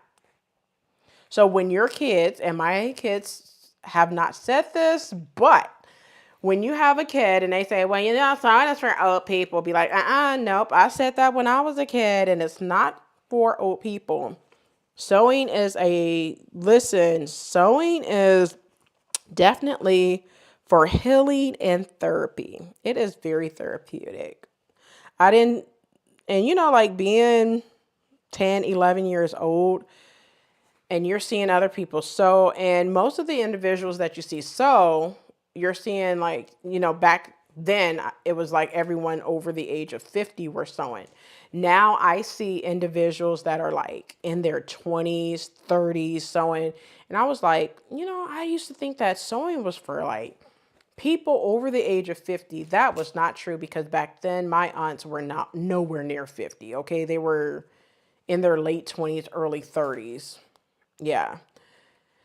And I think I had one aunt that was probably 22. I think she's like 12 years older than me, but no, so that's not true for those who say that sewing is for old people. That is so not true.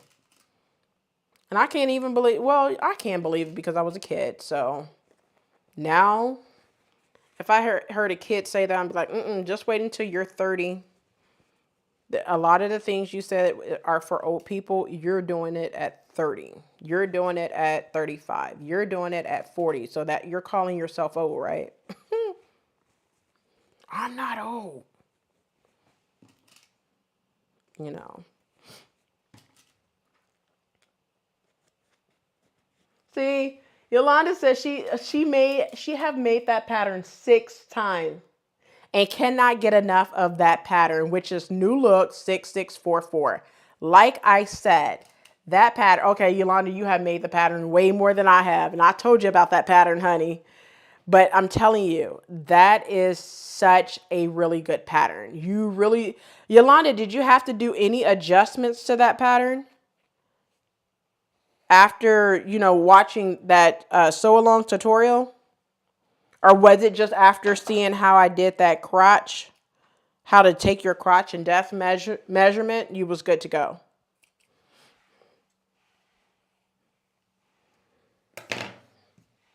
All right, so now that I have this one pinned, now I'm going to take it to the sewing machine and baste both of the sleeves together. So let's go ahead and do that now. You guys are seeing my nice, lovely face now. We're almost done though. All right, so now I'm going to baste all the way around. And of course, I'm going to be using 3/8 of an inch seam allowance.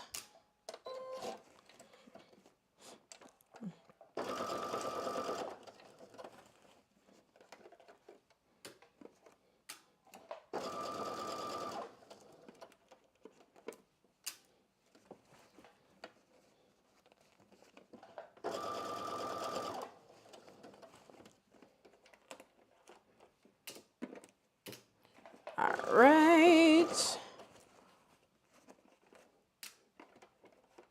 And I used a crap load of pins this time around. But like I said, there's no such thing as a crap load of pins. I just used a lot of them.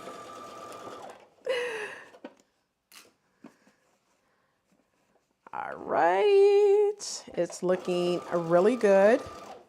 I know I have said that like 50 million times, but it is really looking good.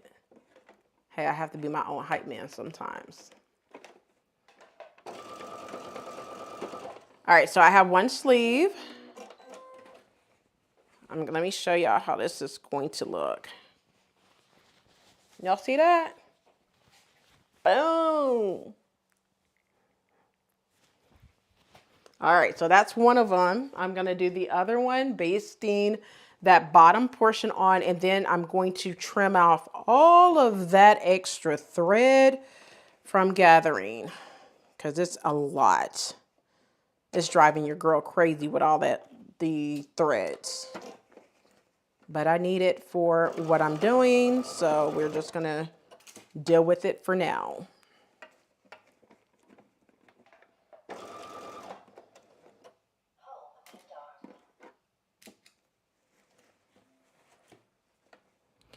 So made it so, the funny part about it is like, I don't think none of us are much younger or older than you. Don't know how old you are. But the thing about it is, you know, kids are going to be kids. At that time, like I said, I was like maybe 10, 11 years old, calling my aunts old, and they are literally like, one is like, the youngest one was 12 years older than me, and I'm calling her old. And I was 10. She was 22.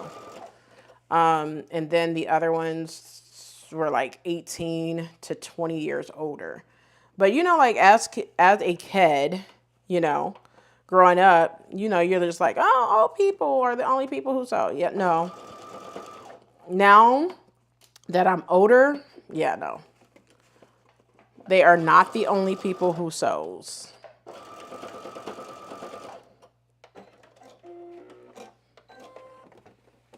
Yes, home stretch, Mo, home stretch all the way. All right, so this is the other sleeve. Boom, boom, boom, boom. All right, so now I'm gonna work on sewing the lower sleeve. All right, and then I'm gonna serge it. Then I can turn off the, well, no, I have one more thing to do on the serger before I could turn it off. The serger been over here chilling, y'all.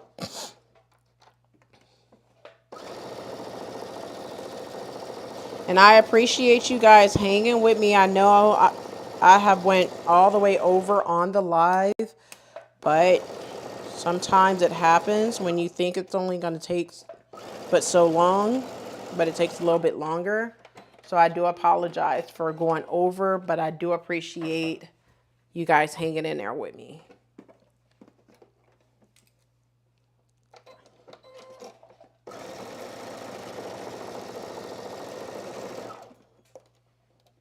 All right.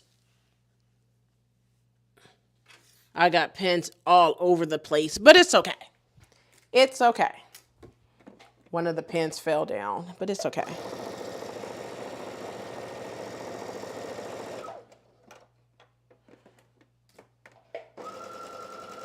All right, so I am coming to the end of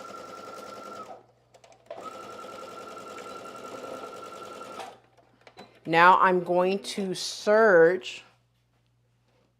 Let's see. Yes, I'm going to serge this right here, this part. So I'm going to mute just real quick to do that.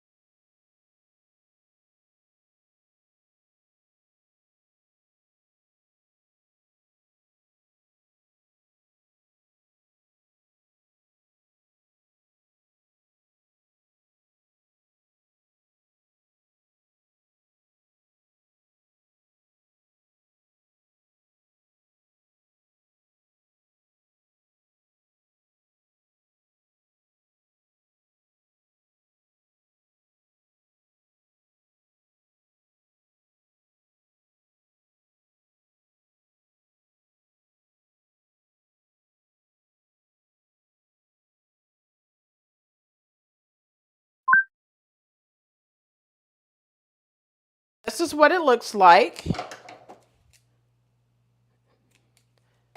Now,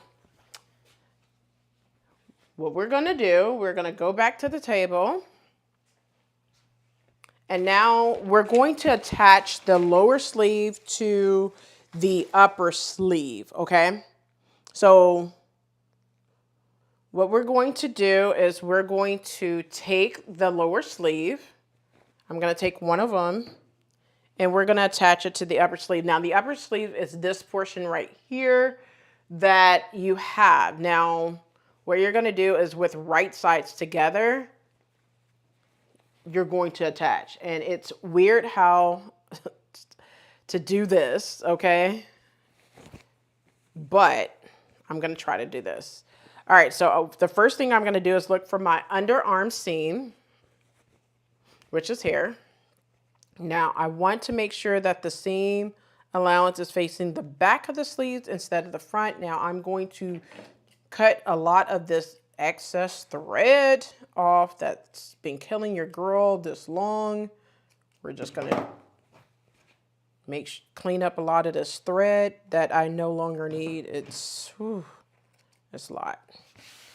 All right, so what I'm gonna do, I'm going to pin. Now this is the bottom, not the top, so I'm pinning right sides together is what you're seeing. And it's gonna look a little weird and strange for a second, but just trust the process. All right. Now what I'm going to do, I'm going to go around, but you will notice, like Rochelle, it's like pulling, okay? It's like pulling teeth.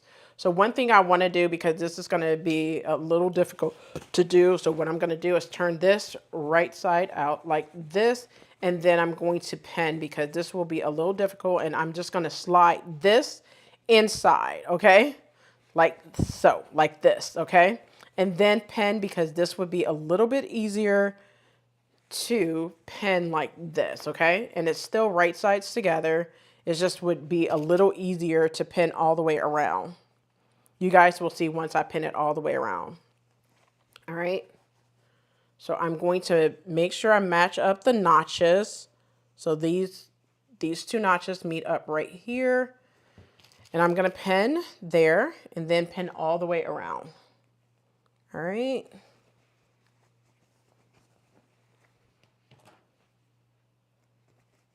Pin there. We're going to pin right here.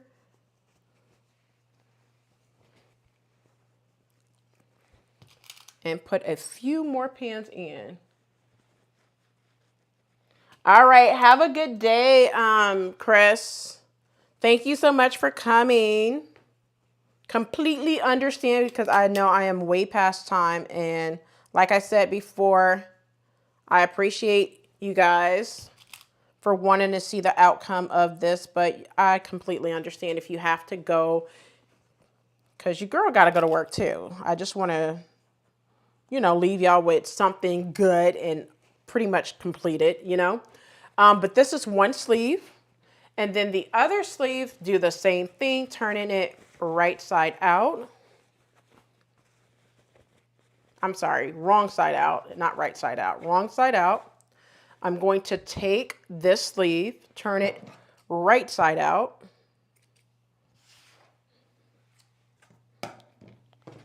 Just like this.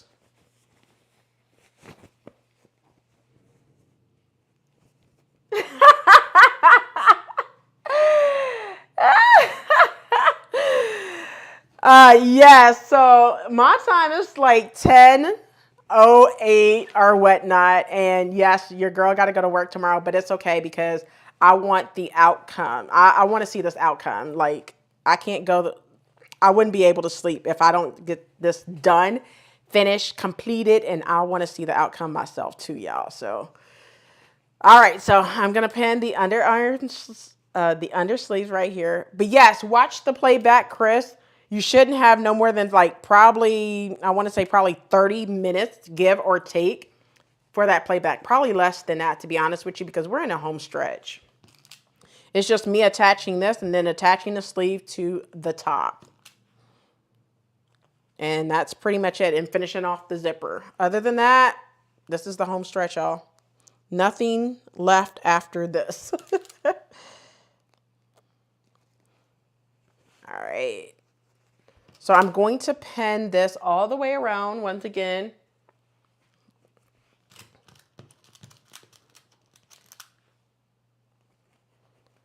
All right.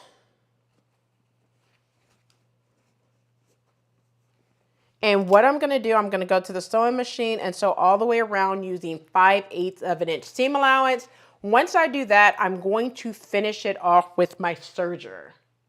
So I'm going to go ahead and do that now.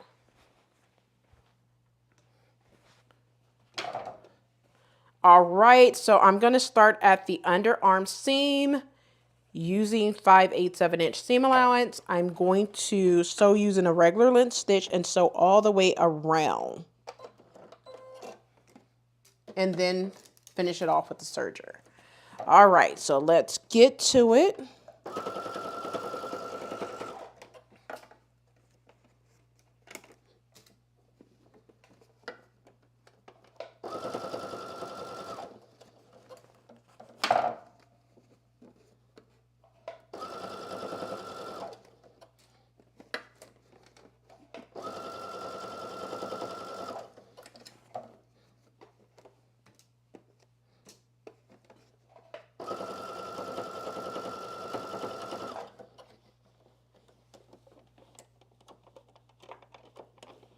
Okay, listen, I can't have you causing me problems getting stuck now. We can't have that right now.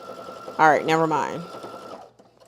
The thread wanted to get stuck on the sewing machine. Like, listen, I need you to get up off the hook and keep on pushing through.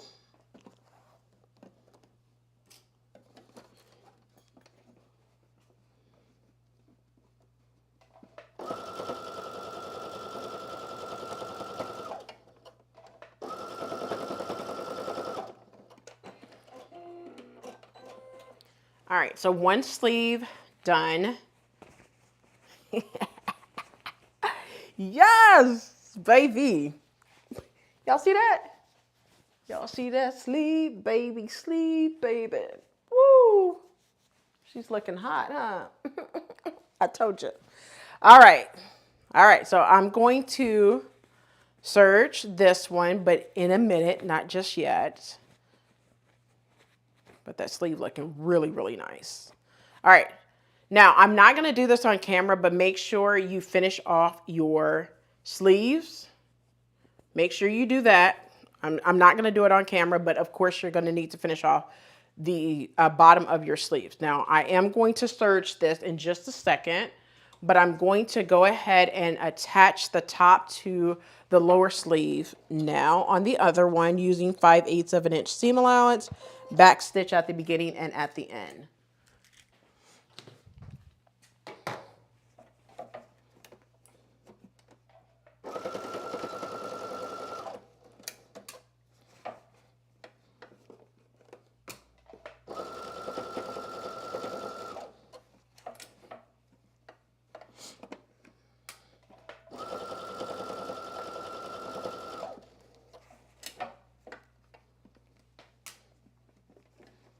All right.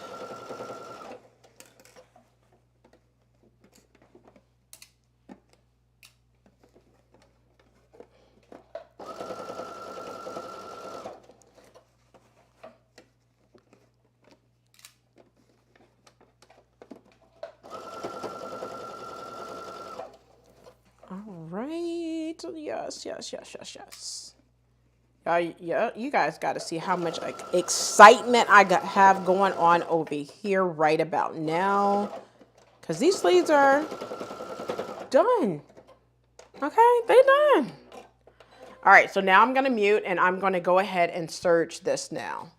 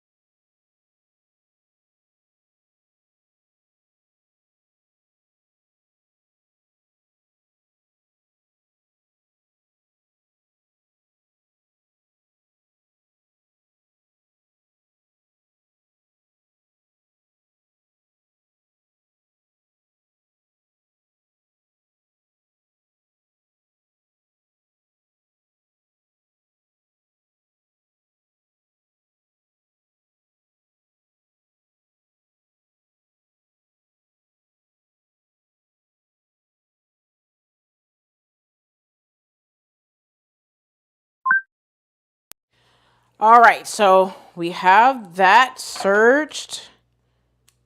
Clean up these threads right quick. Now we're finna go back to the table so I can show you how I'm gonna put one on so you could see, and then I'll put the other one on later, okay? Like tomorrow. I might do it tonight just to show you, but we'll see. So I'm gonna clean up all this loose thread, but this is what the sleeve is looking like. You guys seen me put it on just a second ago.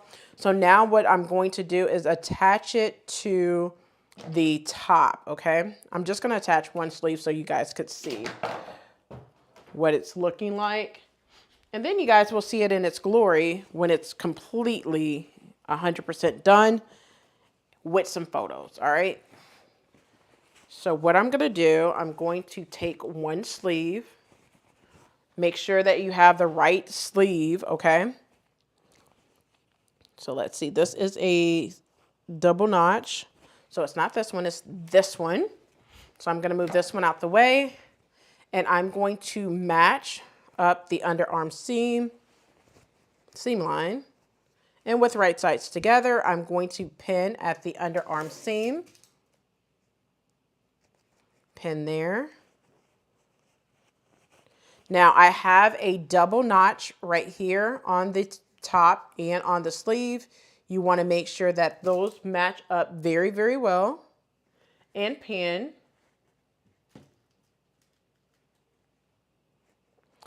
Yolanda, I'm with you, girl. When it's like super close, it's like ain't no stopping me now. I might as well just continuously go and then be done with it, and then I don't have to think about it tomorrow. You know what I'm saying? Like, I don't want to have to think about it tomorrow.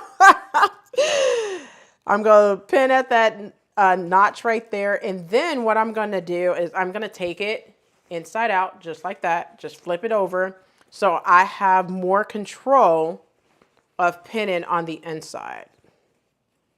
All right, so I'm just going to pin the rest of it all the way around. All right, so... And you could adjust however you need to, but just make sure that that dot meets up with that underarm seam.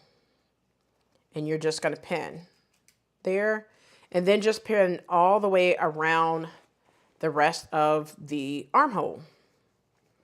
So I'm just going to pin the rest of this and then sew it using 5/8 of an inch seam allowance, and then finish it off with your serger.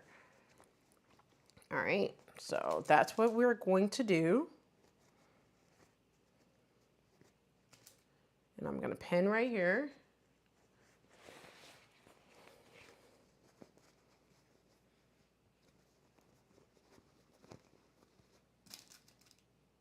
Now, one thing I will say about this top is it can be challenging, like I mentioned before, if you have never done a sleeve stay, or zippers are not your best friend. That's about the only two things that I can really say that you can get tripped up if you are not familiar with doing those two things.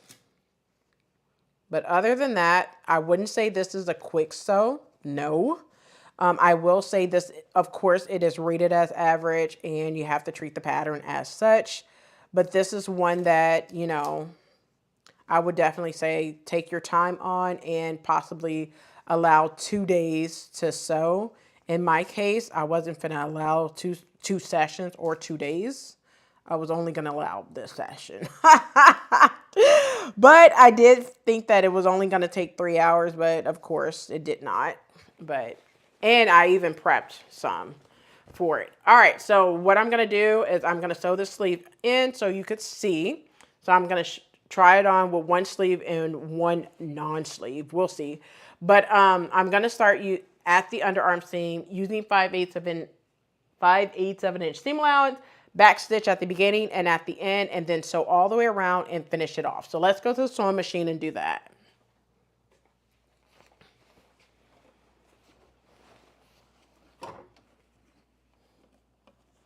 See, listen, made it so. She sewed with me the entire time, and she's in the home stretch as well.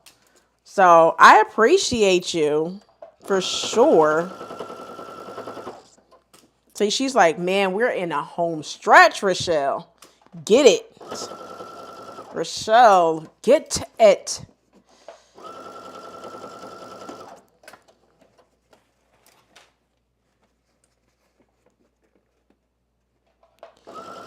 So when I get tired, y'all, listen. So when I'm sewing, I normally do not get tired when I'm sewing because I like to see the end results.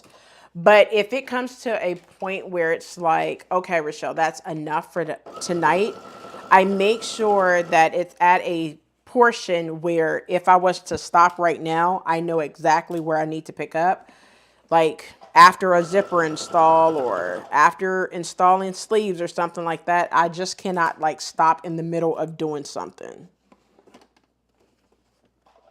Like right now is not a stopping place.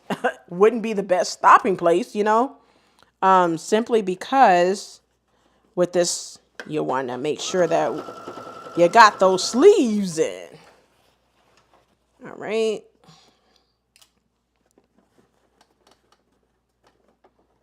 So yeah, the sleeves is the star of this show.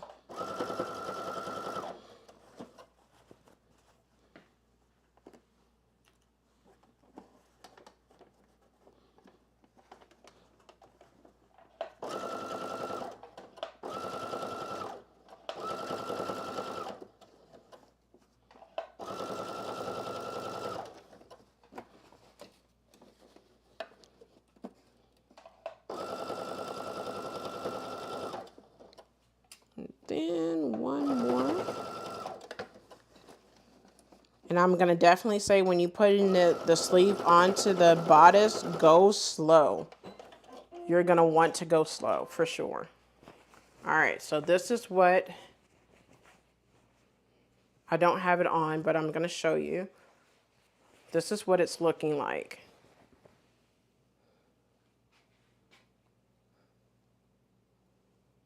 Okay, I'm going to show you at the table, but I'm going to serge it just real quick. So let me serge it. I'm not going to turn off the mic this time, mute the mic, because it's just going to be serging just real quick one side too. So let me...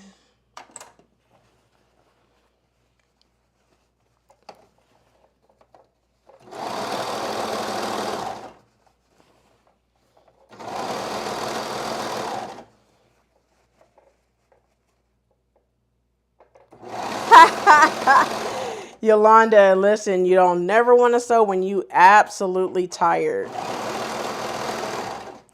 And the funny part about it is, y'all, I feel like I haven't sewn in a long time, but I just sewed the coat like a week or two. Well, I think it was about a week ago. I think it was about a week and a half ago when I did the pink coat. Yeah, so it seems like it's been a long time for me because I used to sew every single day. But now I don't have the option of sewing every single day, but I try to get something at least cut or something. Not every day, but at least once a week.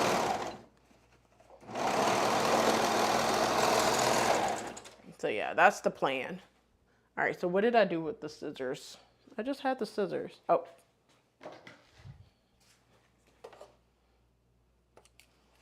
All right, so let's go to the table so I can show you this. All right, so I'm going to clean up the threads on this side. And you guys know I'm going to put the other one in soon. I don't know. I'm debating on tonight or tomorrow. We'll see. But yeah, look at the sleeve. Y'all see that? This sleeve is looking good, all right? Of course, I need to try it on. I need to still do this side as well. But listen, the only thing that I need to do outside of that zipper area, when I say that this needs to be attached, I'm going to pin it like this after doing the other sleeve. And then I'm going to sew by slipping in the ditch. That's what we're going to do. We're not going to hand sew this. Absolutely not. All right, so the only thing left for me to do is, of course, the other sleeve and the zipper. Now, when it comes to the zipper, remember me telling you all I need to do is just basically sew this on. Now, It doesn't tell you in the instructions that you need to finish this off, but I did that already on mine, if you could see that. But one thing I hate is the zipper seems to be underneath the armhole.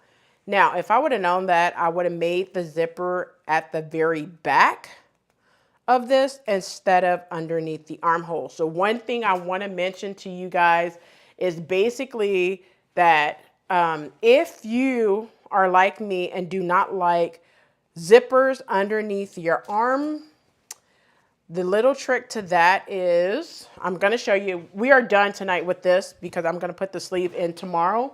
But one thing I want to show you real quick as a quick hack for this is let me show you the pattern piece. Pattern piece number 2 and pattern piece number, pattern piece number 1 too, but. All right, so the back. So you know how, let me grab the, okay, so let's say that you have, I'm going to show you on the back pattern piece. So if you want the zipper, which I should have done this, but I didn't think about the hack. Say for instance, you want the zipper in the center back instead of this side seam situation, okay? So what you're going to have to do is take pattern piece number 2. This is the back. So you see how you have your darts. This is the side seam right here.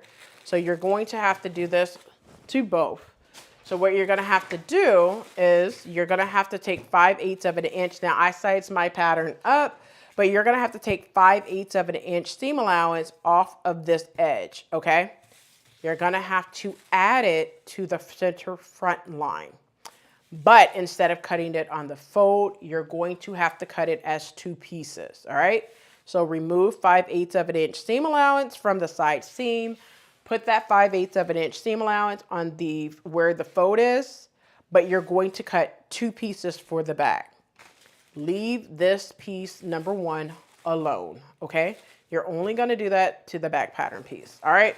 That's if you want your zipper at the back instead of underneath your arm. Now, in my case, I have to wear it underneath the arm.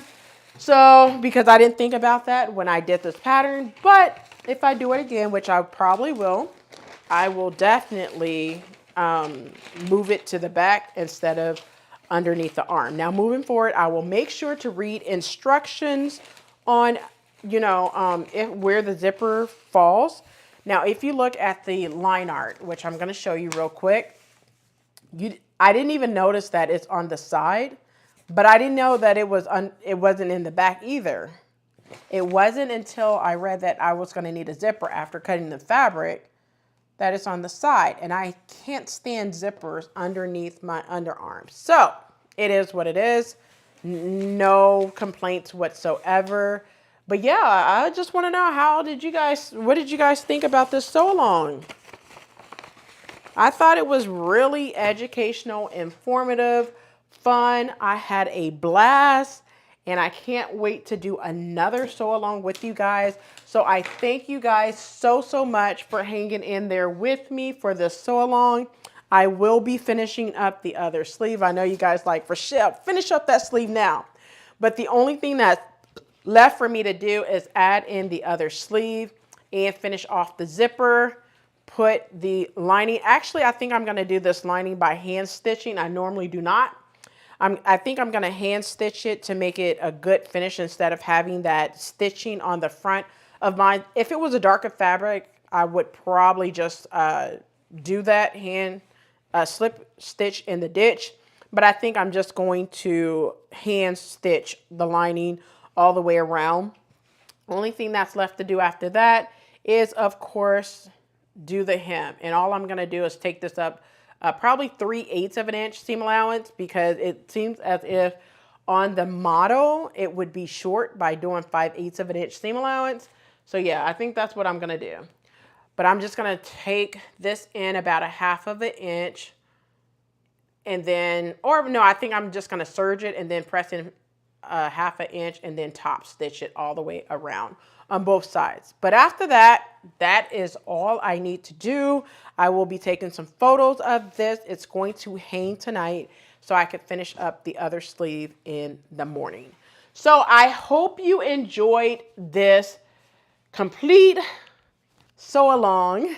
And if you love this type of video, sew alongs and stuff like that on the channel, make sure to give me a thumbs up on this video, and I will definitely be catching you guys in the next one. So stay tuned, and you guys have a wonderful night.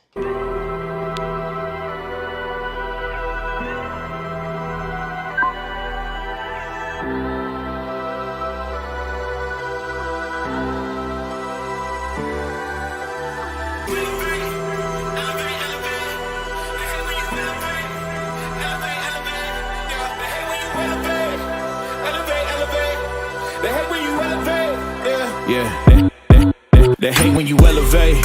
They stacking up losses, I'm handing them out, yeah, I had to go delegate. It feel like I'm floating, I'm lost in the moment, I swear I could levitate. They never believed that I would really fly, I had to go demonstrate. I had to set them straight. They hate when you elevate, elevate, elevate. They hate when you elevate, elevate, elevate. Yeah, they hate when you elevate, elevate, elevate. They hate when you elevate, yeah. I had to elevate. I'm way too fly, yeah, I'm feeling myself. Ain't no chance I'm coming down, no. Got a soul view to myself, yeah. Why would I give it up? Why do they wanna come take my place? I work too hard for it, don't need a replacement. This my vocation, now I got rollies all in rotation. Hop on a jet just to take a vacation. Remember the moments was trapped in the basement. Now the hard work is all taking me places. Swatting all black like we trapped in the matrix. Bet on myself and go ball out in Vegas. Living a life like I'm rich and I'm famous. Don't see the grind that I know that it came with, oh.